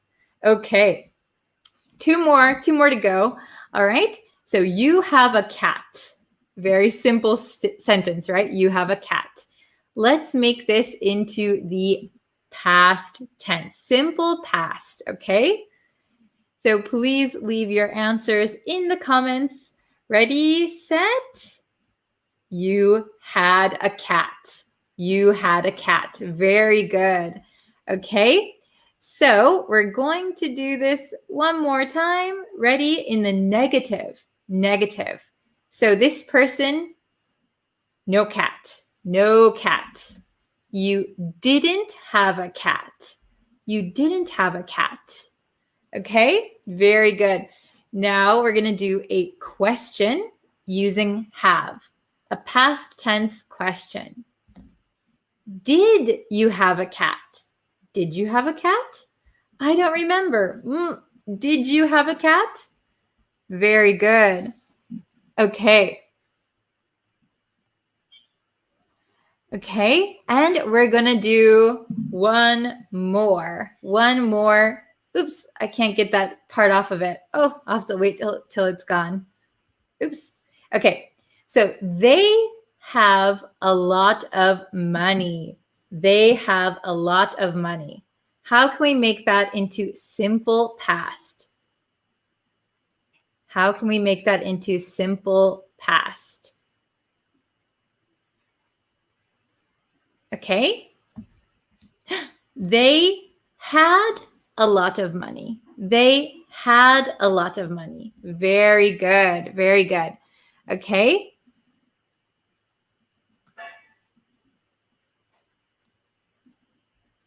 Let's see. Oh, okay.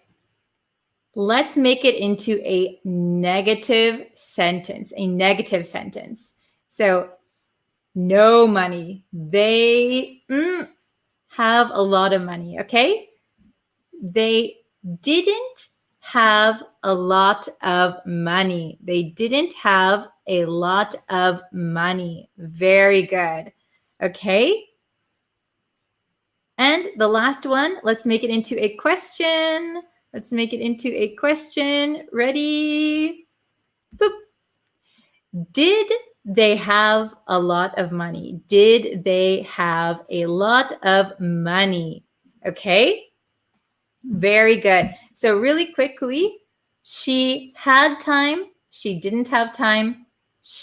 Did she have time? He had many friends. He didn't have many friends. Did he have many friends?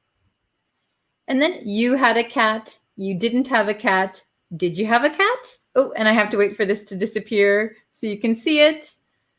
Okay, they had a lot of money. They didn't have a lot of money. Did they have a lot of money? Okay, very good. Oh, very good, Yassine. Okay. Oh, David had a question. Sorry, I missed your question. What kind of verb? Oh, I'll put it on the screen. What kind of verb is do in this case? I mean, what is it called? I think you mean an auxiliary verb. Is that what you are trying to ask? An auxiliary verb? An auxiliary. Oops. I'm losing all my stuff. Auxiliary verb. I think that is what you are referring to. Oops.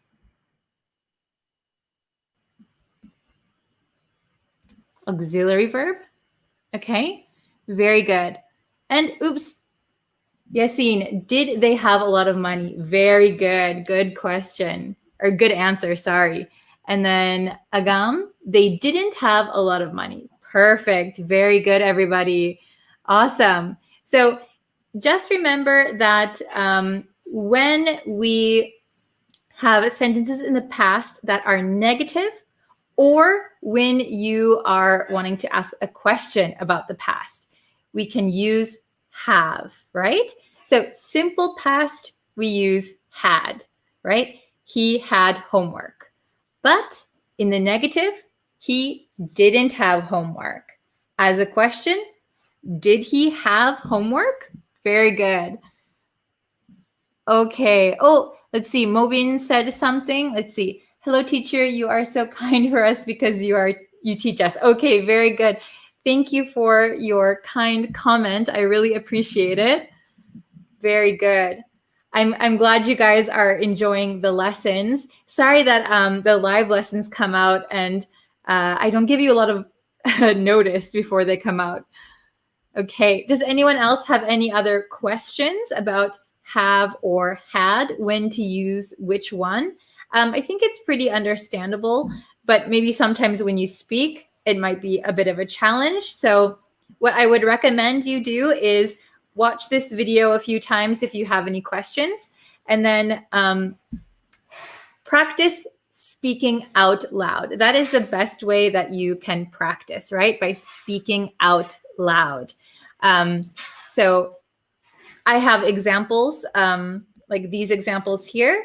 So if you want to practice saying them out loud until your mouth gets kind of a muscle memory, I think that is a good idea. It's always good to practice out loud by repeating things or by reading out loud. And that way you get used to saying those things. Okay, very good. Okay, thank you guys so much for watching this lesson. Please share it with your friends if your friends are having trouble studying English. And yeah, also subscribe to the YouTube channel if you can. And I also have a Facebook page where I think most of you guys are coming from. So yes.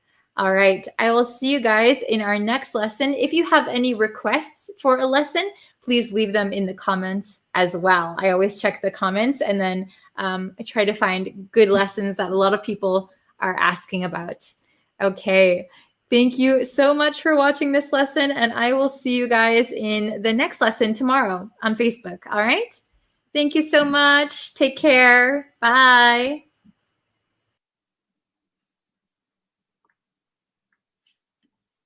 Hi, everyone. I'm back with another lesson.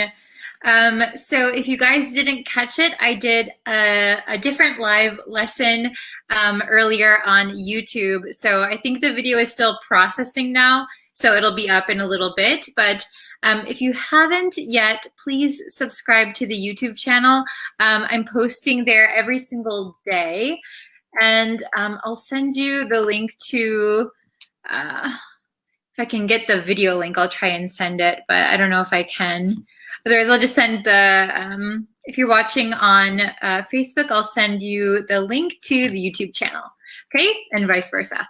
Hello from Mexico. Hello. Hello from Nigeria. Hi, everyone. I hope you're all having a good day. Good morning, Frederick. Are you still awake? Did you wake up? Frederick was in my earlier live stream, and it was like 3:30 in the morning for him. So I don't know if he went to sleep or not. Hello, everyone. I hope you're all having a good day. Yeah, I had a different lesson earlier, so if you haven't seen it, go watch it. I'll probably post another lesson later too. Hello from Canada. Wow. Hi, guys. So we're gonna have just a regular lesson over here. Hi, Happy New Year from El Salvador. Very nice. Oh, hello, Jill from the Philippines. Thank you so much. Okay. Oh, Anna, hello. It's been a while. Hi, everyone.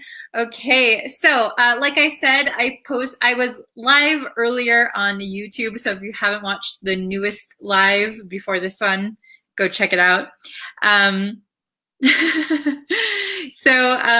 Okay, we're going to just look at a common phrase that we use in English. Yeah, I hope that it's useful for you guys too. Oh, Happy New Year. Hello. Okay, so I was using this expression the other day, and I realized that some students don't know what it means. So I thought I would explain it. Okay, so the expression is, ta-da, when it comes to something, when it comes to, okay? I often say this in English without thinking. So if I say it during a lesson, hopefully after this explanation, you'll understand what it means. Okay, when it comes to. Does anyone know this expression already? Have you heard of this before, when it comes to something? Okay. Hello. Wow, there's a lot of people in the chat. Awesome. Thank you, everyone. Okay, so when it comes to something. So we use this phrase when we're making the topic of the sentence clear. Okay, So when it comes to an end, everyone will be crying. Oh no, it comes to an end. Okay, so let's see. I have it written out and I have some examples. So let's check what it says. Okay. So when it comes to, we use this expression to identify the specific topic that, excuse me, I almost had a hiccup. A specific topic that is being talked about. Okay. Oh, very good. When it comes to working hard, nobody works harder. Good job. Okay, so let's see. When it comes to, let's look at the first example, okay? The first example. When it comes to learning English, so the topic, we are identifying what we're talking about. So we're talking about learning English. When it comes to learning English, this book is the best, okay? This textbook is the best. Is it understandable? Oh, very good. Okay, so when it comes to learning English, this book is the best. All right, let's look at number 2. It's better to start earlier when it comes to studying for an exam. Okay, it's better to start earlier when it comes to studying for an exam. So, like, I don't know about you guys, but when I was younger, sometimes I would wait and wait and wait, and I would start studying just a day or two before my exam. So that is not good. So it's better to start earlier when it comes to studying for an exam. So don't wait. You should start earlier. You should start studying earlier. Okay?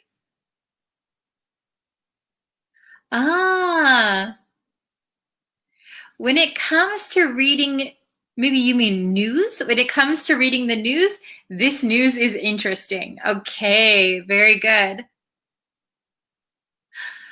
I missed lots of your classes due to tight schedule. Don't worry, I'll leave all of my lessons up so you can watch them anytime, no problem. Okay? When it comes to work, no joke at all. So maybe when it comes to work, no jokes are allowed at all. Very good. Okay? So let's look at number 3. When it comes to weight loss, ooh, weight loss, it's a hot topic, right? When it comes to weight loss, faster isn't always better, okay? So the topic we're talking about is weight loss. When it comes to weight loss, faster isn't always better. So maybe if we want to lose weight, we want to lose it very, very fast, right? We want to go on a strict diet. We want to lose all the weight we gained. However, sometimes when you lose weight quickly, you gain back more even quicker, right? So when it comes to weight loss, faster isn't always better, right? Slowly lose weight so that you can keep the weight off, right? Okay. Oh, very, very good, everyone. This is good. When it comes to virus precautions, washing hands with soap is the most useful way. Very good, very good, very effective, right?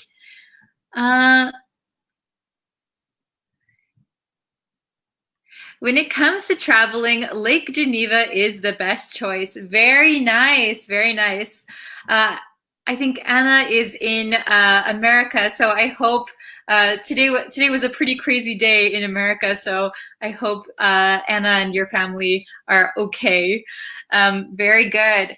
All right, so we learned basically how to use this expression.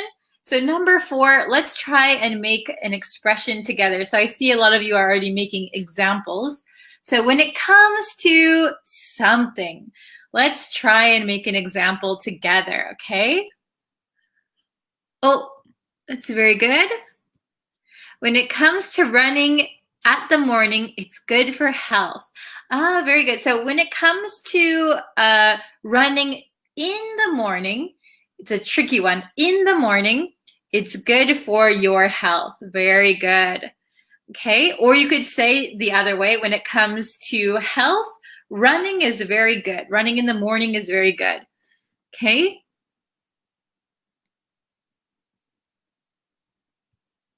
When it comes to learning English, Miss Bree's teaching is the best. Oh, thank you. And you have a very good, grammatically correct sentence. Awesome. Okay, when it comes to listening to English, you should focus on pronunciation. Yes, very good. If you want to get good at listening to English, you'll need to focus on pronunciation. So when it comes to listening, focus on pronunciation. Very good. Okay. Oh, good job, everyone. Let's see, Frederick. When it comes to cooking Italian, the real authentic way, watch the videos of Vincenzo's Plate on YouTube. Oh, I don't even know how to pronounce that, and I'm part Italian. Uh-oh. Vincenzo's. Very good, Frederick. Okay. When it comes to studying English, so we're going to make it a gerund. When it comes to studying English, practice is key. Very good. Aloha from the Philippines. Hello. Let's see. It's better to read in silent when it comes to reviewing your notes. Very good. Excellent. Excellent sentence. Good job. Okay. Let's see. I think I saw some more. Yeah. When it comes to love, parents are the first to deserve our love. Very good. So I would point out one thing to help your sentence. So when in English, when we have like if you say love, it's kind of repetitive, right? So usually we would replace one of those. So when it comes to love, parents are the first to deserve it would be a very good sentence. Okay? Excellent. When it comes to learning English, we'll need to make it a gerund. When it comes to learning English, don't miss a single video of Breeze. Oh, thank you so much. Let's see. When it comes to watching football games, so if you notice, learning or studying, okay? Weight loss. So we need a noun or we need to make a verb gerund. So it acts like a noun, okay? So when it comes to watching football games, it's very good for health. Oh, very good. I didn't know that. Okay. Warm clothes are really useful when it comes to these freezing winter days, maybe. Good job. Okay. Hello from Myanmar. Let's see. When it comes to learning English, you should practice 4 skills, such as listening, speaking, reading, and writing. Excellent. Good job. Wow, everybody is so good. Okay. All right. Oops. You're welcome. I'm so happy you're here. Thank you so much. Okay. Oh, you're still studying the German expression. Oh, interesting, Frederick. Okay. Let's see. Yes, very good. When it comes to plus a noun or if you're going to use like a verb, you want to change it to a gerund. Very good. Okay. Very nice. Okay. Maybe I should write one down. Oh, very good. Okay, so I see a lot of good sentences. Let's see. When it comes to, let's see. When it comes to our health, let's see. Can you guys help me make the rest of this sentence? When it comes to our health, when it comes to our health, what should we put here? What is good or important or necessary? When it comes to our health, something, something. Okay? Oh, you're watching from Cape Town. Excellent. Oh, when it comes to spending money on bills, I get nervous. Yes, very good. Me too. Oh, this is very good. We need to drink so much water. Oh, very good. So when it comes to our health, we could just say whoa, I spelled we so wrong. Oh, my head is going crazy. Maybe let's say when it comes to our health, we should, let's see, we should remember to drink water. Oh my gosh, this is something that I need to do. I need to remember to drink water. I drink a lot of coffee, but coffee is not water, right? We need to drink water. So this is a very good sentence. When it comes to our health, we should remember to drink water. Yes, very good. You don't want to get too dehydrated. When it comes to our health, it's better to not eat sugar. When it comes to our health, doing sports is good for us. Very good. Okay. When it comes to our health, we should take enough sleep. Oh, very good. So I would say we should get enough sleep. Get enough sleep. Very good. When it comes to our health, we should exercise daily. Awesome. When it comes to our health, we should do exercises every day. Perfect. I'll do a few more. Let's see. Oh, sorry, my chat just goes crazy sometimes. When it comes to our health, it's better to walk every morning. Oh, very good, very good. We should avoid unhealthy foods. Yes, when it comes to our health, we should avoid unhealthy foods. Very good.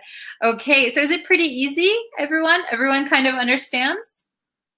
Awesome. Very, very good. I'm so glad you are able to understand how to use this expression. I see so many good examples in the chat. I wish I could share all of them. Okay, so I hope that you guys are more comfortable using this expression. Oh, there we go. When it comes to, okay? Finally, you read my answer. Oh, yeah, I'm so sorry. I'm sorry if I don't see everybody's comments. I think I can only see like 1, 2, 3, 4, 5, 6, 7. At one time, I can only see about 7 comments. So they're always kind of getting scrolled up. So I have to kind of scroll up to catch them. Okay. Oh, good one. When it comes to our health, we should avoid being sedentary. Yes, we talked about sedentary in a previous lesson when we talked about health. Very, very good. Okay. Oh, when it comes to our health, feed your mind with positive thoughts. Yes, very good. This is especially true for your mental health, right? Awesome. When it comes to our health, we should sleep at least 8 hours per night. Perfect. Very, very good. Okay. Oh, thank you, teacher. You're welcome. When it comes to English lessons, I love Miss Bree's lessons the most. Oh, thank you so much. That makes me so happy. You guys give me so much motivation to keep making lessons. So thank you. Okay, so I hope that you are able to use when it comes to more easily now. If you have any questions or you want to make some more examples, you can leave them in the comments and I will be sure to look at them. Okay, so let's see. Okay, I attended a lot of your classes, but I don't know where you are from. Please let me know where you are from. Yes, of course. So sorry, I don't introduce myself every time for everybody who's new. Just so everyone knows, my name is Brittany. You can call me Bree. It's my nickname, Bree. I'm from the US. I'm from the United States, but I currently live in Japan. I am a teacher in Japan. Okay, so I hope that clears up any confusion. Okay, so I have to get going now. I have some more lessons to do, but if you guys haven't yet, please subscribe to the YouTube channel. It helps me out a lot, and you can see a bunch of lessons over there as well. I post every single day. Okay, so thank you everyone so much for watching today's lesson. Everyone, please stay safe and healthy and happy, okay? Thank you so much, and I will see you guys later. Bye. Okay, hi everyone. Hi students. Are you guys ready for another idiom lesson today? I know I'm ready. Okay, so as people come in here, I'll start the lesson. Let's see. Okay, I had to make it full screen. Now I can see everything. How are you guys today? I hope you're having a wonderful, wonderful week. Yesterday, we did some, what did we do? I answered your questions, and then I had another lesson with 3 idioms, but today we're going to learn 1 idiom. Oh, hello from Bangladesh. Hi. Thanks for joining. Are you guys ready to learn? Oh, okay. Can you please comment on my YouTube channel? Comment on the newest one and I'll be able to see it. I didn't see any comment from you. Okay? Thank you. So let's see. We're going to learn a new idiom today. Da, da, da, da. This one is cut somebody some slack. Cut somebody some slack. So this might be a new idiom for you, but this is a very useful one that I just used yesterday. So I thought it would be a good one to introduce to you guys. Does anyone know the meaning? Cut somebody some slack. Hello. Oh, where are you from? I'm from America, USA. Hello from Ecuador. Hi, Kevin. Hello, hello. Does anybody know? Cut somebody some slack. Does anybody know the meaning? So to cut somebody some slack means don't be so critical. Don't be so critical. Okay? So it's kind of a little bit difficult to understand. Do you know the word slack? Do you know the word slack? So I'll show you. So for example, if you have a cable, so if the cable is very tight, it's like this, right? But if you loosen it up, if you loosen up the cable, it has some slack. We call this part slack, where it's not so tight. This is slack. So if you cut somebody some slack, you're giving them a little bit of wiggle room. You're not being so tight and serious and strict. You're giving them a little bit of space. You're being a little bit looser with them. Okay, does that make sense? So to cut somebody some slack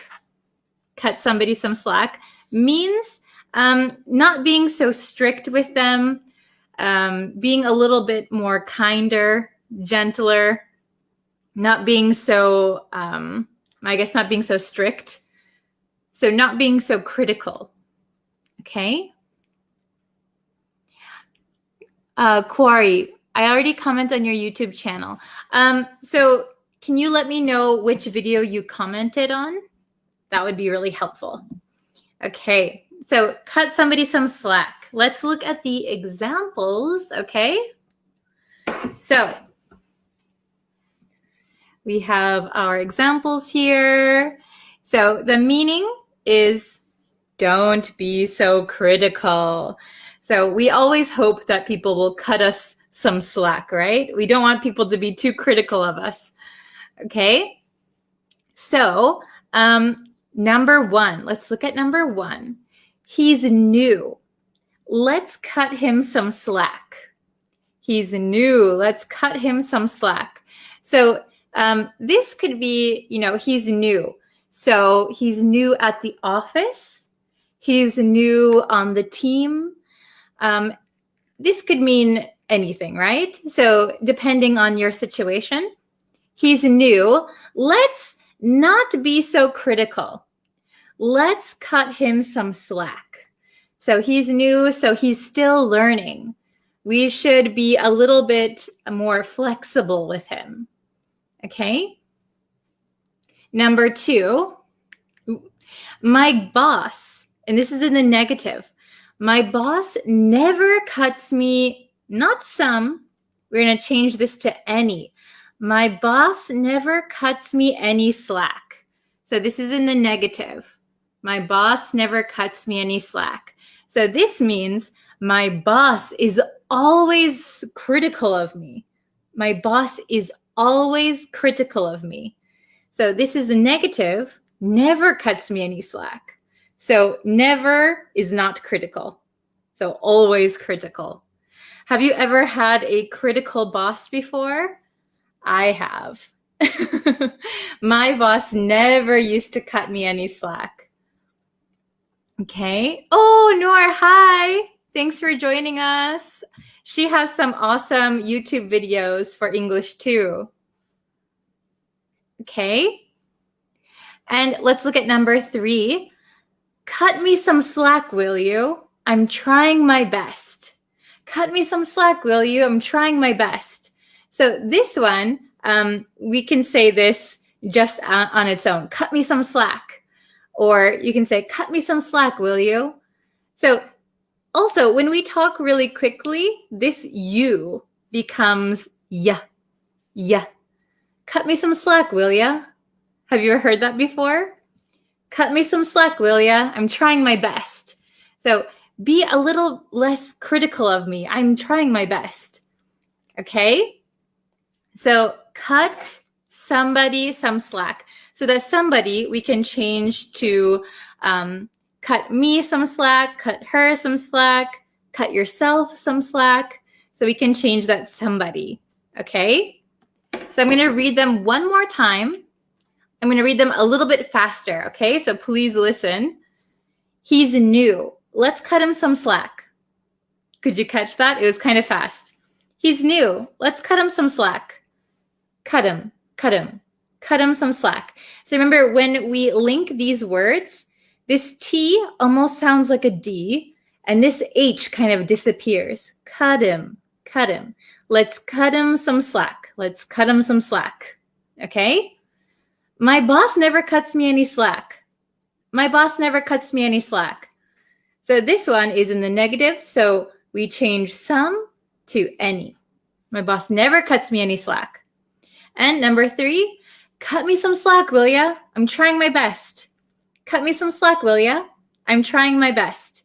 So will ya, this you becomes ya. Cut me some slack, will ya? Will ya? Will ya? Okay? So that is my American pronunciation. Very good. Do you guys have any questions? I saw one. Can you give me more examples about slack, miss? So slack, I think if you're just joining us, slack is like if you have a cord or a rope or something and it's very tight, this is just tight, right? But if you have some slack, this is slack. So you have some extra room, you have some flexibility, right? So cut me some slack means give me some extra wiggle room, extra flexibility. Okay? So it means don't be so critical. So we often use this like if your parents are telling you to do something and they say, hurry up, you're not fast enough. Oh, come on, Dad, cut me some slack. I'm trying. So don't be so critical. I'm trying. Or your boss might say, hey, you're not working good enough. Work better. You can say, hey, boss, cut me some slack. Please cut me some slack. So don't be so critical, please. Okay? Very good. I hope you guys understand the lesson. Oh, hello from Afghanistan. Oh, thank you for watching every day. I appreciate it. Very good. So please leave in the comments your sentence. Try to make a sentence with cut somebody some slack. I'll put it up here again. Cut somebody some slack, okay? So if you can make a sentence and put it in the comments, that would be awesome. Oh, very good. I'm glad you guys can understand. Okay, yeah, if you have a question, you can type it in the comments. I'll try to answer any questions that you have. So remember, we can change somebody to cut me, cut him, cut her, cut them, some slack, okay? Hello from Pakistan. Hi. Wow, we have people from all over the world. It's quite amazing, right? Is this a good time for a lesson, by the way? Because for me, it's around lunchtime right now. It is 12:51.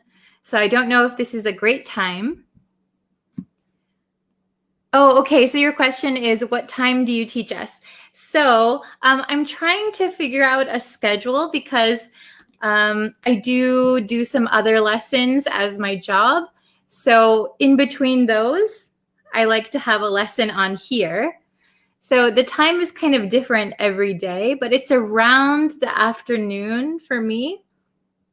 I know everybody is in different time zones. So if you can tell me what time is best for a lesson, I'll try to do lessons that time. Oh, hello from Sri Lanka. Hello. So do you think it's better if I make a schedule?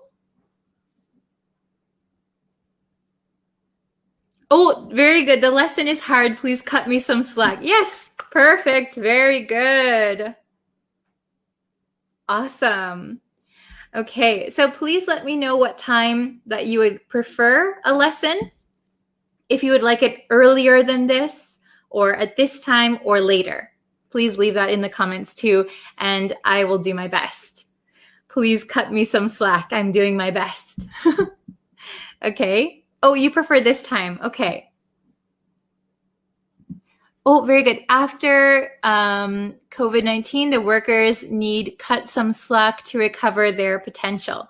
So very good. You could say the workers need to be cut some slack. Ooh, it's 9 in the morning for you. Wow. So around this time is good for you guys, right? Okay. I will keep that in mind. So please write your sentence using cut somebody some slack in the comments and I'll check them.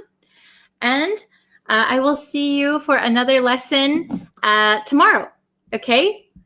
Thank you guys for watching. See you next time. Bye-bye. Hello everyone, welcome back to my English teaching channel. If this is your first time watching one of my videos, I will link my self-introduction video down below or up here or somewhere up here. Today's video is going to be the difference between I think, I suppose, and I guess. So today we're going to learn 3 words. to think, to suppose, and to guess. So first, I'm going to briefly go over the definitions. The definition of to think means to have a particular belief or idea, or opinion. She thought that nothing would be the same again is the same as she believed that nothing would be the same again. In the case of an opinion, we could say, I think this salad is delicious.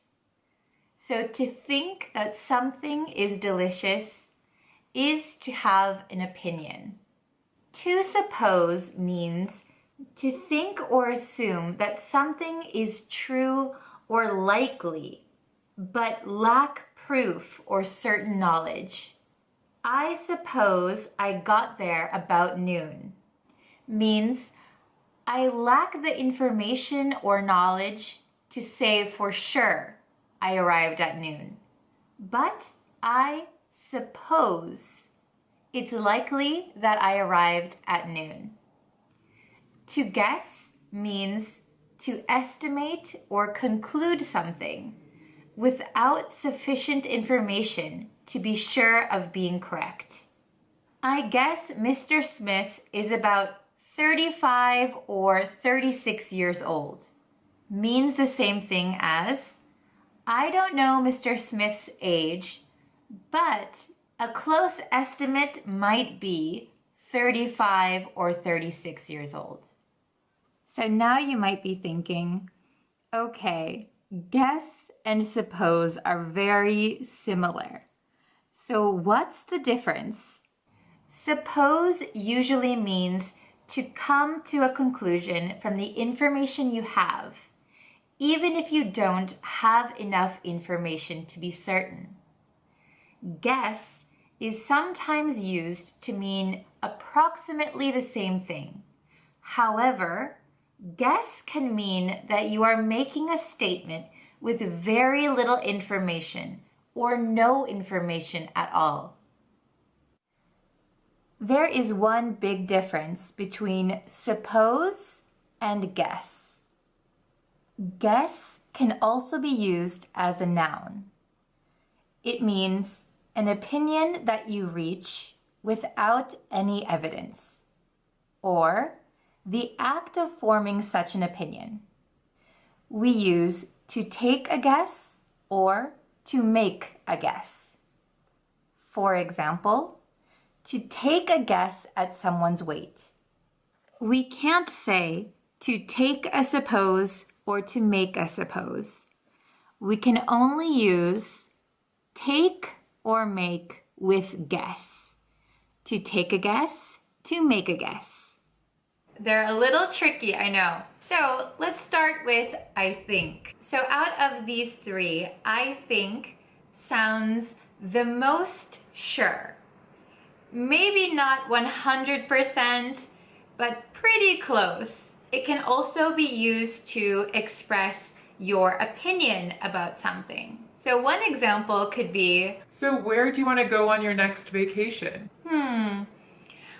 I think Hawaii would be really good. So here we are expressing our opinion, and also we think Hawaii would be fun. Perhaps we've never been to Hawaii, but in our mind, Hawaii seems fun. Another example. Do you remember what time the movie starts? I think the website said 8 o'clock. In this example, it's not our opinion we're talking about, but we are pretty sure the website said 8 o'clock. Maybe we are not 100% sure. Don't blame me if I'm wrong, but I think 8 o'clock. So how about I suppose? So I suppose sounds less sure than I think. So I think we're pretty sure. I suppose, not that sure. Here's one example. Hey, shouldn't you be doing your homework? I really wanted to watch this TV show, but I suppose you're right. Another example. I made this dessert for the party tonight, but is it enough for 10 people? I suppose it's enough. To suppose means to think that something is likely to be true. Dan's not answering his phone. I suppose he's busy. I suppose also could sound a little bit formal rather than I guess or I think. I suppose the doctor is right. This surgery is very dangerous. And for the final one, we're gonna learn I guess. I guess sounds like you don't have a lot of information, but you are making a quick thought. So one example. Hey Bree, I got you a present. Can you guess what it is? Oh, thank you. It's pretty light. If I had to guess, I'd say it's empty. Oh, you're right. It is empty. Here's another situation that we use I guess a lot. It's when we kind of feel defeated, like there's no other choice. It's already midnight. We've missed the last train. I guess we have to take a taxi then. Here's one more example for I guess. It's been raining since yesterday. Does that mean the fireworks are going to be canceled? I guess so. I'm going to go over the 3 definitions one more time to make sure you understand properly. To suppose means to assume something based on some evidence or probability, but without having certain proof. Saying, I suppose you have a good reason for missing dinner, means I'm sure you probably have a good reason for missing dinner. Another example, it's 5 p.m. and nobody answered the phone at the office. I suppose they've already gone home. This means the same as, I know the office closes at a certain time. Based on that and the evidence that nobody answered the phone, I assume they've already gone home. To guess means to estimate something without having sufficient information to be exactly correct. There's a long line in front of the ramen shop. I guess there will be a long wait for a table. Because there is a long line, I estimate that there will be a long wait for a table. Remember, there is one big difference between to suppose and to guess. To guess can also be used as a noun. We can say to make a guess or to take a guess. We cannot use suppose as a noun. Suppose also sounds a little bit formal sometimes, and guess can sometimes be used the same as suppose. However, guess can be used when you have little or no information at all. So please remember these differences when you use suppose and guess in conversation. To think means to believe something or have an opinion or idea. For example, I don't think Lori will get the job. Means, in my opinion, I don't believe Lori will get the job. One more example. I think it is important to learn English. This means I believe it is important to learn English. So those are the differences between I think, I suppose, and I guess. Do you guys have a better understanding of those 3 words now? So for your homework, I would like you to comment down below and use I think, I suppose, and I guess. try to make 3 sentences using these words and the different nuances. I think that's it for this video today. I suppose you learned a lot from this video, hopefully, and I guess I'll have to make some more videos like this in the future. Don't forget to do your homework in the comments below, and I will see you next time. Bye!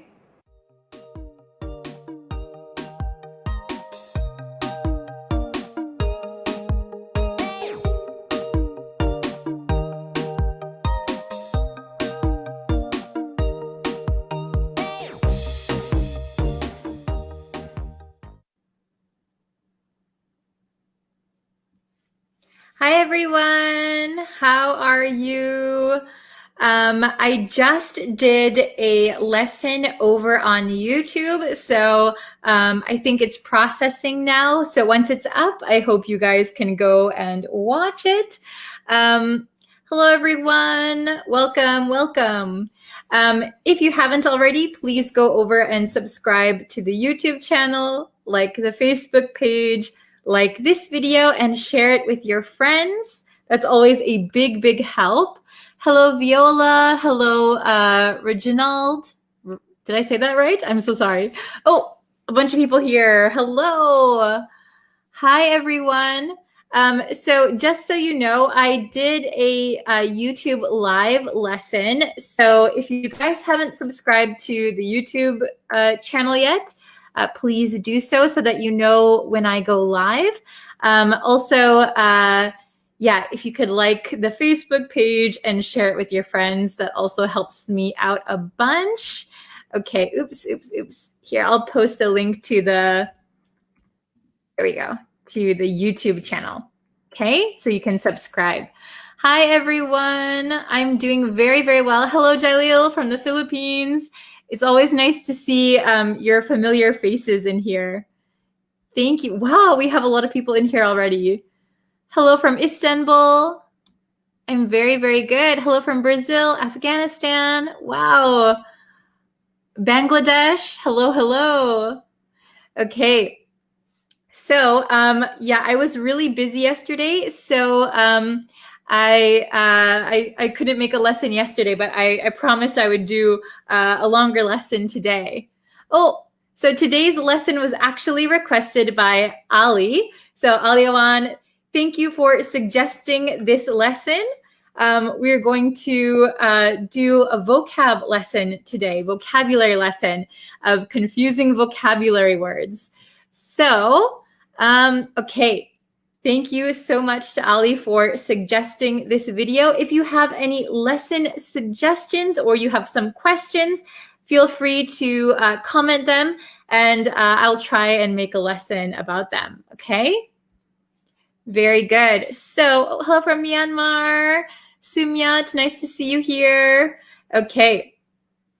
So, oops. Okay, let me get all right. So I'm going to share my screen. Okay, so we have a very interesting lesson today. So we have these 3 words that can be really, really confusing. Very, very confusing. So we have assure. So the pronunciation is assure, assure, assure. The second word you see there is insure, insure. And the last word has the exact same pronunciation, insure. Okay? So we have assure, insure, insure. Okay? So let's take a look. So these are very, very confusing words, but I'm going to break them down for you. So I hope they are not confusing anymore. Okay? So we have assure versus insure, a vocabulary lesson. So let's look at assure first, assure, okay?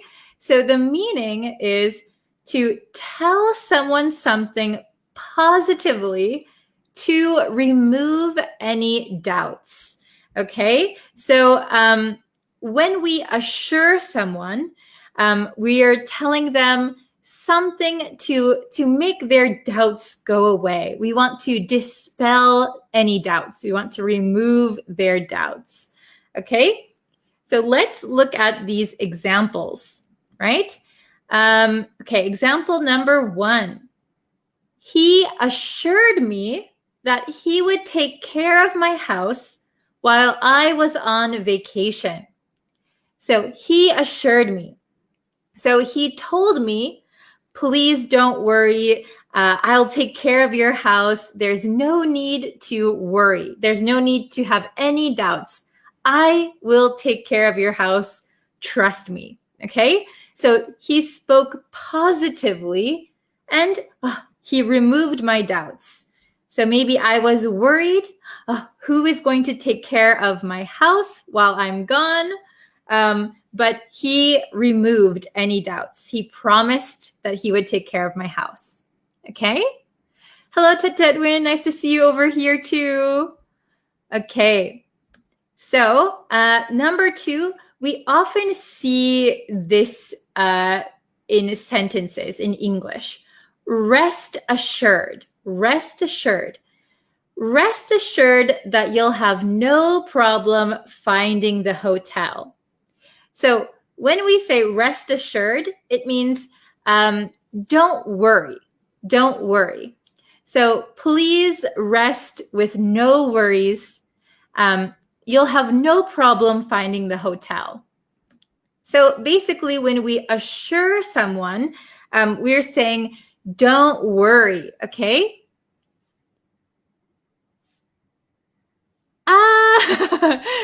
Ali Hassan. Wow, I considered that the video was suggested by me, LOL. You have the same name, Ali. Very good. Okay, yeah, there's maybe some similar names, right? Okay, so everyone understand assure so far? Let's go to the next one. Insure. Insure with an E, okay?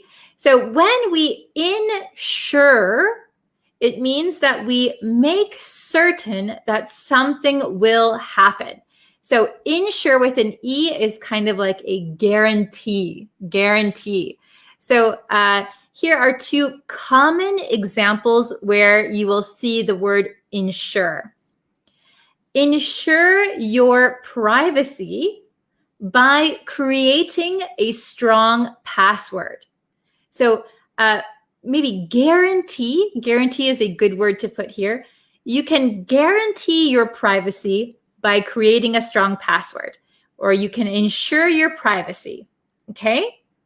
The second example, number 2, our company ensures the best results for our clients. So our company ensures, guarantees the best results for our clients. So you can see the difference with assure. Let me go back.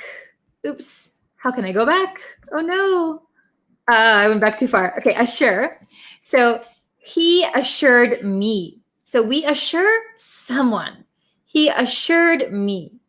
Rest assured that you'll. Okay? Here, ensure your privacy, not a person. Our company ensures the best results. Okay? So we ensure something. We assure someone. Okay? Very, very confusing, right? All right. Oh, hello from Afghanistan and Sri Lanka. Oh, I must ensure that accurate records be kept. Very, very good example. Yes, this is a perfect example. So you have to guarantee that accurate records are kept. Very good. Okay. Oh, hello from, whoa. Hello, Mohammed. Nice to have you here. Okay. So then, let's see the next one, insure. So insure has the same pronunciation as insure. Same pronunciation. Different spelling, different meaning. Okay, so insure with an I means to cover something with an insurance policy. So it's an easy way to remember this one, insure with an I, because it's the same first part of the word insurance. Insurance. So an insurance policy is usually you get insurance on something that is valuable, right? Insurance. Okay. So examples. I heard that people who work with their hands can get them insured. Did you guys know that? I heard that on a TV show. So like, so for example, a hand model, their hand is their whole job. So they can get insurance on their hands. It's very, very interesting. Okay. Number 2, you can insure your watch through a jewelry insurance policy. So basically, to insure something, you need an insurance policy. Okay. So like health insurance or house insurance, car insurance. You need to purchase this insurance policy to insure something. Okay. So does everyone understand the differences between these 3 very, very confusing words? Okay. Very good. So, okay, let's try some questions. Okay, we can use assure, insure, or insure. So, and here we might have to change the tense. So pay attention to the tenses, okay? So number 1, we, our security by installing cameras around the property. We, our security by installing cameras around the property. So we assure our security, we insure, or we insure. Which do you think? Oh, Aliwan, insure. Oh, very good. Okay. Oh, Tetetwin, insure. Good job. Hiwa Ali, very good. Josh. Okay, so everybody, very, very good. Insure. So the correct answer is insured. So we insured our security by installing cameras on the property. So you could also, I put it in the past tense that you already have done it, but you could use it in the present tense also. We ensure security by installing cameras. So it sounds like you're always installing cameras, right? But both are grammatically correct. Okay? Very, very good. Let's try number 2. Something you that this is the best offer you will find. I assure you, I insure you, or I insure you that this is the best offer you will find. Number 2. Oh, very good. Ali, good job. Chaiti, Ali Hassan, good job. Tetetwin, good job. Hashim, very good. Okay, awesome. So the correct answer is I assure you. So we're assuring someone, right? Assure someone. So don't worry. Please trust me. I promise that this is the best offer you will find. Okay, so you assure someone to make them have no doubts. No doubts. Okay, let's try number 3. I would like to my car. I would like to assure my car, insure my car, or insure my car. I would like to. Number 3. Oh, very good. Chaiti, very good. Let's see. Oh, Alion, so fast. Very good. Reginald, very good. Kong, good job. Josh, okay. Nyan, very good, everyone. Wow, you guys are so smart. I would like to insure my car. So that means you want to take out an insurance policy on your car. So I saw a question in the chat. What is an insurance policy? So insurance policy means that you pay money usually every month. And for example, if you are going to insure your car, you would pay car insurance every month. But if you got into an accident and your car was damaged, you could get insurance money back. So you're paying to insure your car. Oh no, I got into an accident. The insurance company will give you some money to cover the cost of the damage. Okay? So let's try number 4. Studying hard, something that you'll do well on the exam. So be careful of the tense. We have you will. So the exam is still in the future. So studying hard, ensure that you'll do well on the exam. Okay, what do you think for number 4?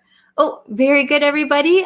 Just make sure you pay attention to the tense. Oh, Hiwali, very good.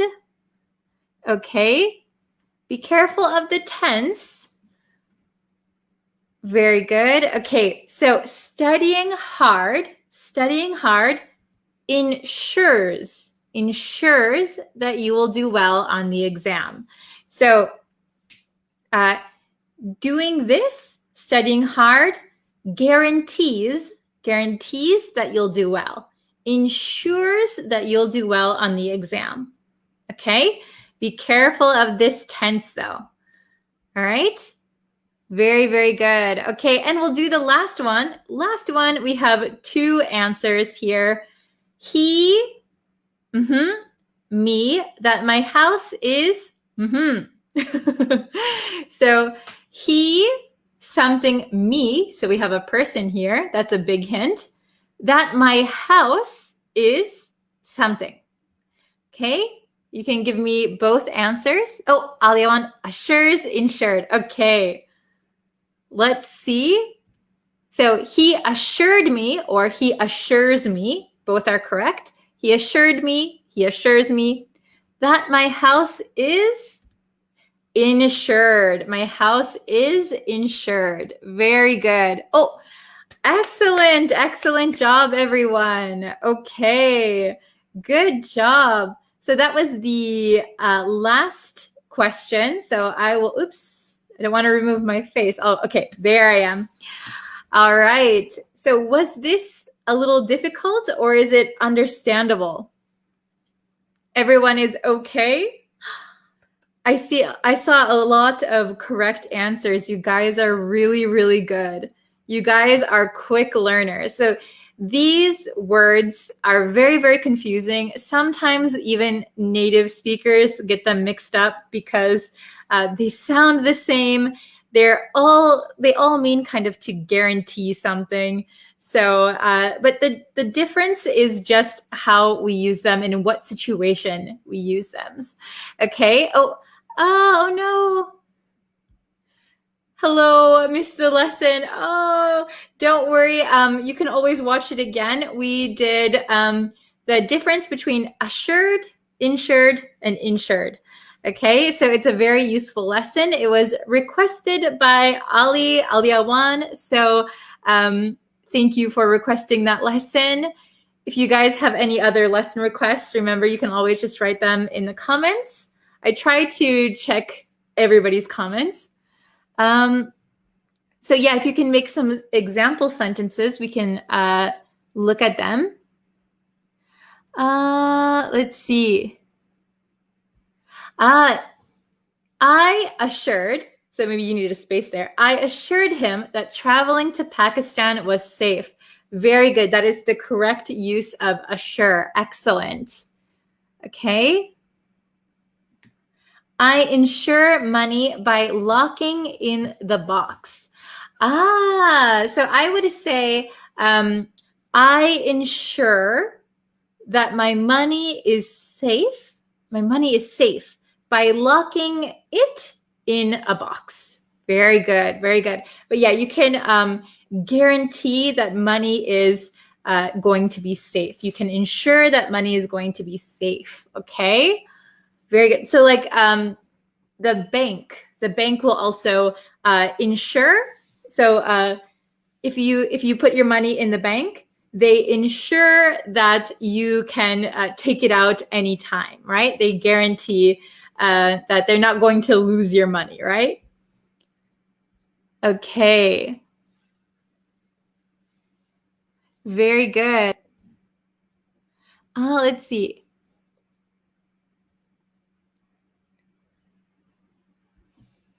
I assure you that Teacher Bree is one of the best teachers. Oh, thank you so much.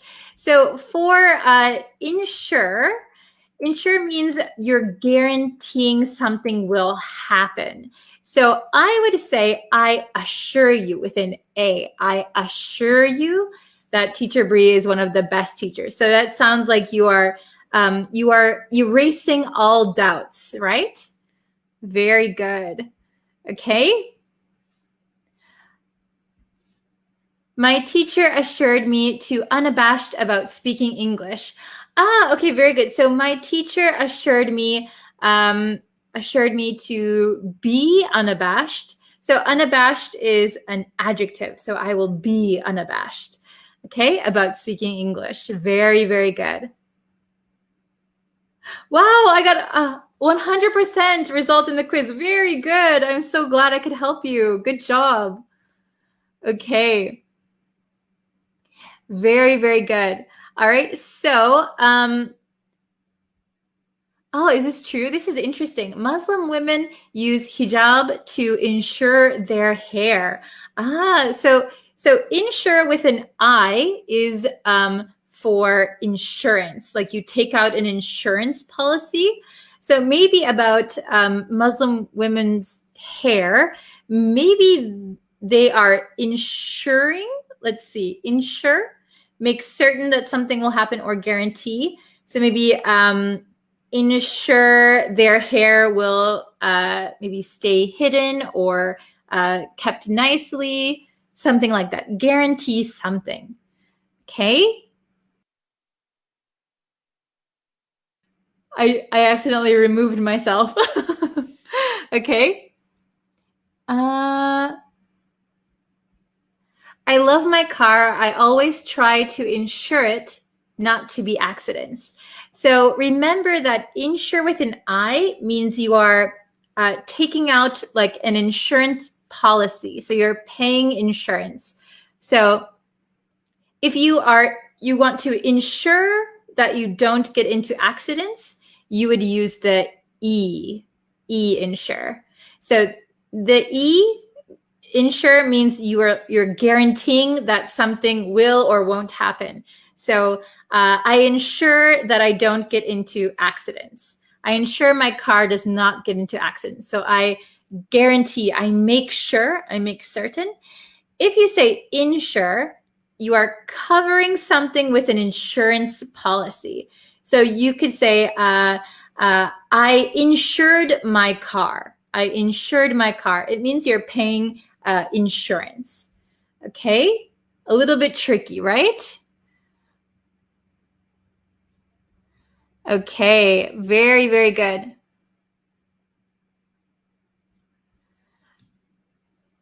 Okay, good job.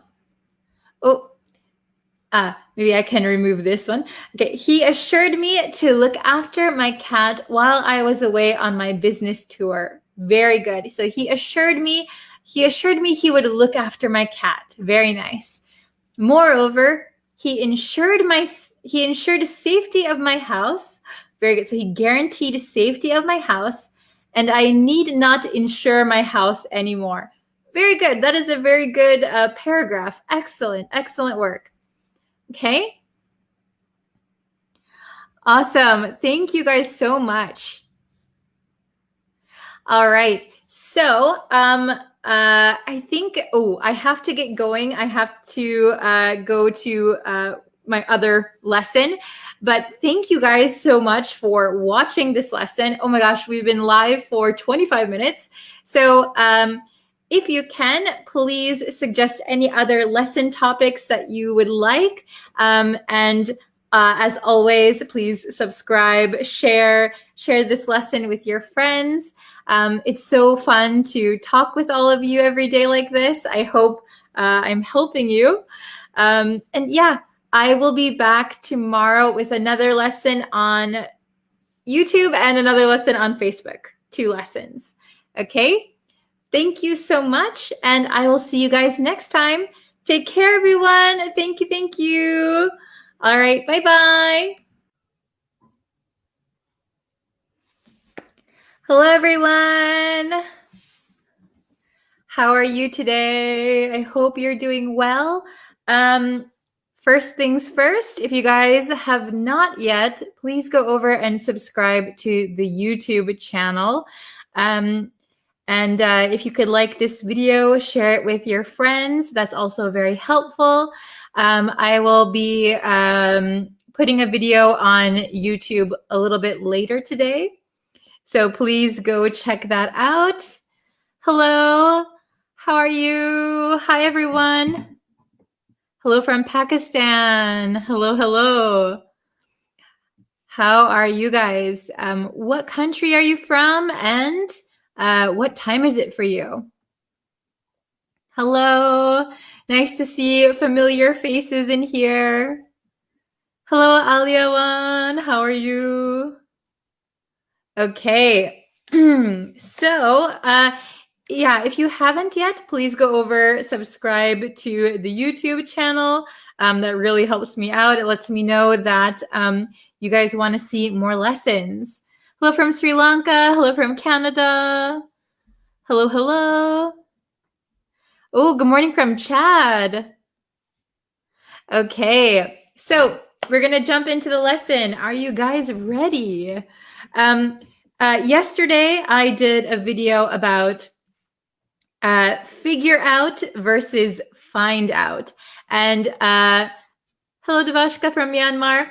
Actually, a few of you had the question, what's the difference between find and find out? Okay, so we're going to go over that today, all right? Hello from India, hello from Brazil, Romania. Wow, 7:40 a.m. It's morning for you. Georgia, 9:40. Okay. Let's figure out how we can find and find out with yes, very good. Okay. So we're going to go over the difference find versus find out, okay? So let's see. Can you see this all right? Is the screen okay for you? Okay, we're going to go over it, all right? So find versus find out, okay? So let's go over find out one more time. We had a lesson about it yesterday, but let's just go over it quickly one more time. Find out. So to find out something means to learn by study, observation, or search. So you're looking for information usually. The answer already exists somewhere. Okay, it takes some effort, but not much thinking. All right, so here are some good examples about find out. I wanted to find out where he's from, so I asked him. Okay, find out this information, where he's from. So to get the information, you can ask him. You can simply ask. Okay, so getting information by a little effort doesn't take much thinking. Second example, let's find out where she lives. So you want to find out, you want to learn this information, okay? Where she lives. So you could find out by asking her or Googling her or asking someone else. You just need to look up this information, okay? Third example, did you find out when the restaurant opens? Did you find out when the restaurant opens? So did you call the restaurant? Did you ask someone? Find out. Get the information about when the restaurant opens. Okay, is everyone following me so far? Hello from the Philippines. Hello from Pakistan, Egypt, Myanmar. Wow, hello everyone. Okay, so the next one, find, okay? This is what we're here for today, right? The difference between find and find out. So find means to locate something. So, oh, where's my phone? I need to find my phone, okay? Locate. To discover oneself in a particular situation. This is a very long sentence, a long explanation. To discover oneself in a particular situation. So this one we use sometimes in writing. We'll get back to this one, okay? Or to think, okay? I find your joke annoying. I think your joke is annoying. That is my experience, right? So I think most people know this find, to locate something, right? To find your cell phone, to find someone's house, to find the store, to locate. This one is really commonly used, right?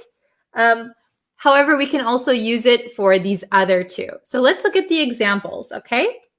The first one, I can't find my keys. So simply, you can say, I can't locate my keys. All right? So I'm searching for something, like physical something, right? Hello from Laos. Okay. Very, very good. Okay. So second example, you'll find yourself in a lot of trouble if you keep behaving like that. Ooh, okay. So someone is behaving poorly. They have bad behavior. So for example, stealing, cheating on a test, lying, all of those things are bad behaviors. So if you keep behaving like that, having bad behavior, you'll find yourself in a lot of trouble. So that means to discover oneself in a particular situation or particular place, okay? You'll find yourself in a lot of trouble. You'll notice that you are in trouble, okay? And the last one, I find math particularly difficult. So I think, or in my experience, math is particularly difficult. Okay? So is everyone okay? Okay, very, very good. So let's try and, oh, it's okay if you're late. We're looking at find versus find out, okay? So let's try some questions, okay? Some questions. So find or find out. So usually we find an object, okay? Find an object or find someone or something, find a place. Find out is usually about information, okay? Also, find can mean to think or your experience is something, or to realize you're somewhere or in a certain situation. A little bit difficult, but let's try. So number one, let's find or find out where he goes to school, okay? Let's find or find out where he goes to school, okay? So we are looking for this information. We're looking for this information, all right? So we could ask someone, we could Google it, we could ask a teacher. Okay, let's find out where he goes to school. Oh, Tetet win, find out. Very good. Devashka, find. Grammar, Miat, find out. Find out. Okay, I see a lot of different ones. If we said find, let's find where he goes to school. Maybe some people say that, but I would prefer like, let's find his school. Let's find the place, like we're searching. This one, we just want the information. So let's find out where he goes to school. Let's ask him or let's Google it. So we want that information. Find out where he goes to school. Okay? How about number 2? Did you, your wallet? Did you, your wallet? So maybe you lost your wallet or you misplaced your wallet. Did you locate your wallet? Do you know what the correct answer is? Oops, I stopped the... Okay. Oh, very good. Find. Okay. Did you find your wallet? Very good. So we're locating a physical thing. We don't need to ask anyone information. We just need to find the actual thing. Okay. Number 3, she find out him attractive or she finds him attractive. So we have she. So we're going to change it a little bit. So finds him attractive or finds out him attractive. What do you think for number 3? Oh, I see find out. So be careful because we are using the subject she. So she finds or finds out. Okay? So the correct answer is she finds him attractive.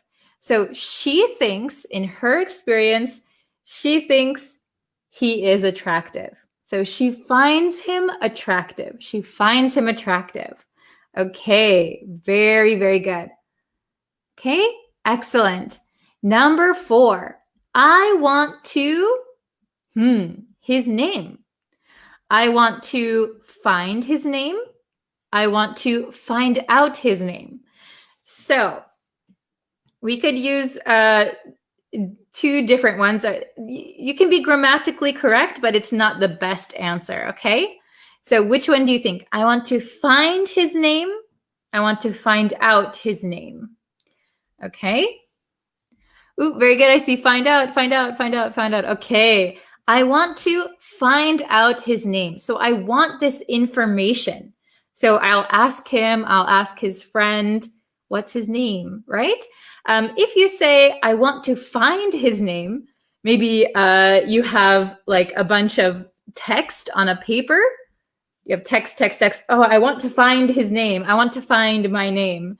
That means you're actually searching for it, okay? But you want this information. So I want to find out his name, okay? Number 5, she herself in Korea, even though she never planned on visiting the country. Ooh. So we could use this in the present tense. She finds herself, she finds out herself.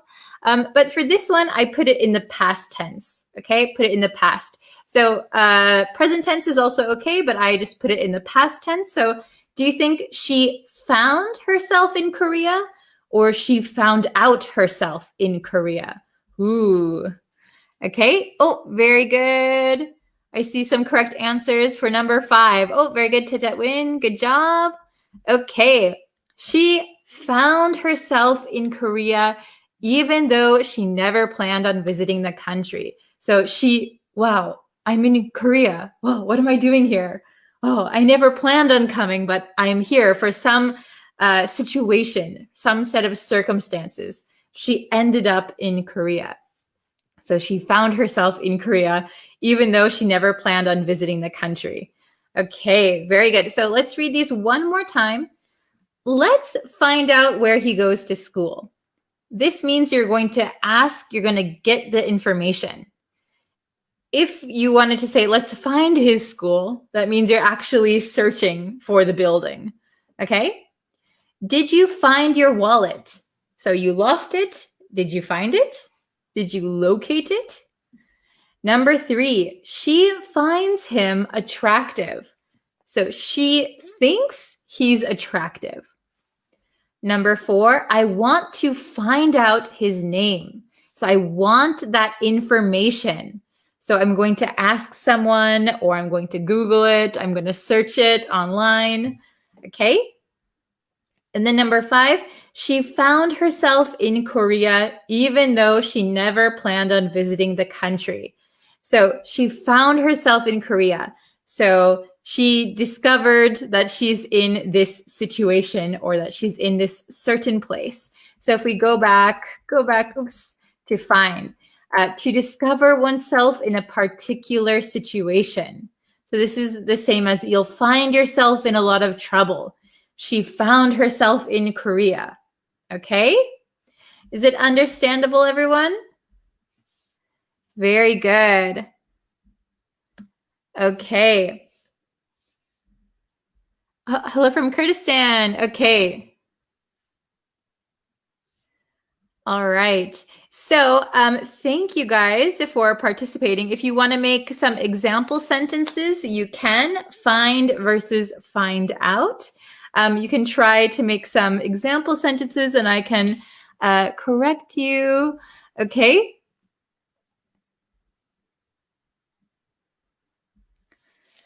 I need to find out how to plant strawberry at home on YouTube. Okay. So you could say, I need to find out how to plant strawberries at home on YouTube, like via YouTube. So I'm going to go onto YouTube and find out how to plant strawberries at home. Very good. Okay. I'm too late. Oh no, it's okay. If you are late to the lesson, it will still stay up. So don't worry, you can watch it anytime. No problem. Okay. Let's see.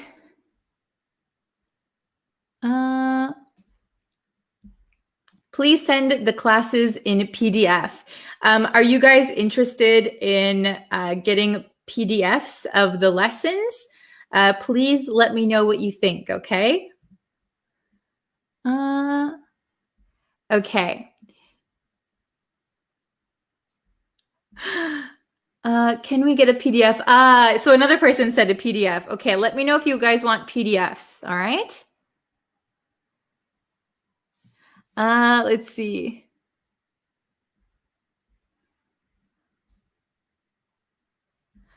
I need to find out how to improve my English speaking. Very good. I need to find out how to improve. Very good. So you want to find out that information. Good job. Okay. Oh, hello from Bangladesh, watching you for the first time. Welcome, welcome. I hope you enjoy the lessons. Okay. I gradually find that my boss always talks down to me. Perfect sentence. Very, very good. So we did a lesson about talk down to someone. So if someone is above you and they talk down to you, it's kind of disrespectful, right? So I gradually find that my boss always talks down to me. Very good. Okay. Let's see. Okay. I want to find out how to make a juice. Very good. I want to find out. So I want to find out how to do something. Very good. Okay. Let's see. I find out that I would be a fluent English speaker in the future. So if you already discovered that information, that you're going to be you are a fluent English speaker, I found out that I would be a fluent English speaker in the future. Okay. Or I find out that I found out that I will be a fluent English speaker in the future. Okay. Let's see. Oh, hello from Nepal. Hello, hello.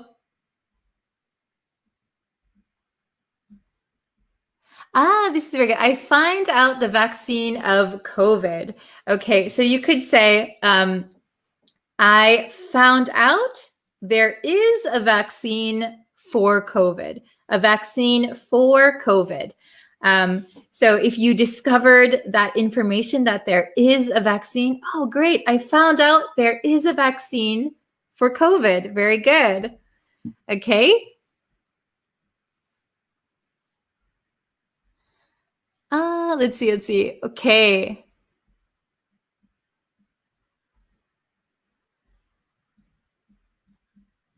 Don't find out answers of the math. You should figure out them. Oh, very good. So, don't find out the answers of the math problems. You should figure them out. Very good. Okay. Oh, I want to find out something new about you. I want to find out something new about you. Very good. God, I can't find my glasses. Very good. Very good.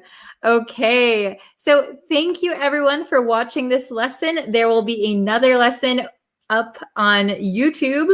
So please go and subscribe. We're going to talk about who versus whom today on YouTube. So go check that out. Okay. All right. Thank you guys so much for watching. I'll be back tomorrow with 2 new videos, 2 new lessons. So I will see you then. All right. Thank you guys so much for watching. I really appreciate it. Please like, share, subscribe. Thank you so much.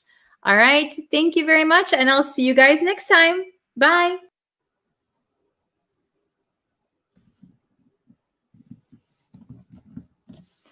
Hello, everyone.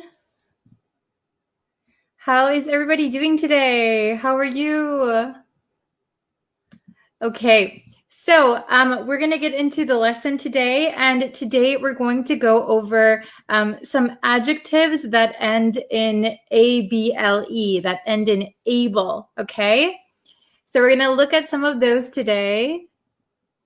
Hello, Joelle. Hello, Hazel, is that how you say it?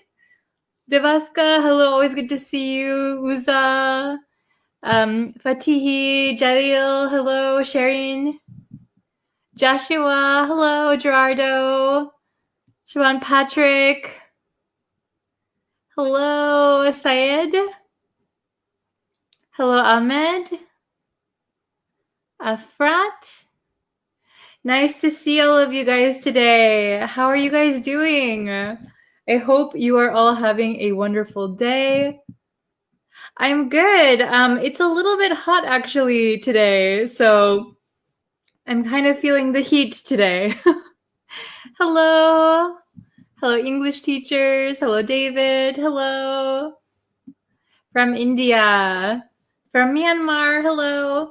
So, today, as I was saying, we're going to go over some adjectives that end in able, that end in able, okay?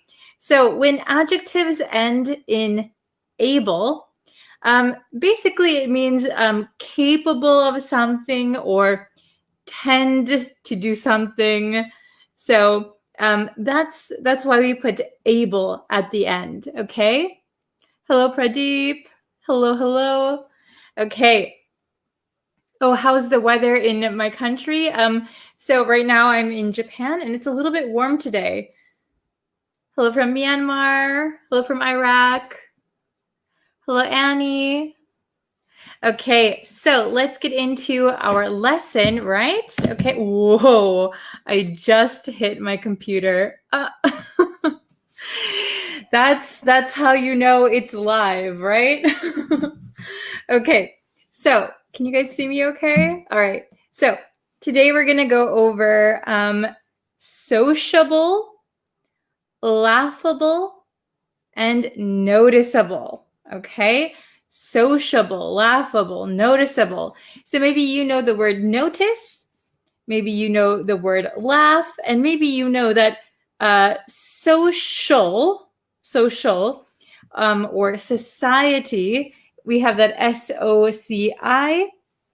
So social, society, that all means like you like to hang out with people, right?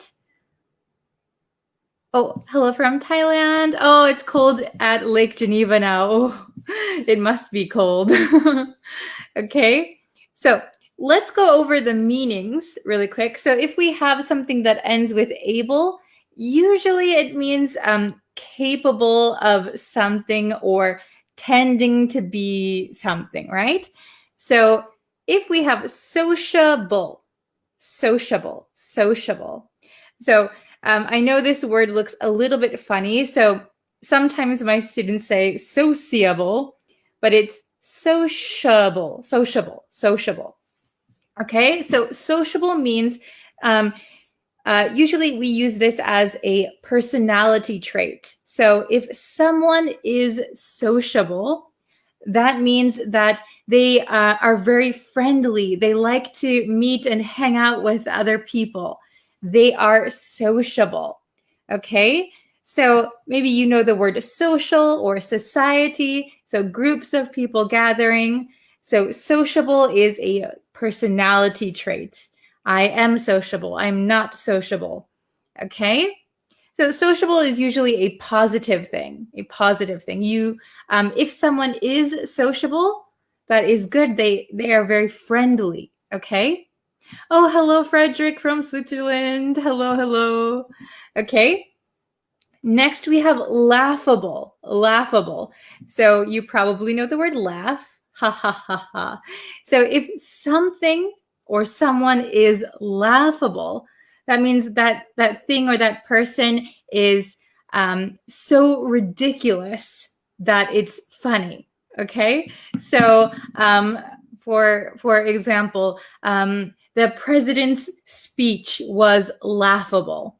It was so ridiculous. All you can do is laugh, right? Okay. Sociable and friendly, are they the same? Yeah, so sociable and friendly are synonyms. Yes. Okay, very good.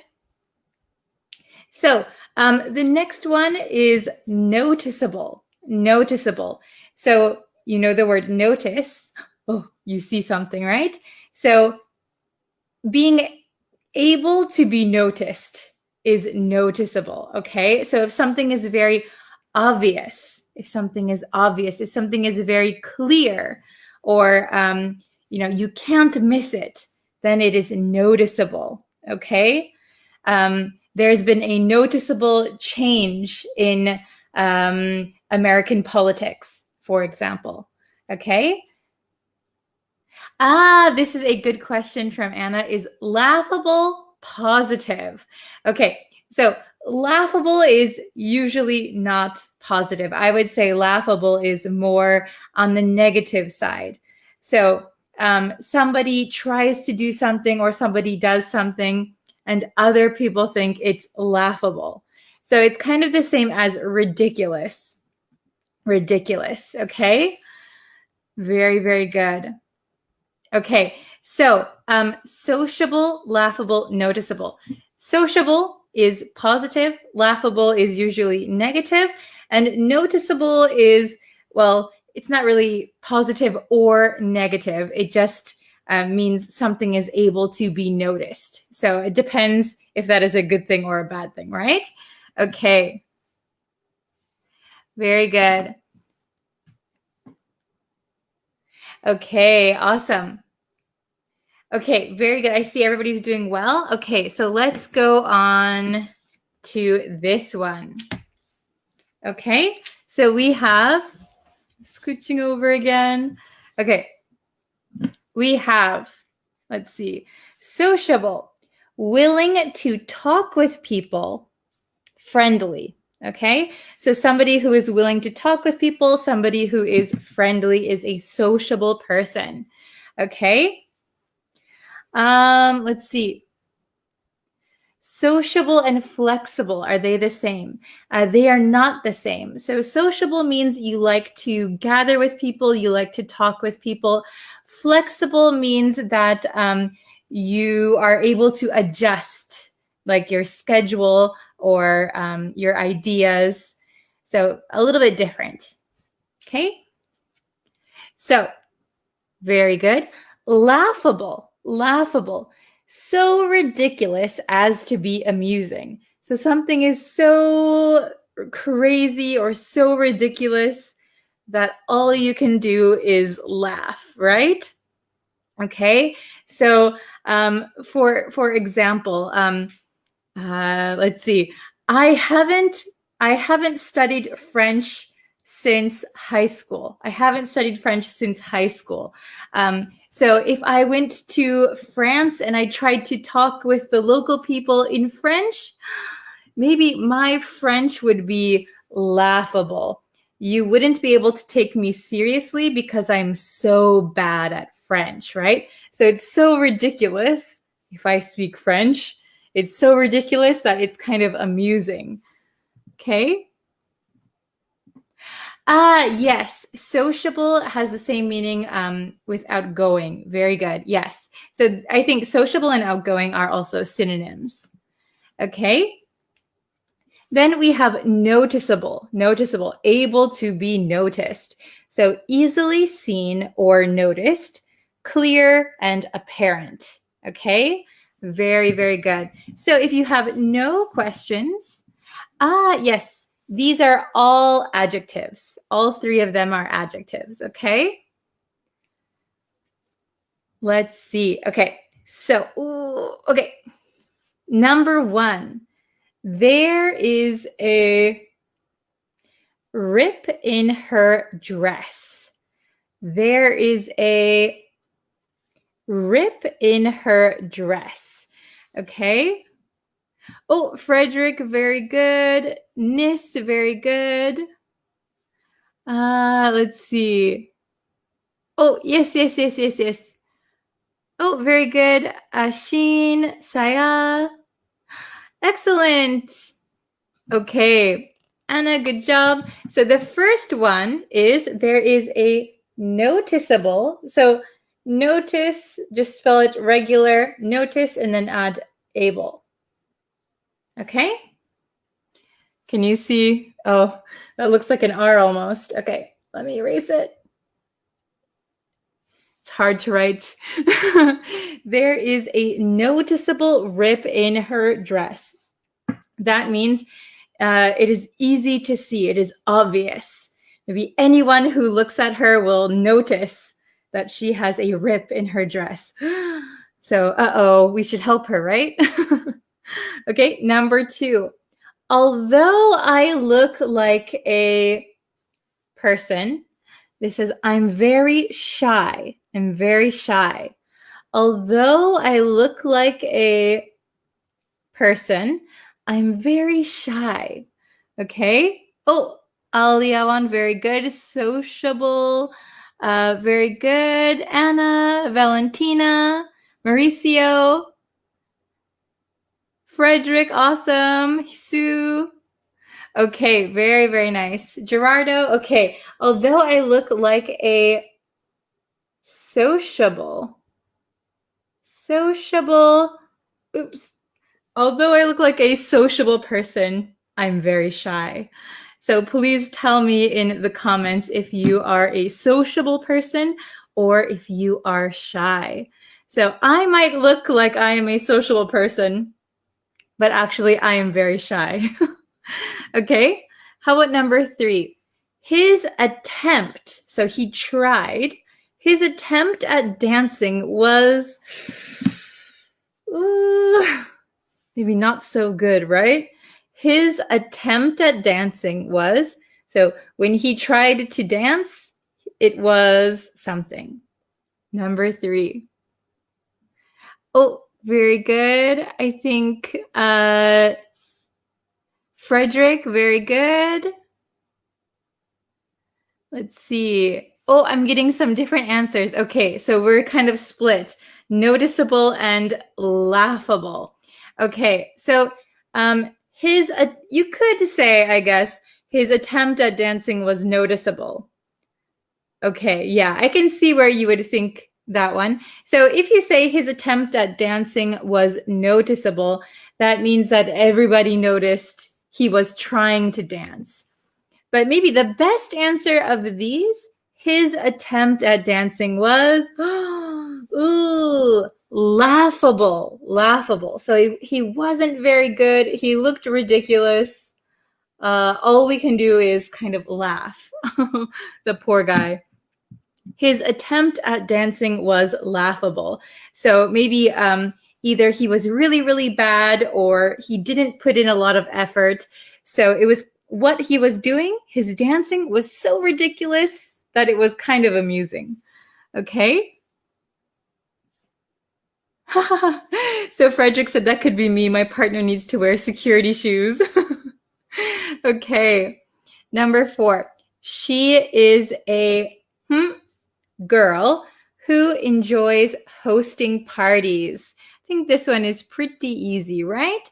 She is a girl who enjoys hosting parties. Oh, very good, Anna. Very good. How do you say your name? Andre? Tiut? Jadong? Valentina, very good. Nocta. Okay, so she is a sociable girl. She's a sociable girl. So she enjoys talking with people. She is very friendly. She is outgoing. She is a sociable person. She's a sociable girl who enjoys hosting parties. Okay. How about number 5? Do you think this is stain. I couldn't even read it myself. Do you think this stain is So do you guys know what a stain is? Do you think this stain is Oh, very good, Anna. Yes. Very good, Josette, Janang, Asma, Sumyat, Devaska, very good. Jose, Mauricio, Hain, Lorena. Okay, so do you think this stain is noticeable? So do you think people will be able to notice this stain? So this is, if we say, do you think this stain is noticeable? You could also say, do you think people will notice this stain? Do you think people will be able to notice this stain? So instead of making that long sentence, we could just change it to noticeable. Do you think this stain is noticeable? Okay, so stain, if you don't know what a stain is, if you spill something like, for example, I'm wearing a kind of white blouse today. So if I was drinking coffee and I spilled coffee on me, oh no, maybe I would ask, is this stain noticeable? Can you see it? Okay. Number 6, they thought his idea was ridiculous. Okay. They thought his idea was ridiculous, foolish. Okay, I see a lot of people asking what stain is. I'll answer that again in a second. Mauricio, good job. Anna, Hisumyat, Rashid, very good. Davaska, Mauricio. Okay, so, oops. They thought his idea, I'm erasing it with my hand again, was laughable. It was not a good idea. So maybe they thought his idea was ridiculous. His idea was too crazy. Okay, it's laughable. I could laugh at your idea. I could laugh. I am capable of laughing at it. Right? So you can think of able at the end as being capable of something. So sociable, capable of being social. Laughable, capable of laughing at something. Noticeable, capable of being noticed. Okay, I hope that helps. So really quick, I saw a lot of people in the chat that were asking what a stain was. Yes, so Anna actually just answered it. So some marks that are very clear and difficult to wash. Yes, very good. So if you, for example, my example was like if I'm drinking coffee and I spill coffee on my white blouse. So coffee is a dark color, right? So it's easy to notice, and it might leave a big splotch, like brown spot here.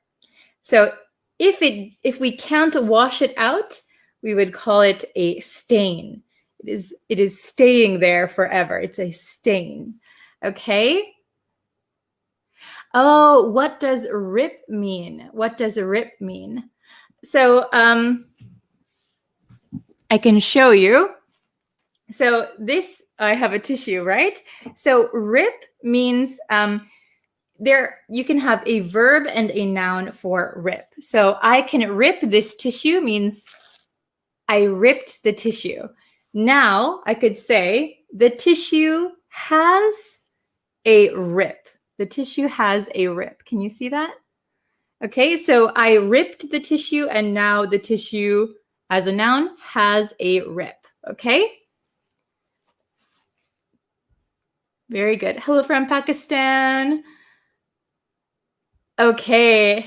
Hitet, very good. Rose is not only a sociable, maybe sociable, but also considerate girl because she always bends over backwards for other people. Very, very good. So Hitet always uses our vocabulary that we've been learning. So we learned sociable, we learned considerate, and we learned bend over backwards. Awesome. Good sentence. Okay. Okay. What is the difference between thank and appreciate? Okay, so I'll answer this really quick. So to thank someone is a verb, right? We say thank you or to thank someone. Appreciate is the same meaning. What we would say instead of when we use thank, we would say thank you for something. Appreciate would be like, I appreciate what you did. I appreciate your help. I hope that makes sense. I appreciate your help. Thanks for your help. Okay, but they're synonyms. They both mean that you are thanking somebody for something, or you have the feeling of thanks, right? Okay, so I have to go very soon. I saw some questions still in the chat, so I'll try and answer them. I have a few more lessons today, but I will try and answer your questions. Okay, so can you please make a video about verb plus out, off, up? Yes, I will do that as soon as I can. Okay. So thank you guys so much for watching. Again, today we learned sociable, laughable, and noticeable, okay? So please try and use these the next time you are speaking English, okay? Let's see. Oh, hello from Peru. Okay. Let's see. Donald Trump was a laughable president. That is a good example.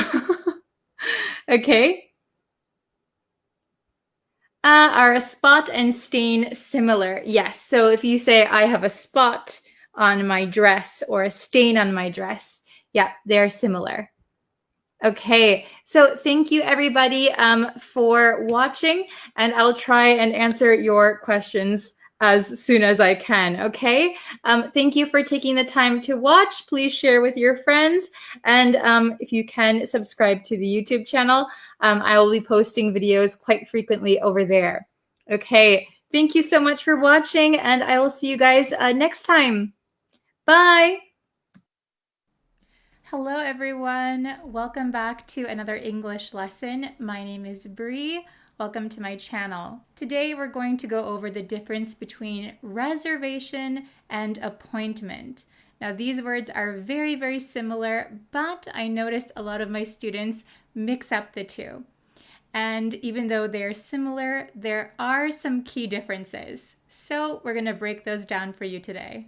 But first, if you are enjoying these lessons, I would really appreciate it if you would subscribe to my YouTube channel. I post lots of lessons every week, ranging between very short lessons to longer lessons, so there's something for everyone to enjoy. And if you really want to support my YouTube channel so that I can continue making new lessons, there is something called Super Thanks, which YouTube has kind of just rolled out. Super Thanks allows you to leave a donation with a message. And if you decide to leave me a message, I'll be sure to share that in our next lesson. And by the way, I will be making a blog post along with today's lesson. So if you want a little bit more of a breakdown of reservation versus appointment, I will leave the link to my blog post down in the comments.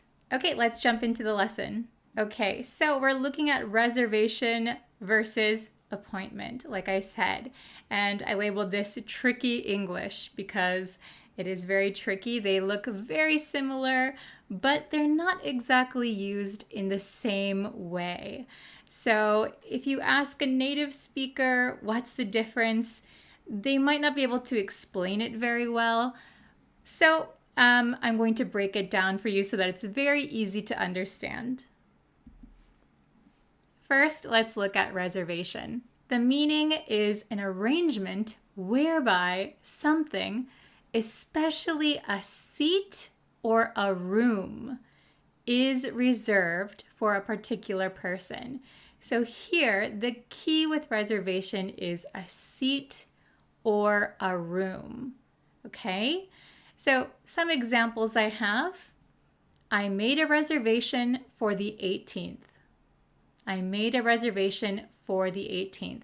So in this example, it could be for example, a restaurant or a hotel. So a restaurant, you're reserving a seat. Hotel, you are reserving a room. I made a reservation for the 18th. Okay? Second example, do you have a reservation? Okay, do you have a reservation? So if you walk into a restaurant, they might ask you, do you have a reservation? At a restaurant, they would not ask you, do you have an appointment? Because you reserved a seat. Okay, they would not use the word appointment. Same at a hotel, they would not use the word appointment. They would say, do you have a reservation? Okay, now let's look at appointment. What's the difference? Here, appointment means an arrangement to meet someone at a particular time and place. Okay, so that's the big difference. Appointment, you are meeting someone. You are meeting a person. Okay, so here are two simple examples. I made an appointment for this afternoon. So when you say I made an appointment, you are expecting to meet someone. Perhaps it's a doctor, perhaps it's your dentist, perhaps it's a client. You made an appointment to meet someone. Second example, do you have an appointment?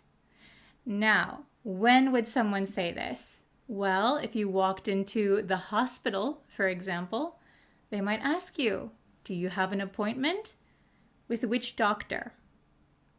If you go to the dentist, do you have an appointment? They probably wouldn't say, do you have a reservation? So what's the difference? Let's break it down a little bit more so it's understandable. Reservation. We make reservations for things like restaurants, hotels, a seat, or a table somewhere. So for example, I live in Japan. Sometimes I have to take the bullet train. So when I take the bullet train, I make a reservation to get a seat, right? I reserve my seat. I don't make an appointment with my seat because I'm not going to be talking to my seat, right? My seat is not a person. So I would make a reservation. Appointment. So an appointment is between two people. For example, a doctor, a hairstylist, a dentist. So if you want to get your hair done, we would say, I made a hair appointment. So that means you're going to be meeting with a hairstylist. I hope that's understandable. I hope you're following me so far. Okay, now I have some questions. Really test your knowledge, okay? So we're either going to put an appointment or a reservation, okay? An appointment, a reservation. So let's do these questions together. Let's see how many you can get right. If you get all 5 correct, that means you're awesome. Great job. You're following along. If you got some wrong, that's okay. Maybe you can watch the lesson one more time, or you can go check out my blog and I have more examples written there. Okay. Number 1, I'd like to make with Dr. Jones. So big hint here, Dr. Jones. This is a person that we want to meet with. So do we say an appointment or a reservation? Okay. I'm going to give you the answer. 3, 2, 1. An appointment. So Dr. Jones is a person. We're going to be making an appointment with him or her. Okay. Let's try number 2. Remember to try and write your answers in the comments before I reveal the answer to you. Okay. I made at your favorite restaurant. I made an appointment.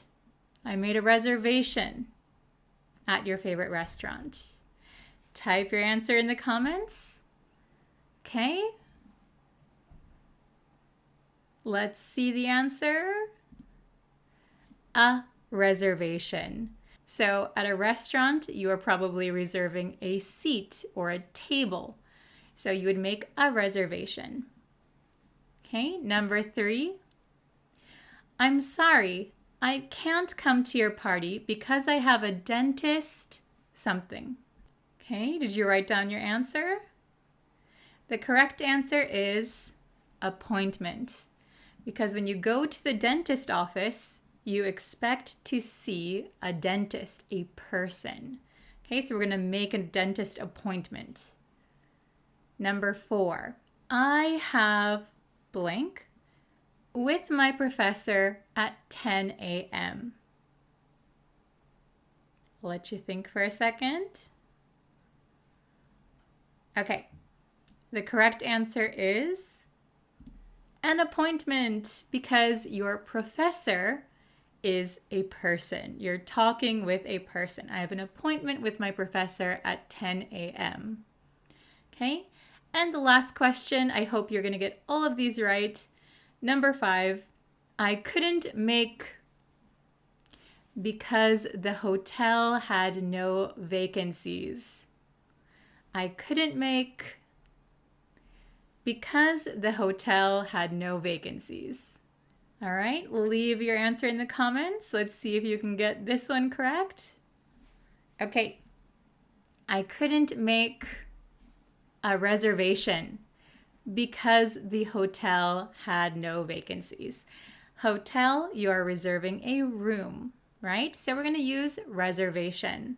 You're going to reserve a room at a hotel. Okay, was this an easy lesson for you? Do you understand the difference between a reservation and an appointment? I hope so. So please stay tuned for my next lesson. I'm sure it will be up probably next week. So if you wouldn't mind, please subscribe. You can also check out my website, breezeenglishstudio.com. There I post lots of blog entries, and I also have some courses for paying members. All right, I'll see you in our next lesson. Thank you so much for watching. Take care. Bye. Hello, everyone. Welcome back to Bree's Practical English, my English learning channel. Today, I want to teach you about the difference between by and until. So, by and until are very common words. They are both prepositions of time. And a lot of students mix them up or don't know which one is the correct one to use. But today we are going to master the difference between by and until, and you're not going to have that problem again. Also, don't forget to stay until the very end of this video because there will be homework at the end, and I want you to write your answers in the comments down below, okay? Great, let's start. Let's start with the word by. By. By means on or before a deadline. So usually we say by plus a time. So by Wednesday, by next year, by this evening. Okay? Are you with me so far? Let's look at a few examples. If you are working and your boss says, I need this project by next Monday, that means the project has to be finished, has to be ready on Monday or before Monday. So for example, if today is Wednesday, that means I have to finish the project before or on next Monday. So that means if I work very efficiently, I could have it done by tomorrow or in 2 days or the day before the deadline. Anytime on or before the deadline, okay? Let's try an example that is not related to business. I have to wake up early tomorrow. So I want to go to bed tonight by 10 o'clock. That means I want to be in bed and asleep at 10 o'clock or before. At 10 o'clock or before. I want to go to bed by 10 o'clock. I don't want to stay up until 10:30 or 11. I want to go to bed by 10 o'clock. Okay, so 10:30 is too late for me. By 10 o'clock. Let's look at one more example. I have to go grocery shopping. I know that the store closes at 9 o'clock. That means if I want to go grocery shopping, I have to go to the store and finish my grocery shopping by 9 o'clock. By 9 o'clock. So if I go to the store at 9:30, it's going to be too late. The store will already be closed. So I need to go to the store by 9 o'clock. 9 o'clock is the deadline, is the last time I will be able to go to the store. Do you think you understand by now? Let's look at until, okay? Until. So until is also a preposition of time. Until means up to, but not after a specific time. So it's a little different than by. Let's look at a few examples. I studied French until I finished high school. I studied French until I finished high school. This means that at some point I started studying French. And I kept studying French, and when my high school finished, I stopped. I studied French until I graduated from high school, until I finished high school. So at this time, I finished high school and I finished studying French. You can see that it's a little different from by. By means there is one point in time which is your deadline. Until means something is happening or something is being done, something exists until a certain time, until a specific point. Here's another example. A parent might say to their child, "You can watch TV until it's time for dinner." You can watch TV until it's time for dinner. This means that the child is able to watch TV starting at a point and continuing and stopping when it's time for dinner, until it's time for dinner. You can watch TV until dinner. Stop.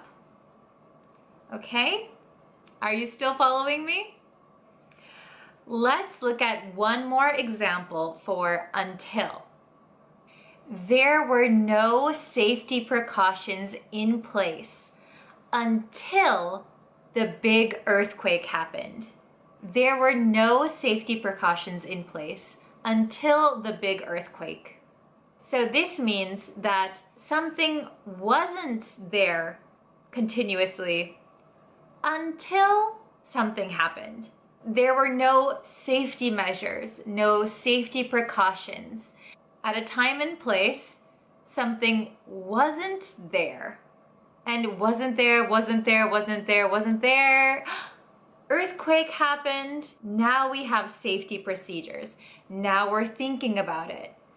So it can also be used in this way when something doesn't exist. Here's another example in the negative. I wasn't hungry until I saw your food. It looks delicious. I wasn't hungry until I saw your food. It looks delicious.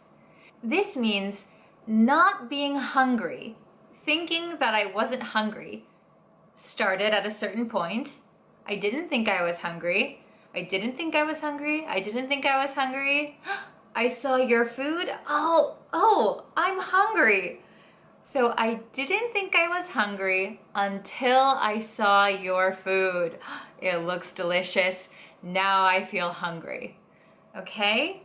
I hope this is making sense. Let's do a little quiz. I know you guys love quizzes. Let's say I borrow a book from my friend. They ask me to return it next Friday. Which would you use in this case?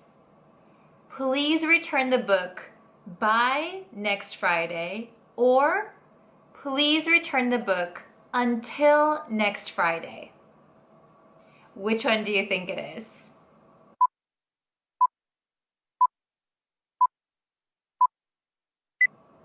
Okay, did you think about it?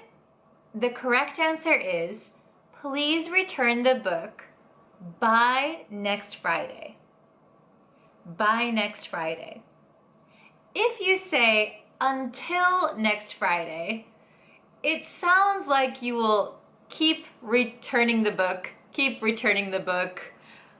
until next Friday. That doesn't really make sense now, does it? Let's try another question. Let's say you have a roommate. You and your roommate make a rule about coming home at a certain time every night. You don't want to stay out too late. You agree that you will come home at a certain time every night. You agree that you will be home before or at the very latest 11 p.m. Which would you use in this sentence? By or until? Please come home by 11 o'clock. Or please come home until 11 o'clock. I'll give you a moment to think about it.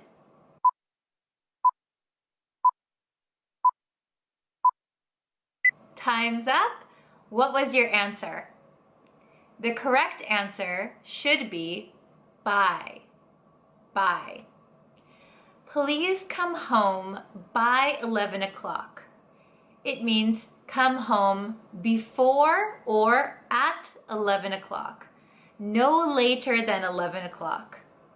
If you said until in this case, it means that you keep coming home, keep coming home, keep coming home until 11 o'clock. And nobody wants to keep coming and going from their house, right? That's a little bit strange. Okay, this is the last question, and I'm sure you can get this one. I want to ask my students to watch my video all the way to the end. What can I say? By or until? Please watch my video by the end. Or, please watch my video until the end. Which one do you think it is? I'll give you a few seconds.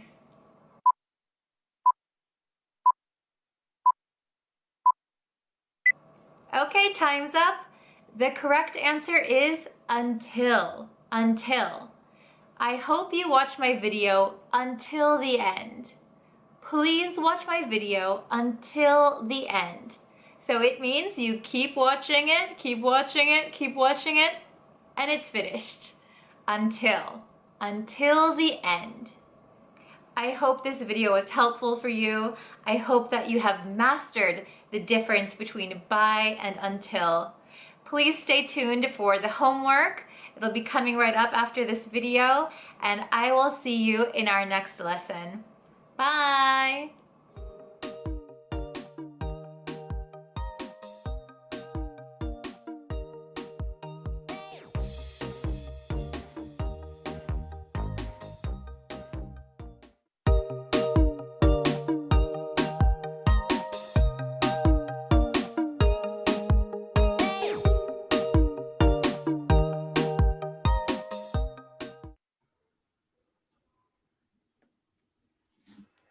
Hello everyone, I hope you're having a great day. Before we get into today's lesson, if you could subscribe to the YouTube channel, that would be really, really helpful. I post new lessons every single day, so I hope you are enjoying all of those lessons.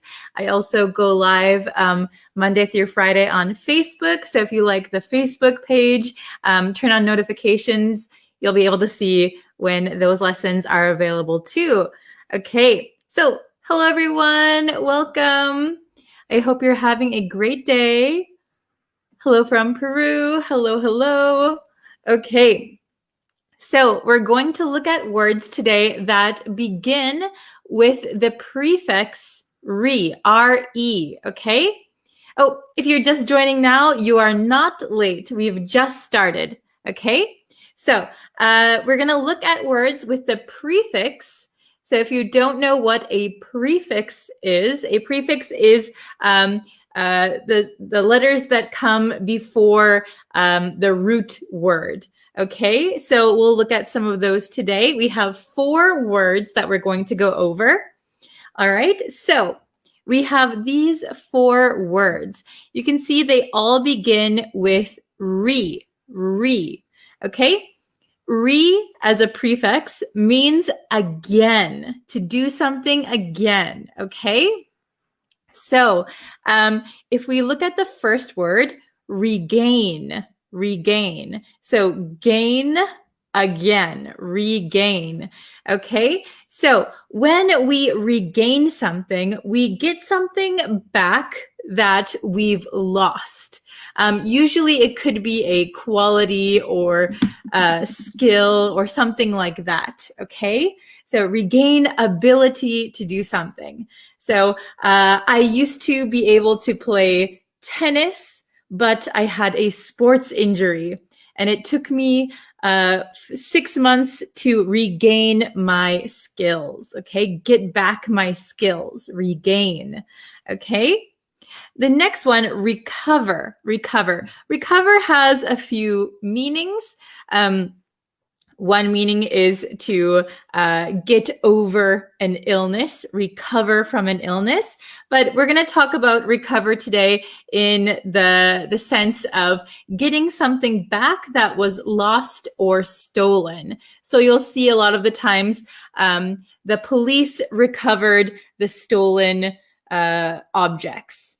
Okay, so get something back that was lost or stolen. These two are very, very similar. Okay, then we have renew. Okay, so make new again, renew. So things that we can renew are things that expire. Okay, so like you could renew your passport. Your passport is good for like 10 years. After those 10 years, you need to renew your passport. You need to renew your driving license. Okay, so things like that have an expiration date that you need to make new again. Okay, you need to update. All right. And the last one, redo. So what does it mean to redo? Very easy. Do again. Okay, so when we redo something, that means maybe we made a mistake, maybe it wasn't good enough, so we are going to redo it. Okay, we're going to do it again, maybe differently or changing something. Redo. Okay, very good. So let's look at the big whiteboard and see the definitions more clearly, and we'll do some exercises.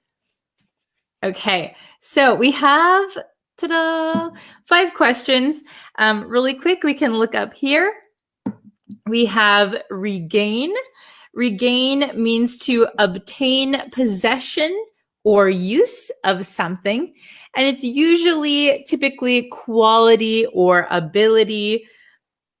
So like I was saying with like tennis skills or something, you can regain your skill, regain ability. Okay, so obtain possession or use of something again after losing it. So you lose it once and then you get it back. Okay, then recover. Recover means to find or get possession back of something lost or stolen. So like police often will say police recovered the stolen items. The police did something and they could recover whatever that was stolen, right? And then find. So like if, for example, a ship sinks in the ocean, maybe some people will go and try to recover the ship, find it, and get it back, take it out of the water, right? Recover. Okay. Oh, this is a good question. Undo and redo, are they the same? So redo means to do something again differently. Undo means to go back. So everything you did, erase it and start over. They're very similar, but redo means to do again. Undo means to erase what you've done already. Okay. Then we have renew. Extend the period of validity, like a license or a subscription or a contract. If you have a contract with your company, you might need to renew it after a year. Okay. Then redo, we just talked about, do something again or differently. Okay. So like the question with undo, redo means do again, undo means erasing something, and so you have nothing, you're starting over. Okay, let's see. Then we have these 5 exercises. So one of the words we will be using twice. Let's give it a try, see if you can get all of them correct. Okay, all right, so let's try number 1. This whole project, sorry, can you see it's a little bit small? This whole project needs to be, so here we might need to change the verb to fit the sentence, right? Needs to be something. This whole project needs to be something. Oh, Mario, very fast. Okay. This whole project needs to be something. Okay. So, project, this whole project.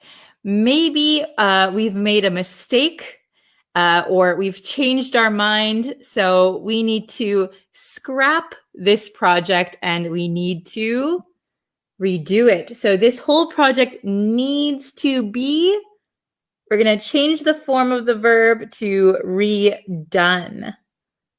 Okay, it needs to be redone. Redone. Very good. So the correct word is redo, and we're going to change it. It needs to be redone. Very good. Okay. Number 2, the police. The stolen car. The police. The stolen car. We have regain, recover, renew, redo. Which one do you think it is?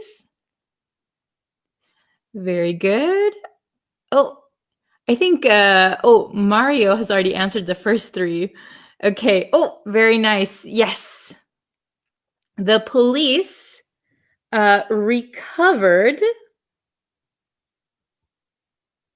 the stolen car. Very good. So we use recovered a lot for stolen things or things that we find. Okay, recover. The police recovered the stolen car. Very, very good. All right. Number 3, don't forget to your driving license next month. Don't forget to your driving license next month. Okay, so this is a big hint, driving license or driver's license. Okay, very good, everybody. You guys are so good. Don't forget to renew. Very good. Don't forget to renew your driving license next month. Excellent. Yes, you guys are all right. Very good. That was an easy one, maybe. Okay. Number 4. He, something, consciousness at the hospital. So this might be a new word for some people. Consciousness. So if you are in an accident, if you get into a car accident, you might lose consciousness. So you might become unconscious, like you are not sleeping, but you're not awake, right? You kind of get knocked out. So consciousness is the state of being awake and aware. Okay, so he, consciousness at the hospital. Oh, very good. So for consciousness, we would typically say he regained consciousness at the hospital. So remember, we use regain for something like quality or ability, consciousness, things that aren't physical, we often use for regain. Okay, he regained consciousness at the hospital. Excellent. Very good. Okay, number 5, the last one. I'd like to my assignment. I'd like to my assignment. So, I think my assignment was not good. I'd like to my assignment. Oh, very good. Let's see. Oh, excellent.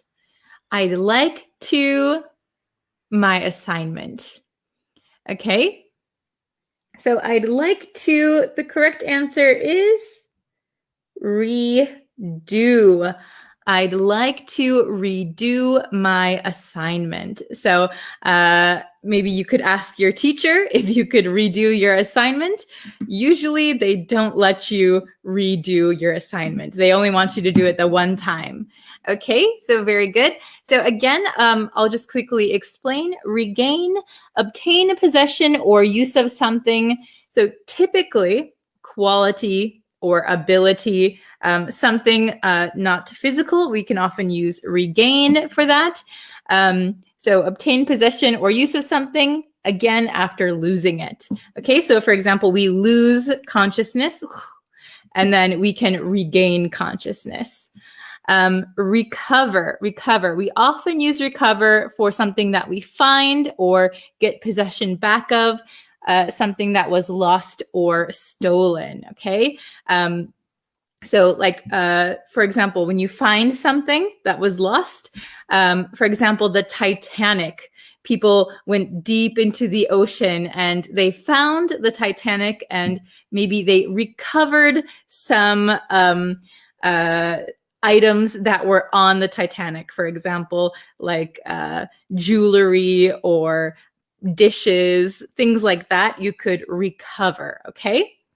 Then renew, extend the period of validity, usually like a license, subscription, contract, passport, things like that. And redo, do something again or differently. Okay, very good. So if you could, we can make some example sentences with regain, recover, renew, redo. And I can see, I can put them up on the screen. Very good. Okay. Excellent. Yes. So these all are with the prefix re. So re means again. Okay. Let's see. So if you can make some sentences, regain, recover, renew, redo in the comments, I'll be able to put it up on the screen for you. Okay. So what are the times of my lessons? So it depends on my schedule because this is not my full-time job right now. So it depends on my work schedule. Okay. What is the difference between assignment and effort? So an assignment is something that is given to you by somebody in command, like a teacher, a boss, somebody who's higher up than you. So an assignment is do this, right? Effort is something that you put into something. So if your teacher gave you an assignment, like a project, you might need to put some effort into it. So the words are totally different. Assignment is something that's given to you. Effort is the amount of effort that you put into something, right? Okay.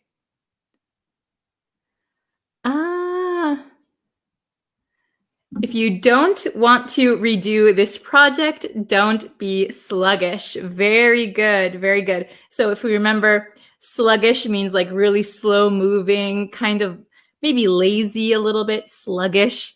If you don't want to redo this project, don't be sluggish. Excellent. Don't procrastinate. Okay. Oh, I regained the weight I lost last month. Very good. I regained the weight I lost this month. Okay. Let's see.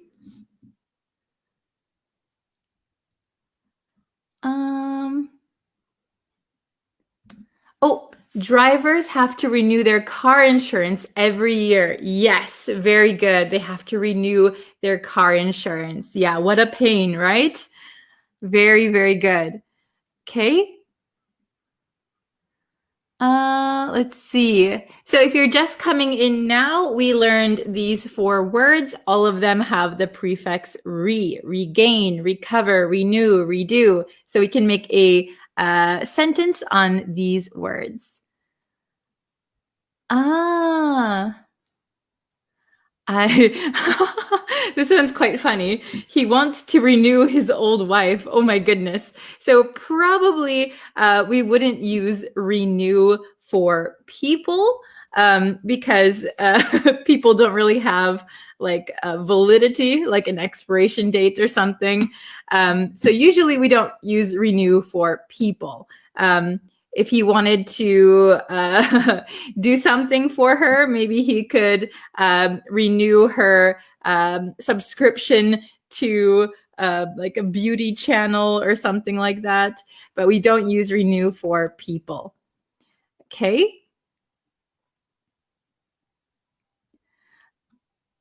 Oh, let's see. Oops. Okay. The scientists are always trying to recover the things from ancient cities. Very good. So the scientists are always trying to, with ing, trying to, always trying, always doing, always trying to recover.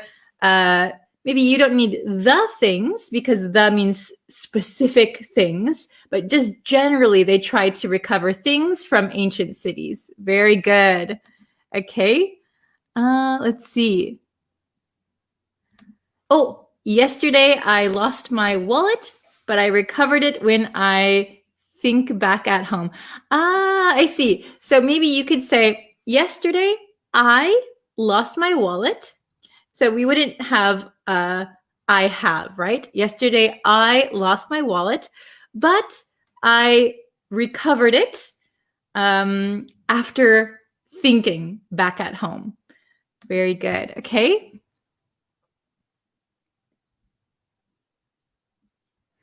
I don't know where is my national ID. I think I need to renew my ID. Very good. So I don't know where my national ID is. I don't know where something is.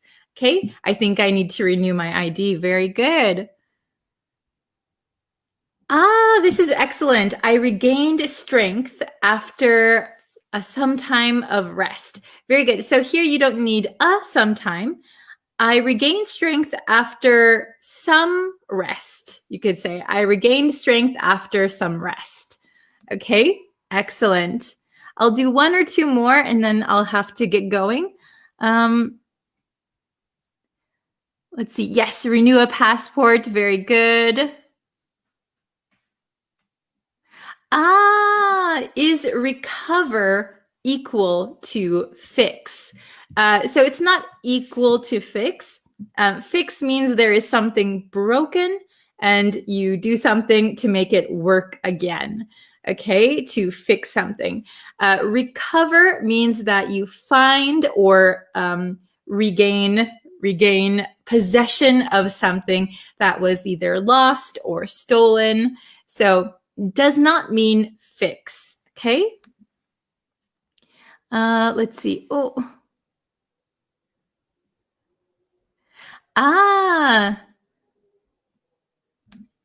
My students did extra homework so as to recover points. Yes. So we could recover points.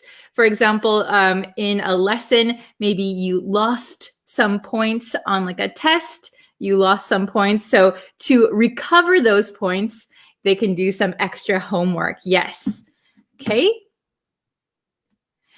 Usually in America, we call like extra homework for extra points. We call that, what do we call that? Extra credit. Extra credit. Yes. Okay. We'll do one or two more. Let's see. Oh, this is a good one. Someone stole my phone, but I recovered it by searching the location of my phone. Yes. Excellent. Okay. So I think that is going to be it for today's lesson. If you would like to see more lessons, please subscribe to the YouTube channel because I'm posting there every single day. Like the Facebook page because I go live Monday through Friday. And yeah, okay. So I will be back later with a brand new lesson. So please subscribe. I appreciate it. And I will see you guys very, very soon. Thank you so much, everyone. Bye-bye. Hello, everyone. Welcome, welcome. Mic is on. I always have to check. It's right here. Okay, so I only have about 10 minutes today, so I got to do a super quick lesson. Let's see. Make my screen bigger. Okay, so today and this week we are learning idioms with the word up. Idioms with up is what we've been studying. So yesterday we learned 3 idioms. So if you haven't watched that lesson, go check it out. We'll have a review lesson at the end of this week. Okay? So, hello. Hi, everyone. Thank you for joining me. Sorry, I have just 10 minutes today. I have a really busy schedule, so I can only do a really short lesson. Oh, hello, Anna. Hello, Samya. Okay, so today's idiom, we're only going to learn one because of a limited time, but we're going to learn screw up. Screw up. So this is a very casual, informal idiom. Screw up. Do you know what screw up means? Anybody? Screw up. So this might be a new one. It's very casual. It's informal. But we do say it a lot. Okay? So we use screw up when you make a mistake or you don't manage a situation in the best way. So usually when we say screw up, we're in trouble or we're apologizing. So you don't want to screw up. Screw up is not a good thing to do. Oh, hello from Peru. Very good. Oh, yes, very good. To do something wrong is to screw it up. Yes. Oh, hello from Mexico. Hi. Wow, we always have so many different kinds of nationalities. That's awesome. Okay, so let's look at screw up. Let's see. So I have the meaning written out here, so you can look at it a little bit more easily. So screw up means to completely mismanage or mishandle a situation. To completely mismanage or mishandle a situation. So basically making a mistake. Oh, hello from India. Very nice. You screw up your job interview. Yes, you could screw up your job interview. You don't want to, but if you do screw up your job interview, hopefully you'll get a second chance to do it one more time. Hello from Myanmar. Okay, so meaning is basically to make a mistake. Okay, so let's look at the examples. I'm sorry, Amanda, I screwed up. I'm sorry, Amanda, I screwed up. So screw up, like I made a mistake. I did something wrong. I did something bad. I'm sorry, Amanda, I screwed up. So you often see screwed up, I screwed up with like an apology. I'm sorry, I screwed up. Don't hate me. Okay. Number 2. This one is, I'll get into this one, but this is very, you'll sound very American if you say it like this. Okay. I royally screwed up at work and now I think I'll get fired. I royally screwed up at work and now I think I'll get fired. Oh no. So, screw up is to make like a mistake. But if you put royally in front of it, this is a very American way to say you really, really made a mistake. So you can put royally in front of screwed up and it emphasizes the severity of what your screw up was. Oh, hello from Indonesia, Bangladesh, Mexico. Hello from Myanmar. Okay, so This one, we can save royally for big mistakes. So in this case, I think I'll get fired. So that must be a big mistake. So in the comments, please write a time when you royally screwed up. When you royally screwed up. So I will give you an example. Let's see. When I was 16, my mother told me to be careful driving because of the snowy weather. She told me many times, be careful, be careful, be careful. But I was 16, so I didn't really understand how to be super careful in snowy weather when I was driving. So I was driving a little bit fast and I got into a small car accident, but I royally screwed up. My parents were so angry. I really messed up. I really made a mistake. I royally screwed up. Okay? So please write in the comments a time where you royally screwed up. This is a very American saying, royally screw up. Okay, and number 3, let's look at it. She screwed up the application and has to start over. She screwed up the application and has to start over. So I do this a lot. Sometimes I am writing something very important, and I make a mistake. I screwed up my application. Now I have to start over. Okay? So she screwed up the application and has to start over. She has to write one more time. That's the worst. That happens to me a lot. Okay? Ooh, Pakistan. Karki. You are Sam Karki from Darjeeling. Okay, awesome. Thank you for being here. And thank you for writing your name like phonetically. It really helps me to pronounce it. Okay, so let's just quickly review. Oh, can I do this with one hand? Okay, so we learned screw up.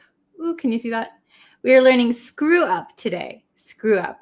And what does screw up mean? It means to make a mistake or mismanage something or mishandle a situation. Oh, yes.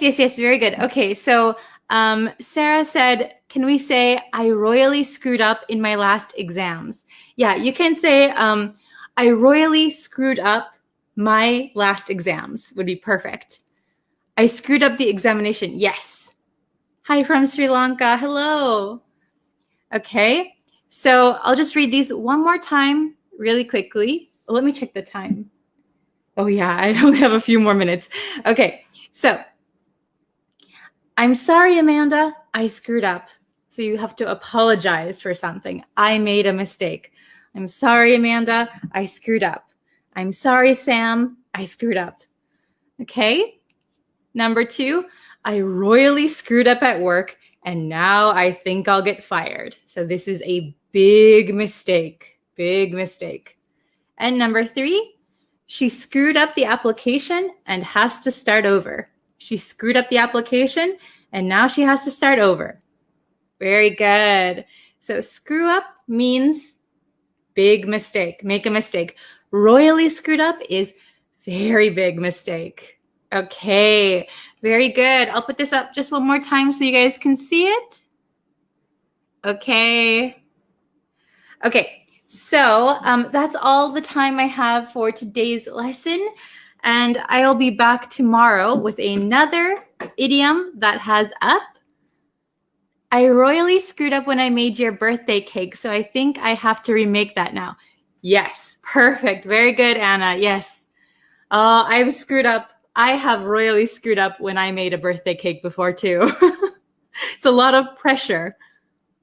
I screwed up in a letter. Yes, you could say I screwed up writing my letter, writing a letter. Very good. So unfortunately, I have to go now, but I will be back tomorrow with another lesson. And Thursday will also be, what day is it today? Today is Tuesday. So Wednesday, Thursday will be 2 new lessons, and Friday will be a review lesson, okay? So hopefully around this time this week.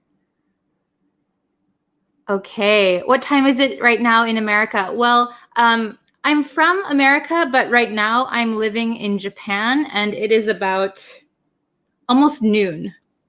Okay. Oh, thank you for joining, Anna. It's always a pleasure having you. Oh, thank you, Kevin. Thank you very much. All right, so I'll see you in tomorrow's lesson. Thank you for watching. See you tomorrow. Bye-bye.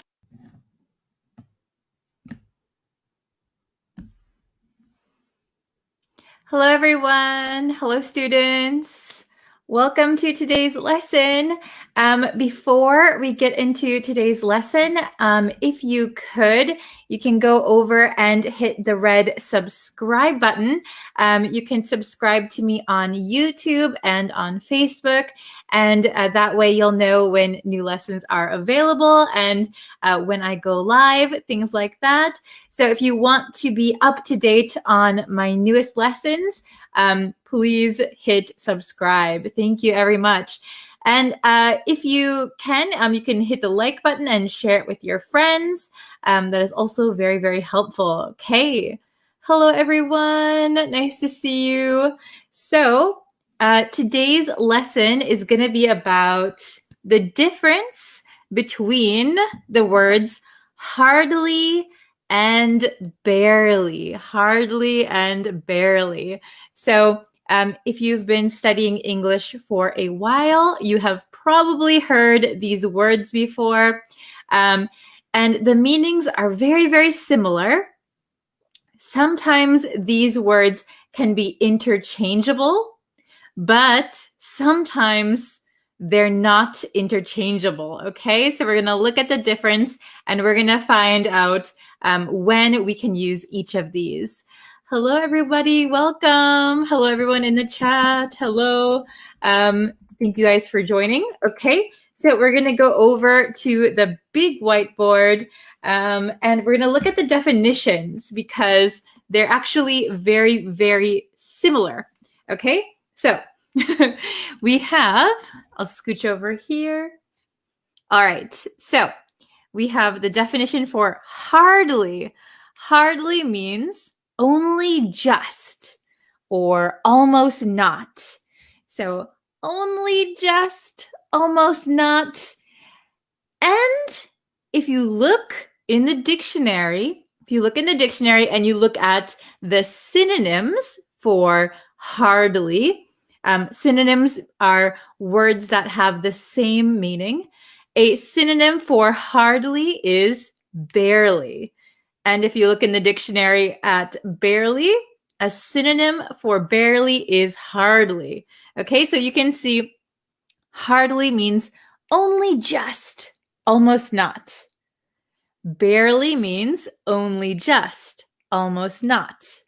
So they have the same definition, right? The same definition. However, when we look at hardly, I put a little star here. Hardly can also mean certainly not. Certainly not.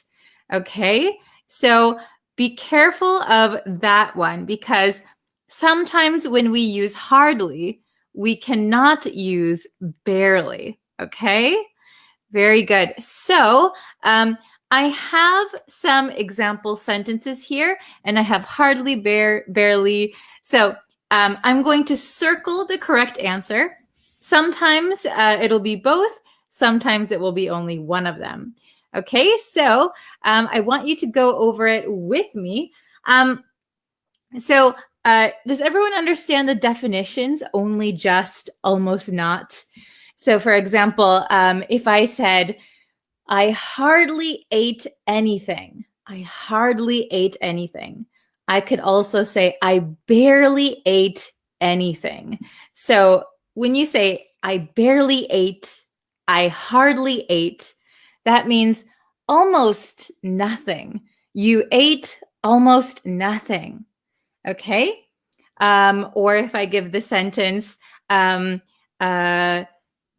we barely arrived when it started to rain. We barely arrived. We hardly arrived when it started to rain. So only just. We were only there for a short period of time, and then it started to rain. Okay, very good. So we'll go over these together. And once I go over them, we can, if you have any questions, please ask me, okay? Very good. So number one, I hardly or barely got any sleep last night. I hardly or barely got any sleep last night. Oh, very good. Do you think hardly or barely? Oh, very good. I see somebody said both. Excellent. Awesome. Oh, hello from Guatemala. Hello, hello. Okay, so, oh, very good. Somebody said hardly. Okay, good job. Okay, so hardly or barely. The answer for number one is both. Both are correct. So this means I almost didn't get any sleep last night. I almost didn't get any sleep last night. Or I hardly got any sleep last night. I barely got any sleep last night. So almost no sleep. Almost no sleep. They both mean the same thing in this sentence. Very good. Okay. How about number two? Number two. You can hardly or barely expect to pass the test when you've only been studying for a few hours. You can hardly or barely expect to pass the test when you've only been studying for a few hours. Very good. Oh, I see some people saying hardly for number two. Both. Okay. Excellent. Very good. So you can hardly expect to pass the test when you've only been studying for a few hours, right? If you're only studying for a few hours, you certainly cannot expect to pass. So you cannot expect to pass the test. You've only been studying for a few hours. So here we're going to use hardly, and it's going to be this definition. Certainly not. Usually we use hardly to emphasize that something is not true. Not true. You can hardly expect to pass the test. You cannot expect to pass the test. Okay, very good. Okay, number three. It's hardly or barely my fault that you failed. It's hardly or barely my fault that you failed. Which one do you think? Hardly or barely? Oh, very good. I see, oh, somebody saying both. Okay. Oh, I see barely. I see barely. I see both. Very good. Okay, so for number three, the correct answer is hardly again. It's hardly my fault that you failed. So if you're saying it's hardly my fault, that means it's definitely not my fault. Certainly not. Remember, we're going to use this definition. So certainly not is for hardly, okay? So it's hardly my fault that you failed. So if you said it's barely my fault that you failed, that means it's a little bit your fault. Oh, it's barely my fault that you failed. You are accepting some responsibility then. Not all, but a little bit. So hardly means no way. It's not my fault you failed. You should have studied harder. It's not my fault. It's your fault. Okay? Very good. Very good. And how about number 4? Number 4. He hardly or barely leaves the house. He hardly or barely leaves the house. Oh, very good. Very good. I see both. I see barely. I see both. Excellent. Okay. So the correct answer for number 4 is both of them. Both of them. So he hardly leaves the house. He barely leaves the house. This sentence has the meaning of he almost never leaves the house. He almost never leaves the house. Very good, very good. So a lot of the times, as you can see, hardly and barely are interchangeable.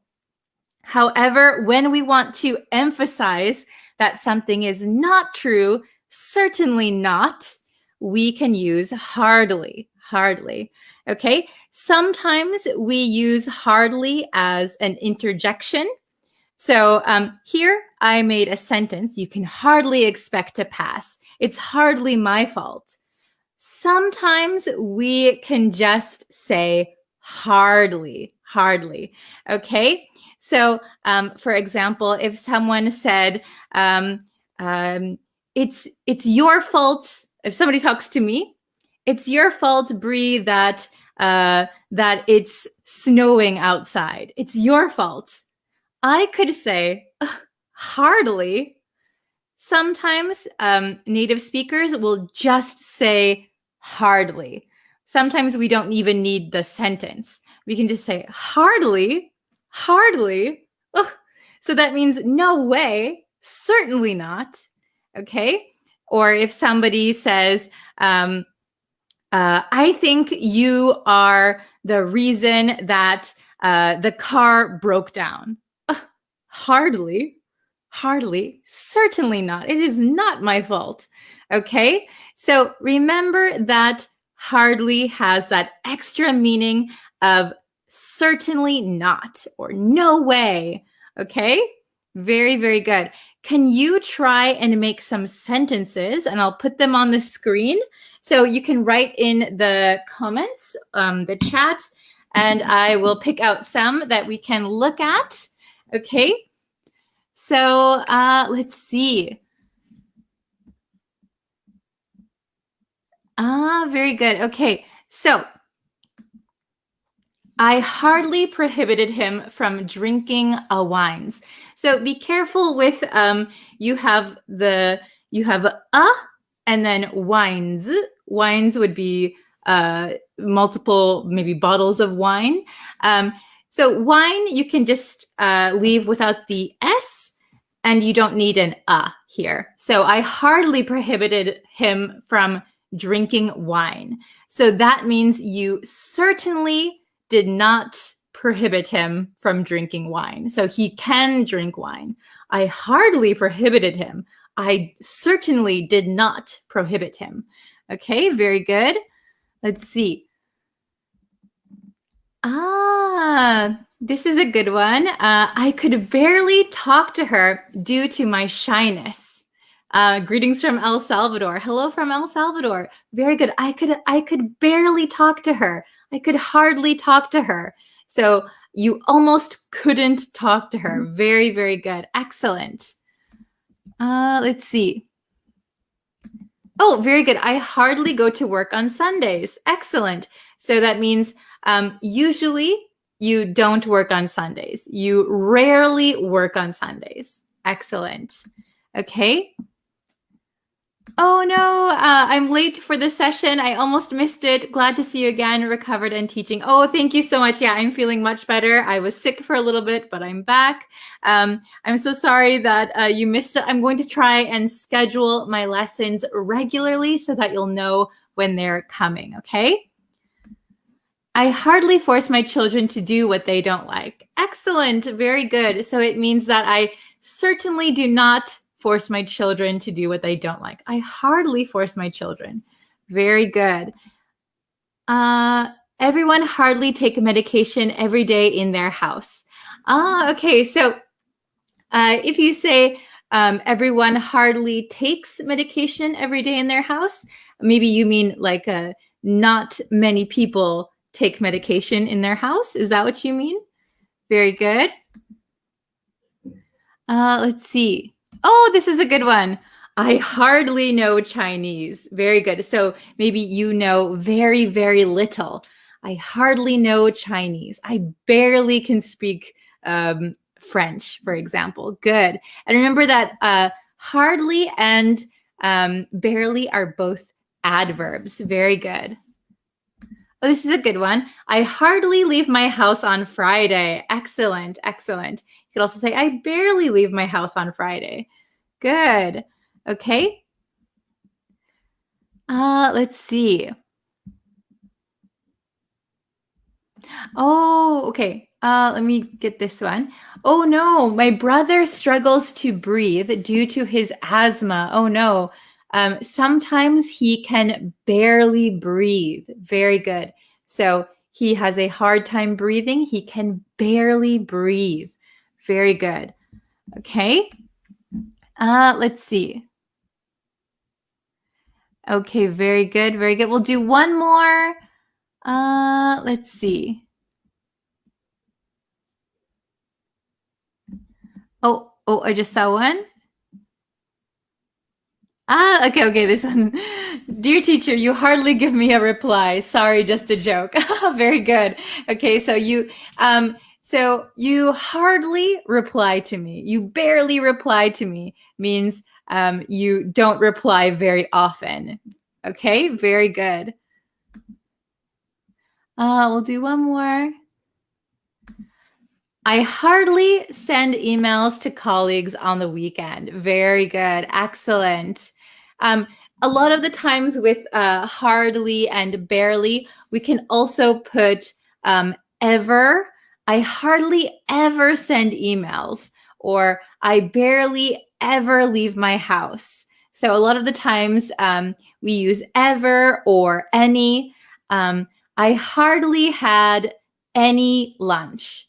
I barely had any time. Okay, so lots of the time, hardly and barely, we can use ever and what else did I say? Any, ever and any. Very good. Okay. Very good. Okay, so I think I'll leave the lesson here then for today. Thank you guys so much. If you can subscribe. I have tons of new lessons over on YouTube. I go live quite a lot on Facebook. So remember, if you want to see them, please subscribe, like the videos, share them with your friends. I really, really appreciate it. And I will be back very soon with another lesson. Okay. Thank you everyone so much for watching. If you want to make more examples, you can leave them in the comments and I'll try and look at all of them. Okay, thank you so much everyone, and I'll see you very soon. Bye. Hello everyone. Welcome to our lesson for today. I actually only have 15 minutes, so it's going to be a quick one, but we're going to get into the lesson. Sorry, there's construction going on nearby, so I don't know if you can hear the construction sounds. Sorry about it. Hello, Yassine. How are you? Okay, so, oh, hello, Shah. Nice to see you guys. How is everybody doing today? As I said at the beginning, I only have about 15 minutes. So we're going to kind of do a quick lesson. I hope that's okay for you guys. Hello, Mustafa. I think I got it. Mustafa. Hello, Yatin. Hello, Faizbullah. Hello, Sandy. Hello, Jail. Hi, everyone. Okay. Wow, we've got quite a few people in here already. Awesome. Hello, Mobeen. I hope everyone is doing well. Okay, we're going to jump into the lesson. Hello, Nessie. Okay, so I think this lesson is going to be useful for everybody, no matter your English level. So even if you are a beginner or you're kind of intermediate or advanced, it's good to review this kind of thing. Hello, Anna. My weekend was really good. I got a lot of stuff done. Whoa, hello, hello, hello. Okay, so we're going to go over, let me get my marker. Where did it go? I always lose my marker right when I start. Okay, we're going to use green today. Okay, so we're going to go over much, many, and a lot of, okay? So I have many students from around the world, and this is, no matter what their English level is, this is pretty tricky, I think. So a lot of people kind of mix up much and many, and a lot of people, a lot of people don't use a lot of. And I think I want to explain how to use a lot of and the difference between much and many, to brush up your English skills. Okay. Hello, everyone. Yes. So we're going to be looking at countable versus uncountable nouns. Okay. So very quickly, let's just kind of review. So I think most people know that much is for uncountable nouns. So like, for example, money. Money as a general word is not countable, so much money. Many is for countable nouns. So we would say, for example, oh, I have some bananas here. It's on my counter. I just went shopping. So we would say many bananas, right? Much money, many bananas. And a lot of is used for both. We can use a lot of for countable and uncountable. So if you're not sure, much or money, which one should I use? You can always just use a lot of, a lot of. So we can say a lot of or lots of. Lots of is a little bit more casual, okay? But I want to kind of go over something. So when I talk to some of my students, they say, for example, what's a good uncountable noun? Much hair, for example. I have much hair. So if we say much hair in the positive, in the affirmative, it sounds a little bit unnatural. It sounds a little bit strange. So saying much in the affirmative sounds almost too formal or a little bit like old English.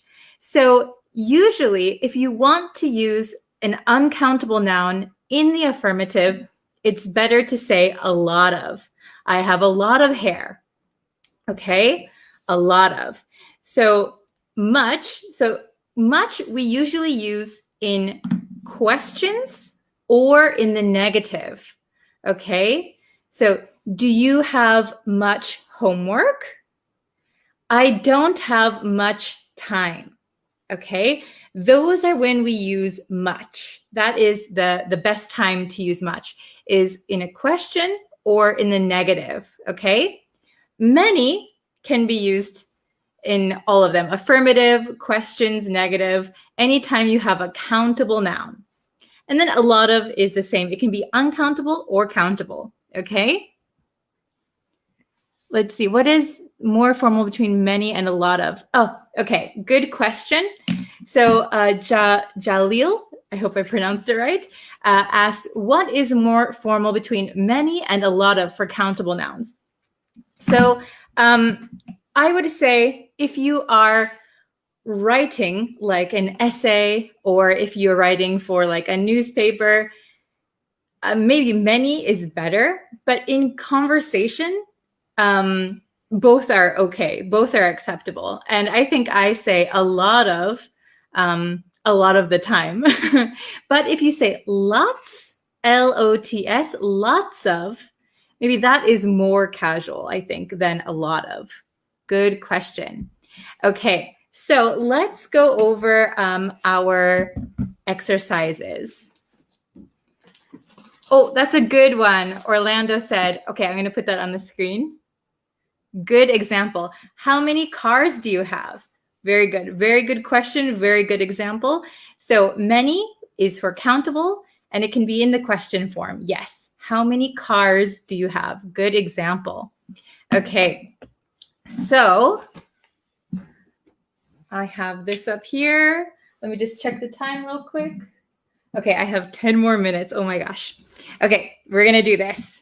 It'll be okay. Okay, so here we are. So much, remember, is uncountable things. So you can't count them. So like sand or grass or water, liquids, those are uncountable, right?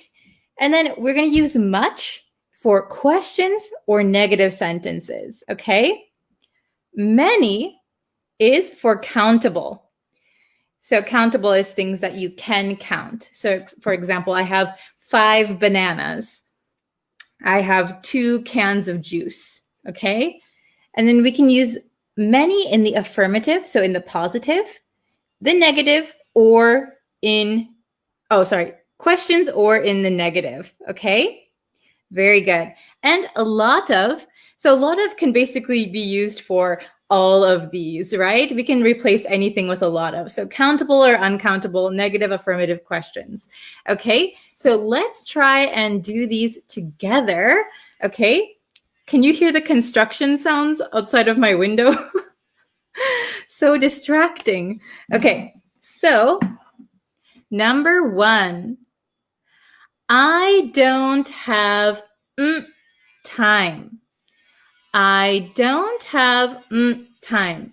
So when you're answering this question, the first thing you need to think of is time. Is that countable or uncountable? Countable or uncountable? And then you have to look at the question itself or the sentence itself. So this is in the negative. I don't have time. Oh, very good. I see Sandy said much. I see Zahida said much. Oh, very good. Agam. Very nice. Okay, very good. I don't have much time. I don't have much time. We can also say, I don't have a lot of time. I don't have a lot of time. Sorry, I don't have a lot of time. Okay? Perfect. I don't have much time. I don't have a lot of time. Okay, number 2, she doesn't have friends. Friends. So you'll notice there's an S at the end. That means it's a countable noun. It's also in the negative. She doesn't have friends. Oh, very good. I see. Okay, so Madhu said many. Excuse me. Okay. Oh, very good. Len said many. Ali said many. Very good. Okay, she doesn't have many friends. She doesn't have many friends. Friends is countable. So you can count your friends, right? I have 2 friends, 5 friends, 0 friends. So this is a little bit of a sad sentence, right? She doesn't have many friends. We can also say she doesn't have a lot of friends. She doesn't have a lot of friends, okay? Both are correct. Number 3, he has money. He has money. Oh, Anna, very good for number 3. Very good. Okay, he has money. So money is uncountable, right? Money as a word is uncountable. However, if we look up here, uncountable, much, but this is not a question and this is not in the negative. This is an affirmative statement. He has money. So the most natural way to say this is he has a lot of money. A lot of money. Okay, I would recommend saying he has a lot of money. Very good. Wow, I see so many correct answers. Very good, very good. Okay, 2 more. Number 4, there are so people here. There are so people here. So we have to look at people. Is it countable or uncountable? Very good. Oh, I see Anna said many. Very good. Number 4. Anyone else have a guess? There are so... Oh, very good. Very good, very good. Okay, awesome. There are so many people here. There are so many people here. Now, I said we can use a lot of for most of these questions, right? However, if for number 4, if we want to put a lot of, we cannot use so. So we wouldn't say, there are so a lot of people here. There are so a lot of people here. We would just say, there are a lot of people here. So be careful of this so. So many. Okay, so many. Not so a lot of. Okay, and then the last one, number 5, do you have homework? Now this is a question and we have to figure out, is homework countable or uncountable? So if we think, oh, I see a lot of correct answers. Very good. So homework is actually uncountable. Uncountable. And this is a question, so we can use much. It is a question and it's uncountable. Much. Do you have much homework? Do you have much homework? We can also say, do you have a lot of homework? Very good, everybody. Does everybody understand okay? Let me just check my time. Oh my goodness. Okay. I just have about 3 minutes. Okay. So I'm going to read through these really, really quick. So please listen at home. Okay. So much is for uncountable nouns. But when we use them in a sentence, they're usually questions or in the negative. We don't use much in the affirmative that much. We don't use much in the affirmative usually. Then many is countable for countable nouns, and we can use it for the affirmative questions or in the negative. A lot of can be for countable or uncountable, affirmative, questions, or negative. Okay? So number 1, I don't have much time, or I don't have a lot of time. Number 2, she doesn't have many friends, or she doesn't have a lot of friends. Number 3, he has a lot of money. He has a lot of money. Here we do not say much, not much money. It's in the affirmative. Okay. Number 4, there are so many people here.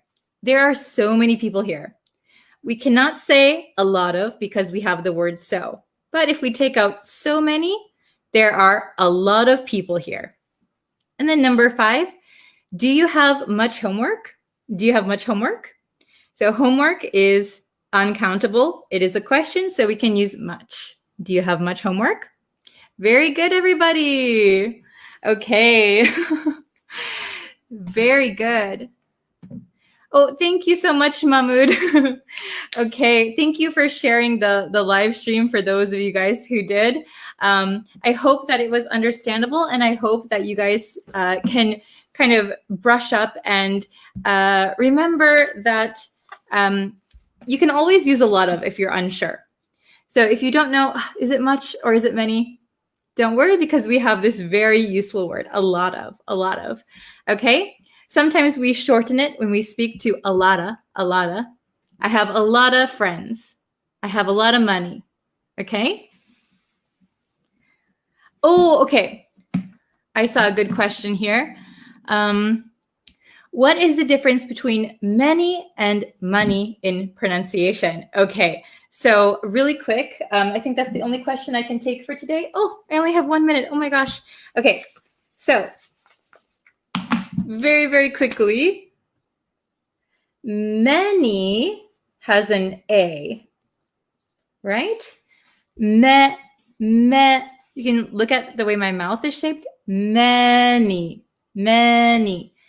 Here we have an O, so we say ma, me, money, money, many, money. Very similar, I know. Very good. Okay, thank you so much for joining me. I might go live on YouTube later. I will let you know, but I have another lesson from now, so maybe in an hour and a half I could go live. I'm not sure, I haven't decided, so I'll keep you updated. All right, thank you very much, and I will see you in our next lesson. Take care, everyone. Thank you for your participation. Bye. Hi, everyone. Welcome back to Bree's Practical English. My name is Bree, and I'm going to be teaching you 10 tricky adjectives that a lot of people misuse in English. This lesson comes with a free PDF and a free quiz. All you have to do is go over to my website and you can sign up, and you will find in my courses section there is a free course that you can enter, and once you enter you'll be able to see this video again and you'll have the PDF right there to download. Okay, let's get into the lesson. So today we're looking at tricky English adjectives. So these are adjectives that even native speakers sometimes get confused. So don't worry if you make some mistakes, and don't worry if you don't know all of these words. That's okay, that's what we're going to learn today. So let's jump into the first pair that are often confused. We have a very simple one, few versus little. How many times have you confused these two words? It happens sometimes for people who are learning English as a second language or a third language. So few refers to a small number of countable items. Little refers to a small number of uncountable items. So that's where the difference lies. Countable versus uncountable. Not that hard, right? Here are some examples. I have a few grapes. We have little time to decide. Okay, so when you're talking about something countable, in this case grapes, you can count them 1 grape, 2 grapes, 3 grapes. We can say we have a few grapes. However, if you say I have little grapes, it sounds like you're talking about the size. The size is little, and that's not what you mean, right? If we use little, we need something that is uncountable. In this case, we have time. Time is endless. Time is uncountable. So we have little time to decide. Let's check the next pair. Here we have two very similar looking words. Allusion versus illusion. Listen to that pronunciation difference. Allusion, illusion. Can you hear the difference?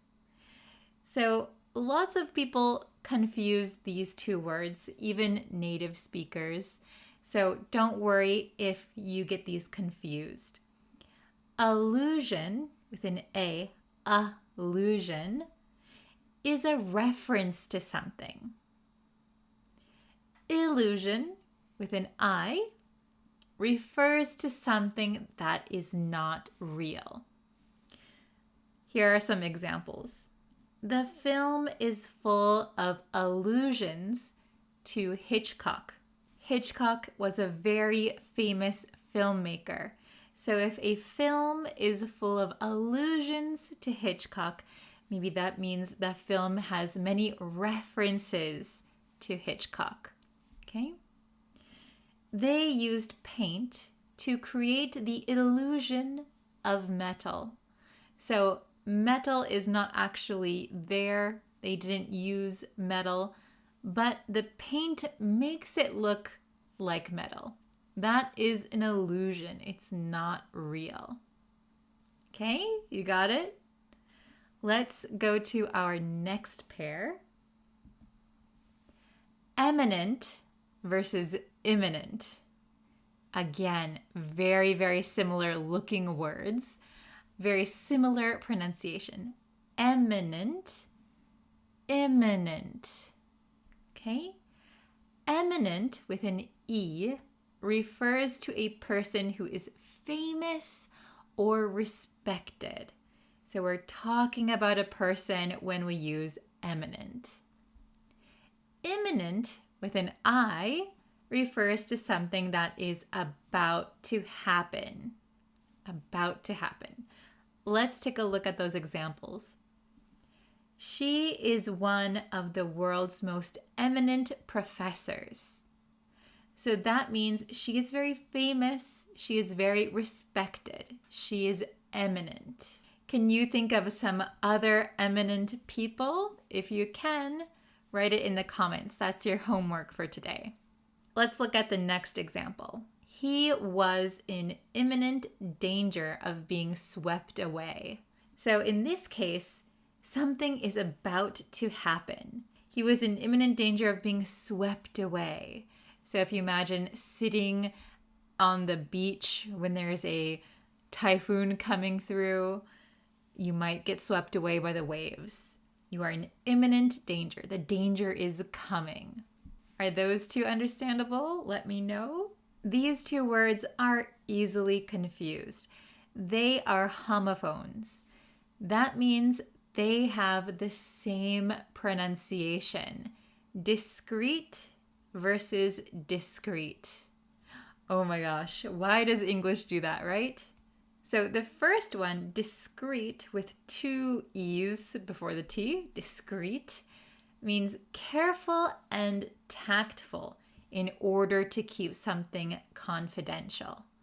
We use this word a lot when we try to avoid embarrassment, when we try to keep something a little bit secret, not out in the open. We use the word discreet. Okay? The second discreet is ETE.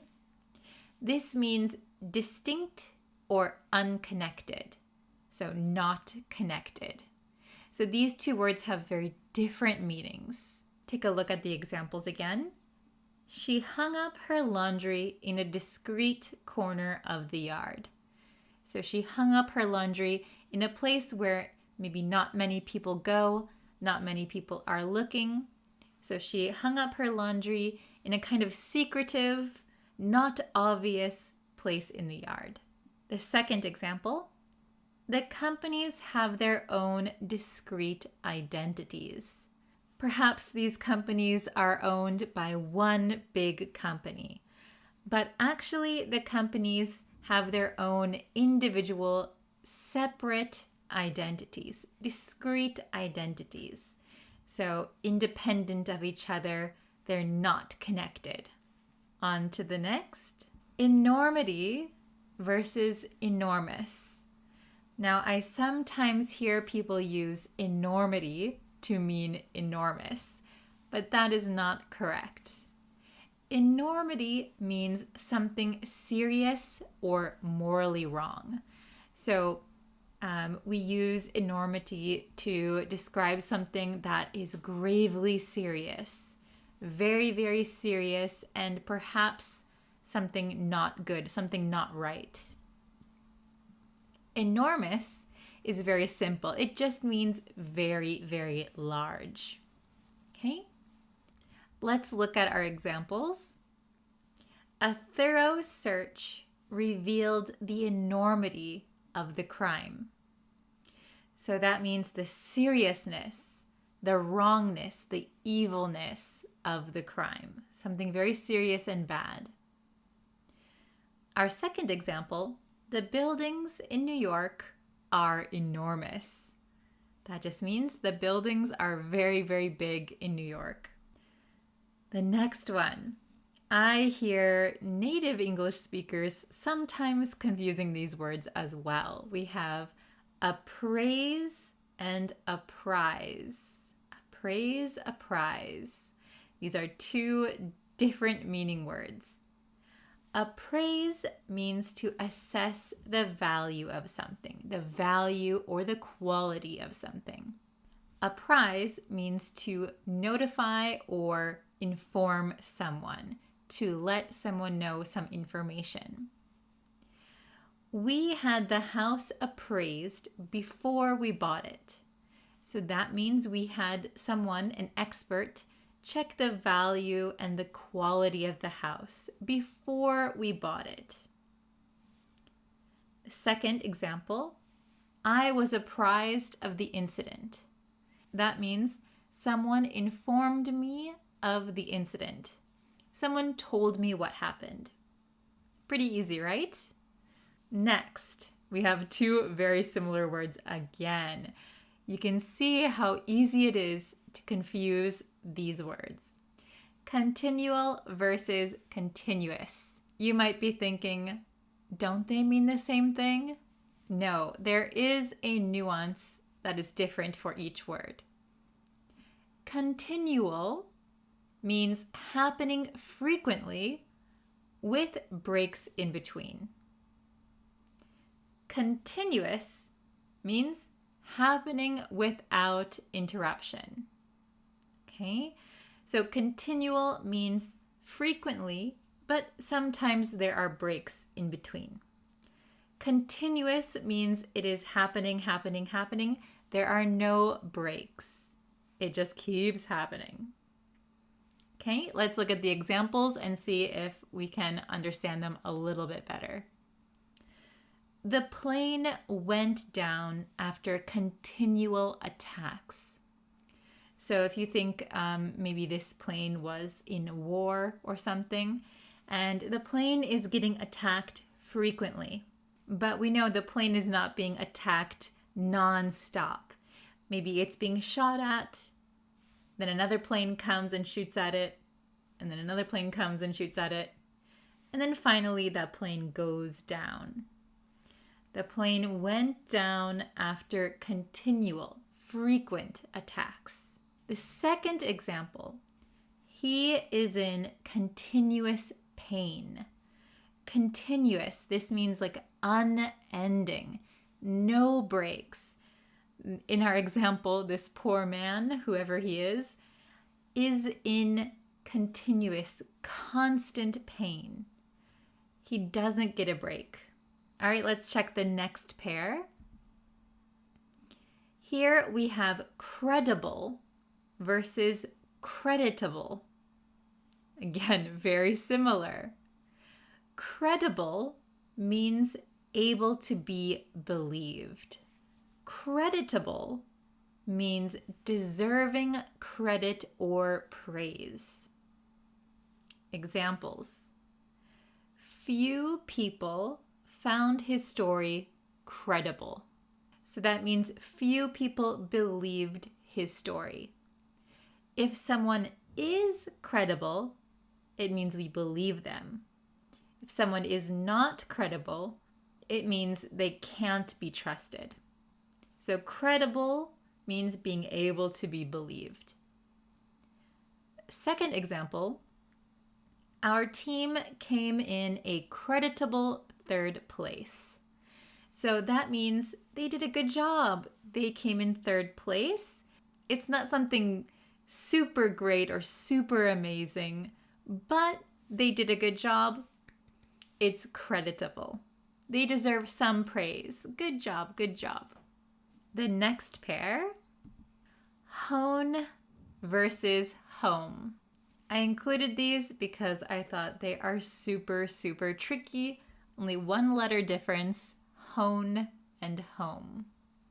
Home is not the home that you're thinking probably. Let's take a look. Hone with an N means to sharpen or improve something. Home, on the other hand, means to move towards a target or a goal or a destination. Examples. He worked hard to hone his skills. So in English, you might often hear people talking about honing their skills. That means improving their skills, making their skills better. On the other hand, home, the missile homed in on its target. That means it's aiming towards its target. It's going towards it. It's moving towards its target or destination. Home. Home in on something. Okay? Our last pair for today. Trickiest ones, I think. We have flammable versus inflammable. Have you heard these words before? So actually, flammable and inflammable both mean easily combustible. That means they can set on fire very easily. Flammable is preferred because inflammable can sometimes be mistaken for not flammable, but that is incorrect. Inflammable is the same meaning as flammable. I'm not sure why we have two words that look like they would be opposites, but they mean the same thing. But just so you know, and it's very important if you're doing something with safety or something like that, reading a safety guide, flammable and inflammable both mean they can set on fire easily. Okay? So if we look at the examples, the gasoline was highly flammable. It is made of an inflammable material. Both sentences mean gasoline and the material can set on fire very easily. They're easily combustible. Okay, what did you think about these 10 word pairs? Pretty tricky, right? I hope that my explanation helped a little bit, but please go over to my website and download the PDF. The PDF also includes a quiz with answers, so you can kind of test how well you understand these words now. And don't worry if you're still a little bit confused. The PDF has everything written out. It has more examples and some more information about each word pair. Okay, thank you very much for watching today's lesson. I look forward to the next one. Please hit that subscribe button and I'll see you in our next lesson. Bye everyone.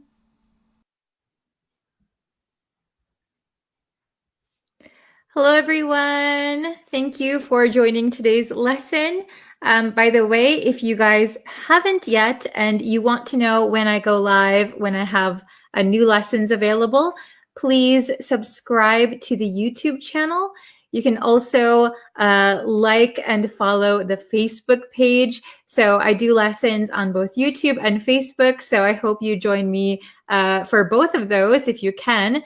But yes, welcome to today's lesson. I hope you are all well. I was a little bit sick yesterday, so I'm sorry if my voice sounds a little bit strange today. I'm still recovering. Hello, welcome everyone. Nice to see you. Hello, Jail, Andre. Hello, welcome. Okay, so we're going to get into today's lesson. So today's lesson is kind of interesting. It's a little bit different than the lessons that we usually do, I think. So today we're going to be looking at nouns acting as adjectives. Did you know that we can sometimes use nouns as adjectives? So that's right. We can use nouns to modify other nouns. So we put two nouns together, and that means the first noun is modifying the second noun, okay?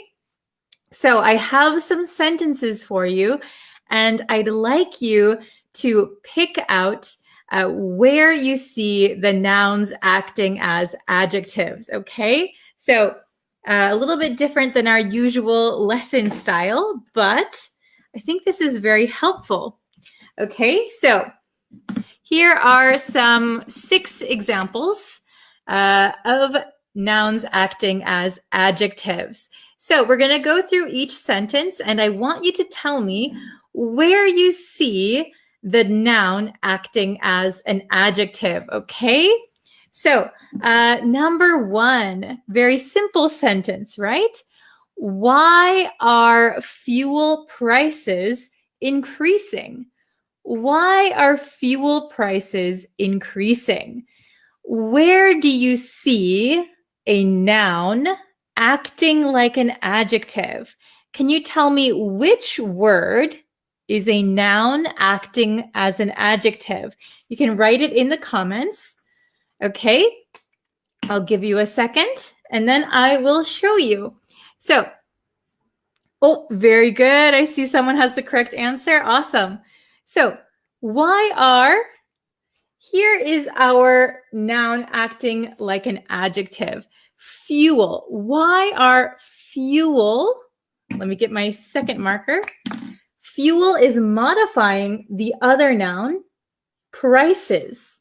Okay, why are fuel prices increasing? Okay, so fuel is pretending or acting like an adjective, and it is modifying prices. Very good. Okay, how about number 2? My grandpa would always tell me war stories. My grandpa would always tell me war stories. Which word do you think is the noun pretending to be an adjective? What do you think for number 2? Oh, very good, Yarzar. Excellent. Oh, very good. Excellent. I see some people got the right answer. My grandpa would always tell me. Here we have the sneaky adjective. Sneaky noun. It's pretending to be an adjective and it is modifying stories. Okay, so if you said, tell me scary stories, scary is an adjective. So that's a regular adjective modifying a noun. But war is a noun already. So when we say war stories, it is pretending or acting like an adjective. Very good. Number 3, she is a news reporter. Hopefully this one is pretty easy. She is a news reporter. Which one do you think is the noun acting like an adjective? Oh, very good, Elmon. Excellent. She is a news. News is pretending to be an adjective, and it is modifying reporter. What kind of reporter is she? She's a good reporter. Good is an adjective. She is a kind reporter. Kind is an adjective. She is a news reporter. Here, news is acting like an adjective. Excellent. You guys are so on the ball. Very good. Okay, number 4. Could you tell her to shut the car door? This should actually be a question mark at the end. Wow. Okay, even teachers make mistakes sometimes. Could you tell her to shut the car door? Where do you see the noun pretending to be an adjective? Very good. Excellent. Could you tell her to shut the car door? So car is modifying door. What kind of door? A car door. Excellent. You guys are so good. Wow, very impressed. Okay, number 5. That's my blue coffee cup. This one is a little bit tricky, right? That's my blue coffee cup. Which word here is the noun disguised as an adjective? Oh, you guys are very good. So here, this is interesting. So coffee is modifying cup. What kind of cup? It's a coffee cup. But if you notice, we also have a true adjective, blue. So here we have a true adjective and a noun acting like an adjective. So what kind of cup? A coffee cup. What kind of coffee cup? A blue coffee cup. So when you use a noun as an adjective, you can also use a true adjective. Okay, so a blue coffee cup. Very good. All right, the last one, the very last one, let's see if you can get it. I bought a new soccer ball. I bought a new soccer ball. Oh, very good. I see lots of people saying the correct answer. Awesome. So I bought a new soccer. Soccer is the noun pretending to be an adjective, and it is modifying ball. Very good. I bought a new soccer ball. Excellent. You guys are so good. And here, new is a true adjective. So don't get confused. Soccer ball, soccer ball. Ball is the noun. What kind of ball? A soccer ball. But soccer is a noun already. So this is a noun pretending to be an adjective. But we can also put a true adjective in front of it to further describe the thing that we're talking about. So I bought a new soccer ball. Okay, what kind of ball? A soccer ball. What kind of soccer ball? A new soccer ball. Very good. You guys are so with it. Awesome.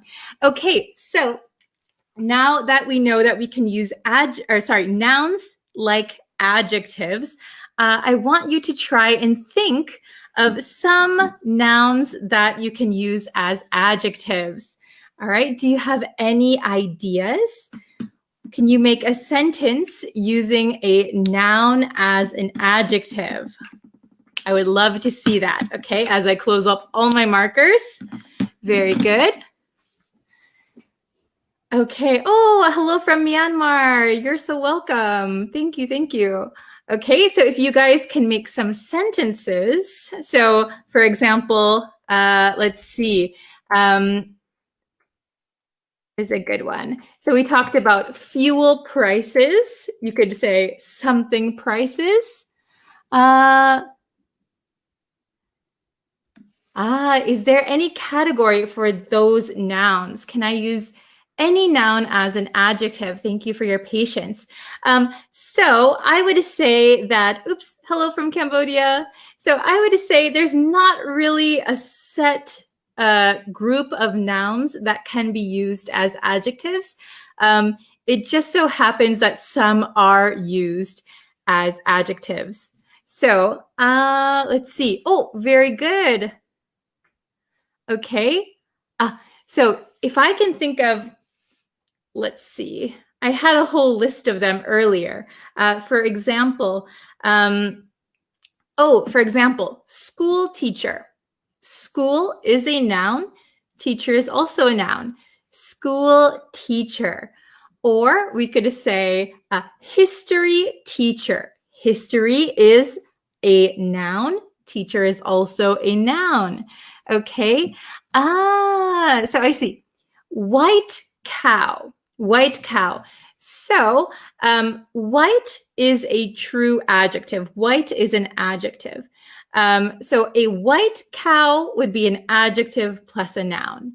So let's see. Okay. Oh, a wood chair. Wood chair. Okay. Let's see if I have a whole list on my phone ready to go. Let's see. For example, in business, production cost. Production cost. Okay. Oh, this is a terrific one. Convenience store. Convenience store. Very good.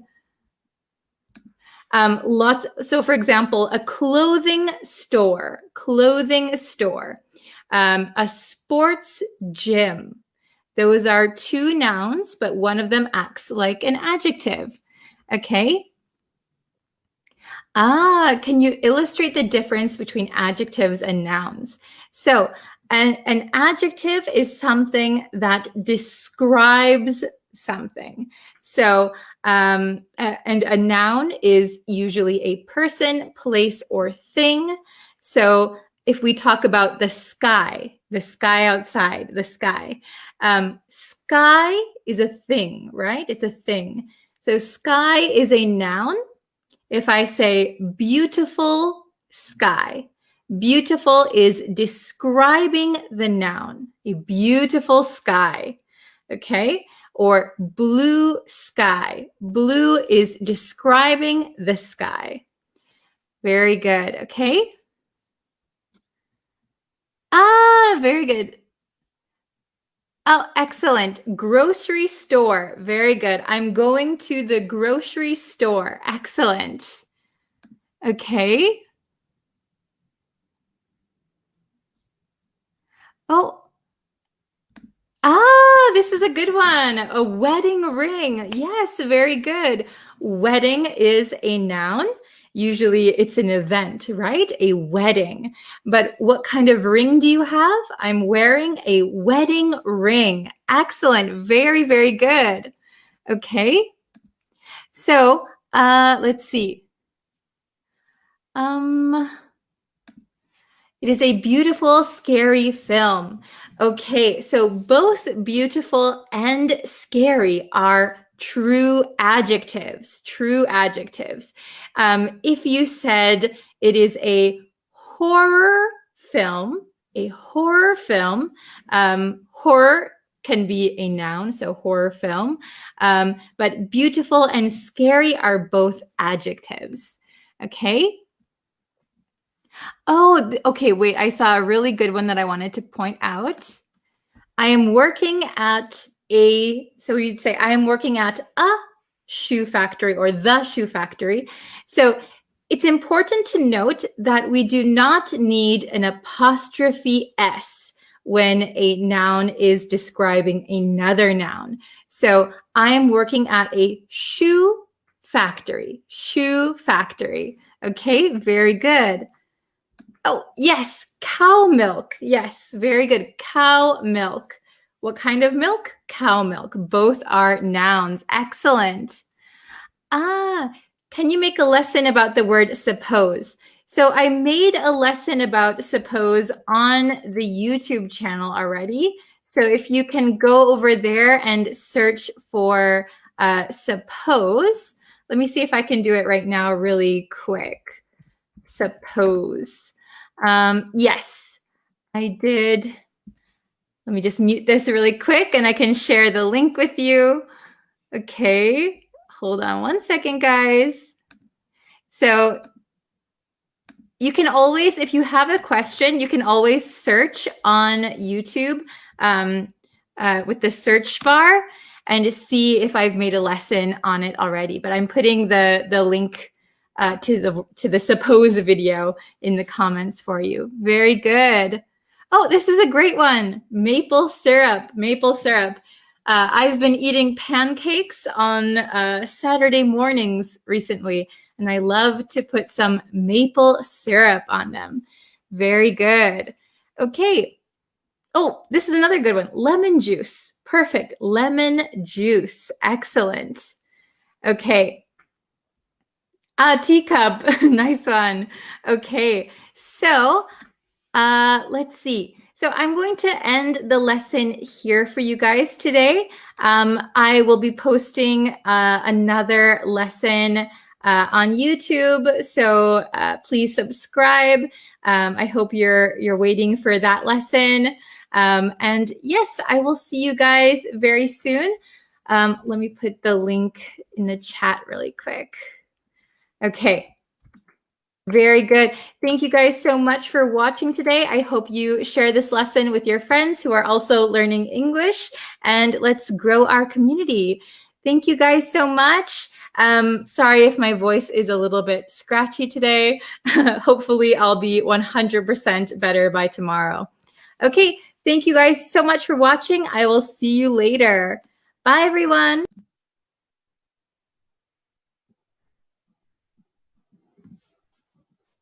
Hello, everyone. Welcome. Hi.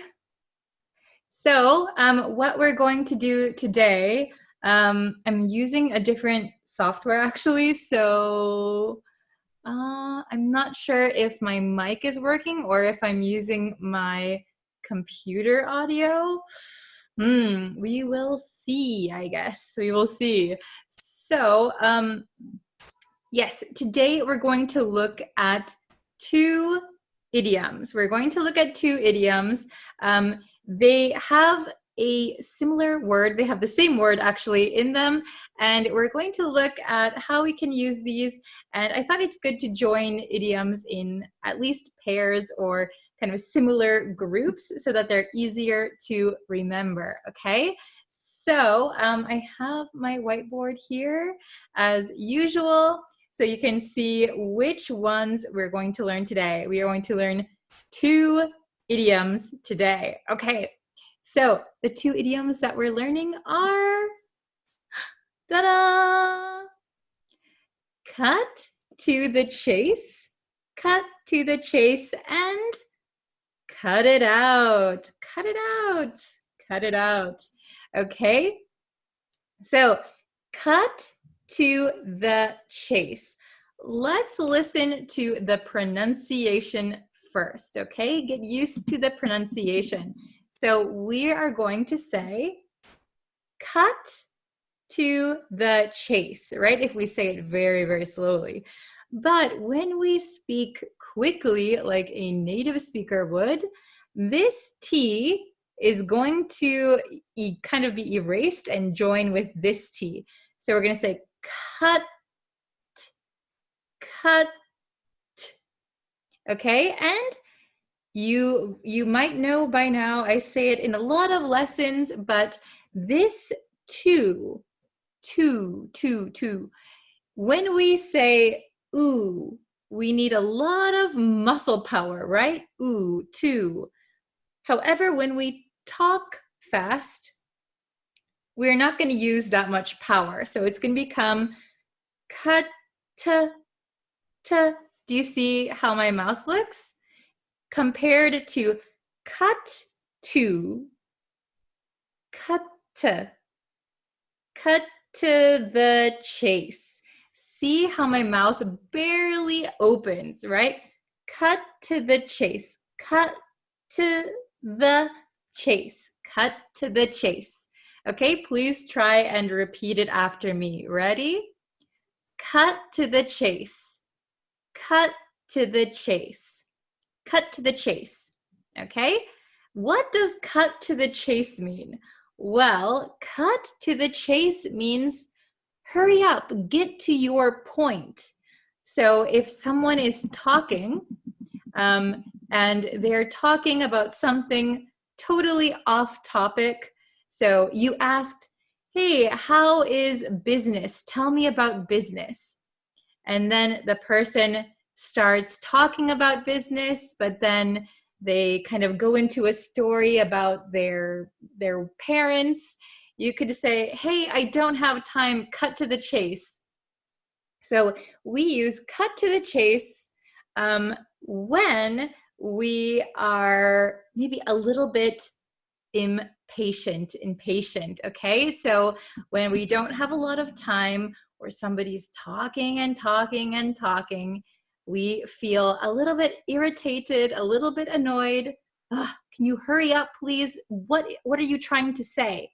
We can say, cut to the chase. Hey, cut to the chase.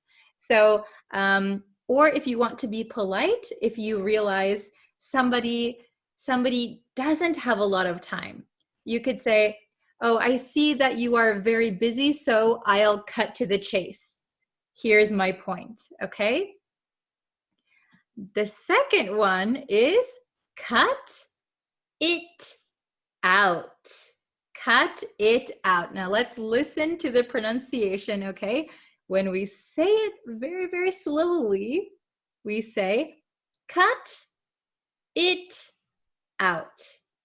But if you're listening to a native speaker, they are not going to say cut it out, right? So cut it. So here we have a U. This is a vowel. Then we have a T. Then we have an I, which is another vowel, right? So this T is sandwiched between 2 vowel sounds. So that means that generally we change this T to a flap T. What is a flap T? It is a T that sounds like a D. So we're going to say cut it, cut it, cut it. And then look at this T. It is also sandwiched between an I and an O. These are vowels. So what's going to happen to this T? Yes, you're right. This is going to change to a flap T also. So it's going to sound like a D sound. Cut it out. So this last T is kind of going to disappear. But we're not going to say cut it out. That is incorrect, and a native speaker will think, cut it out, cut it out. What are you trying to say?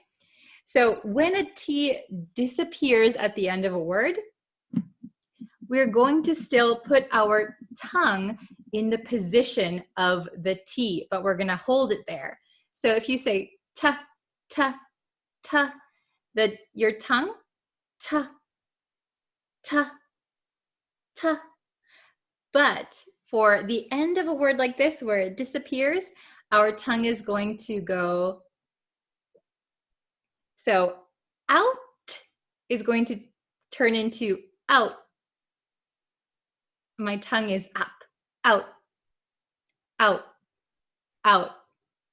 Okay? So listen one more time. Cut it out. Cut it out. I'm going to say it really fast. Ready? Cut it out. Cut it out. Cut it out. Cut it out. Cut it out. Okay? So what does cut it out mean? Cut it out. So cut it out as an idiom means stop doing something. Stop it. Okay? We also use this when we are annoyed or irritated, and I've got hairs all over. I've got hair in my eye. Okay, we're going to use cut it out when you are annoyed at someone. Maybe somebody is saying something or doing something that is annoying you. Oh, can you please cut it out? Cut it out. Okay, so both of these can be used when you are irritated, when you're annoyed. Okay, so this one, cut to the chase. Cut to the chase. Hurry up, get to your point. I don't have time. And cut it out. Cut it out. Oh, please stop doing that annoying thing. Okay? So let me show you the definitions written down. I have another whiteboard as usual. Okay. So, can you see this? Okay. So, the meaning, we have the meanings here. So, cut to the chase, cut to the chase. This means get to the point. So, if you're having a conversation, get to the point, cut to the chase. Hurry up and tell me what you're trying to tell me, okay? I don't need to hear about your dogs or your parents or anything else. Cut to the chase, okay? Then we have cut it out, cut it out, cut it out. Cut it out is used, it's used to tell someone to stop doing or saying something annoying or offensive, okay? So let's go through. I have 4 examples, so please write your answers in the comments, okay? Write your answers in the comments and we'll see if you are correct or incorrect, but that's okay because these are brand new idioms. Okay, is everybody following me so far? Okay, very, very good. So number 1, we have an exclamation point here. What are you trying to say? What are you trying to say? So it sounds like for number 1, 2 people are having a conversation and they are maybe irritated or frustrated. What are you trying to say? What are you trying to tell me? So which one are we going to use? Cut to the chase or cut it out? Okay, I would say the correct answer for number 1. Did you put it in the comments yet? Did you put your answer? Okay, very, very good.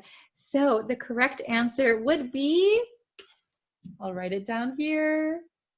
You have a few extra moments in case you didn't write it yet.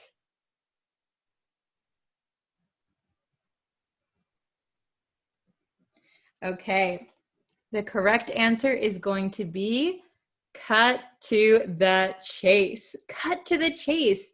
What are you trying to say? So hurry up and tell me what you want to say, okay?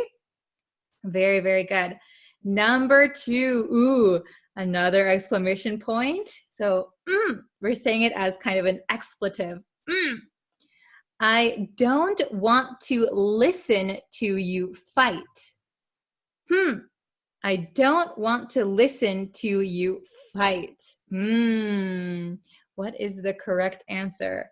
Cut to the chase or cut it out? So I'll give you a few minutes. Please put your answer in the chat, in the comments. Oh, very good. Okay.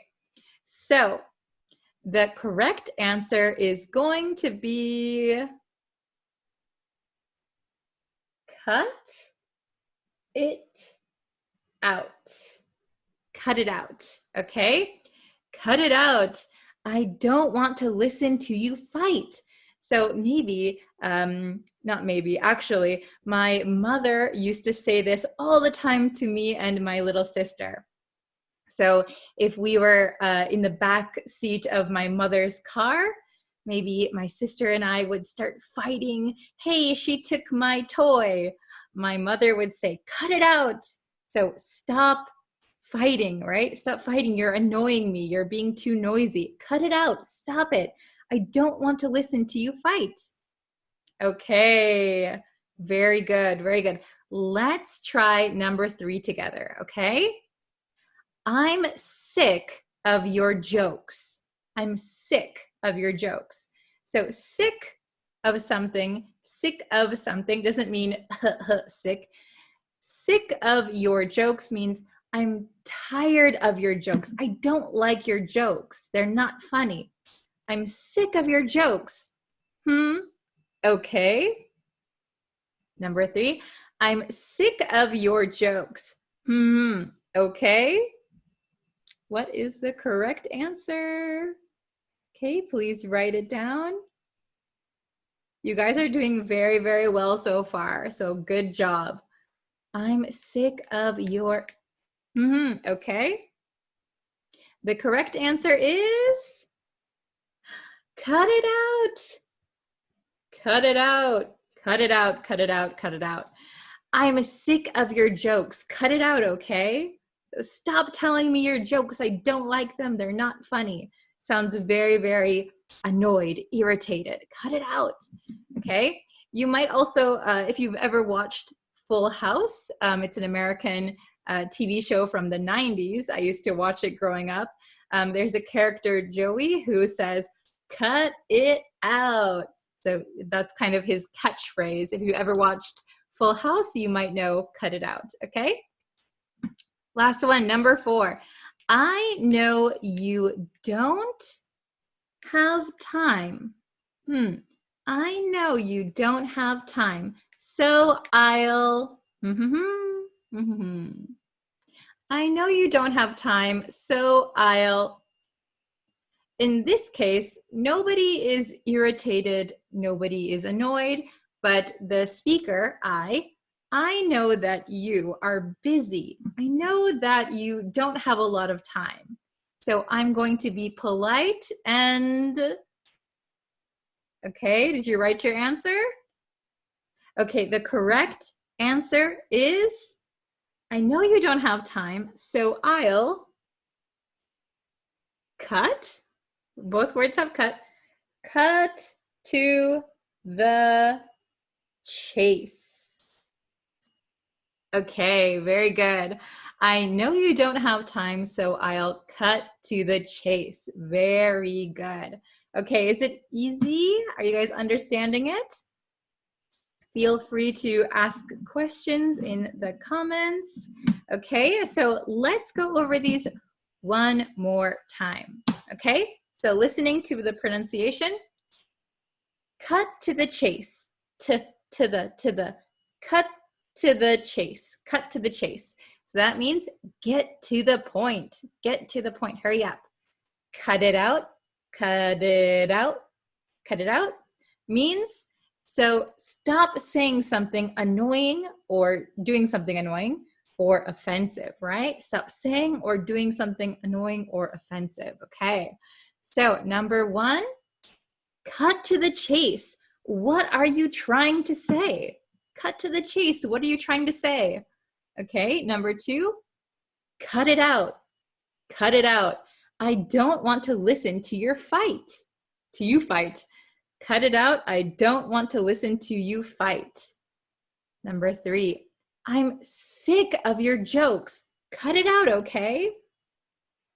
Number four, I know you don't have time, so I'll cut to the chase. This one is kind of polite. Okay, very good. Does everybody understand how to use cut to the chase and cut it out? Okay, so if you have any questions, please leave them in the comments and I always check them. So thank you guys so much for watching and I will see you in our next lesson very, very soon. Should be a good one. Okay, so if you haven't already, please subscribe to the YouTube channel. I'm posting videos all the time. So yeah, I will see you for our next lesson. Bye.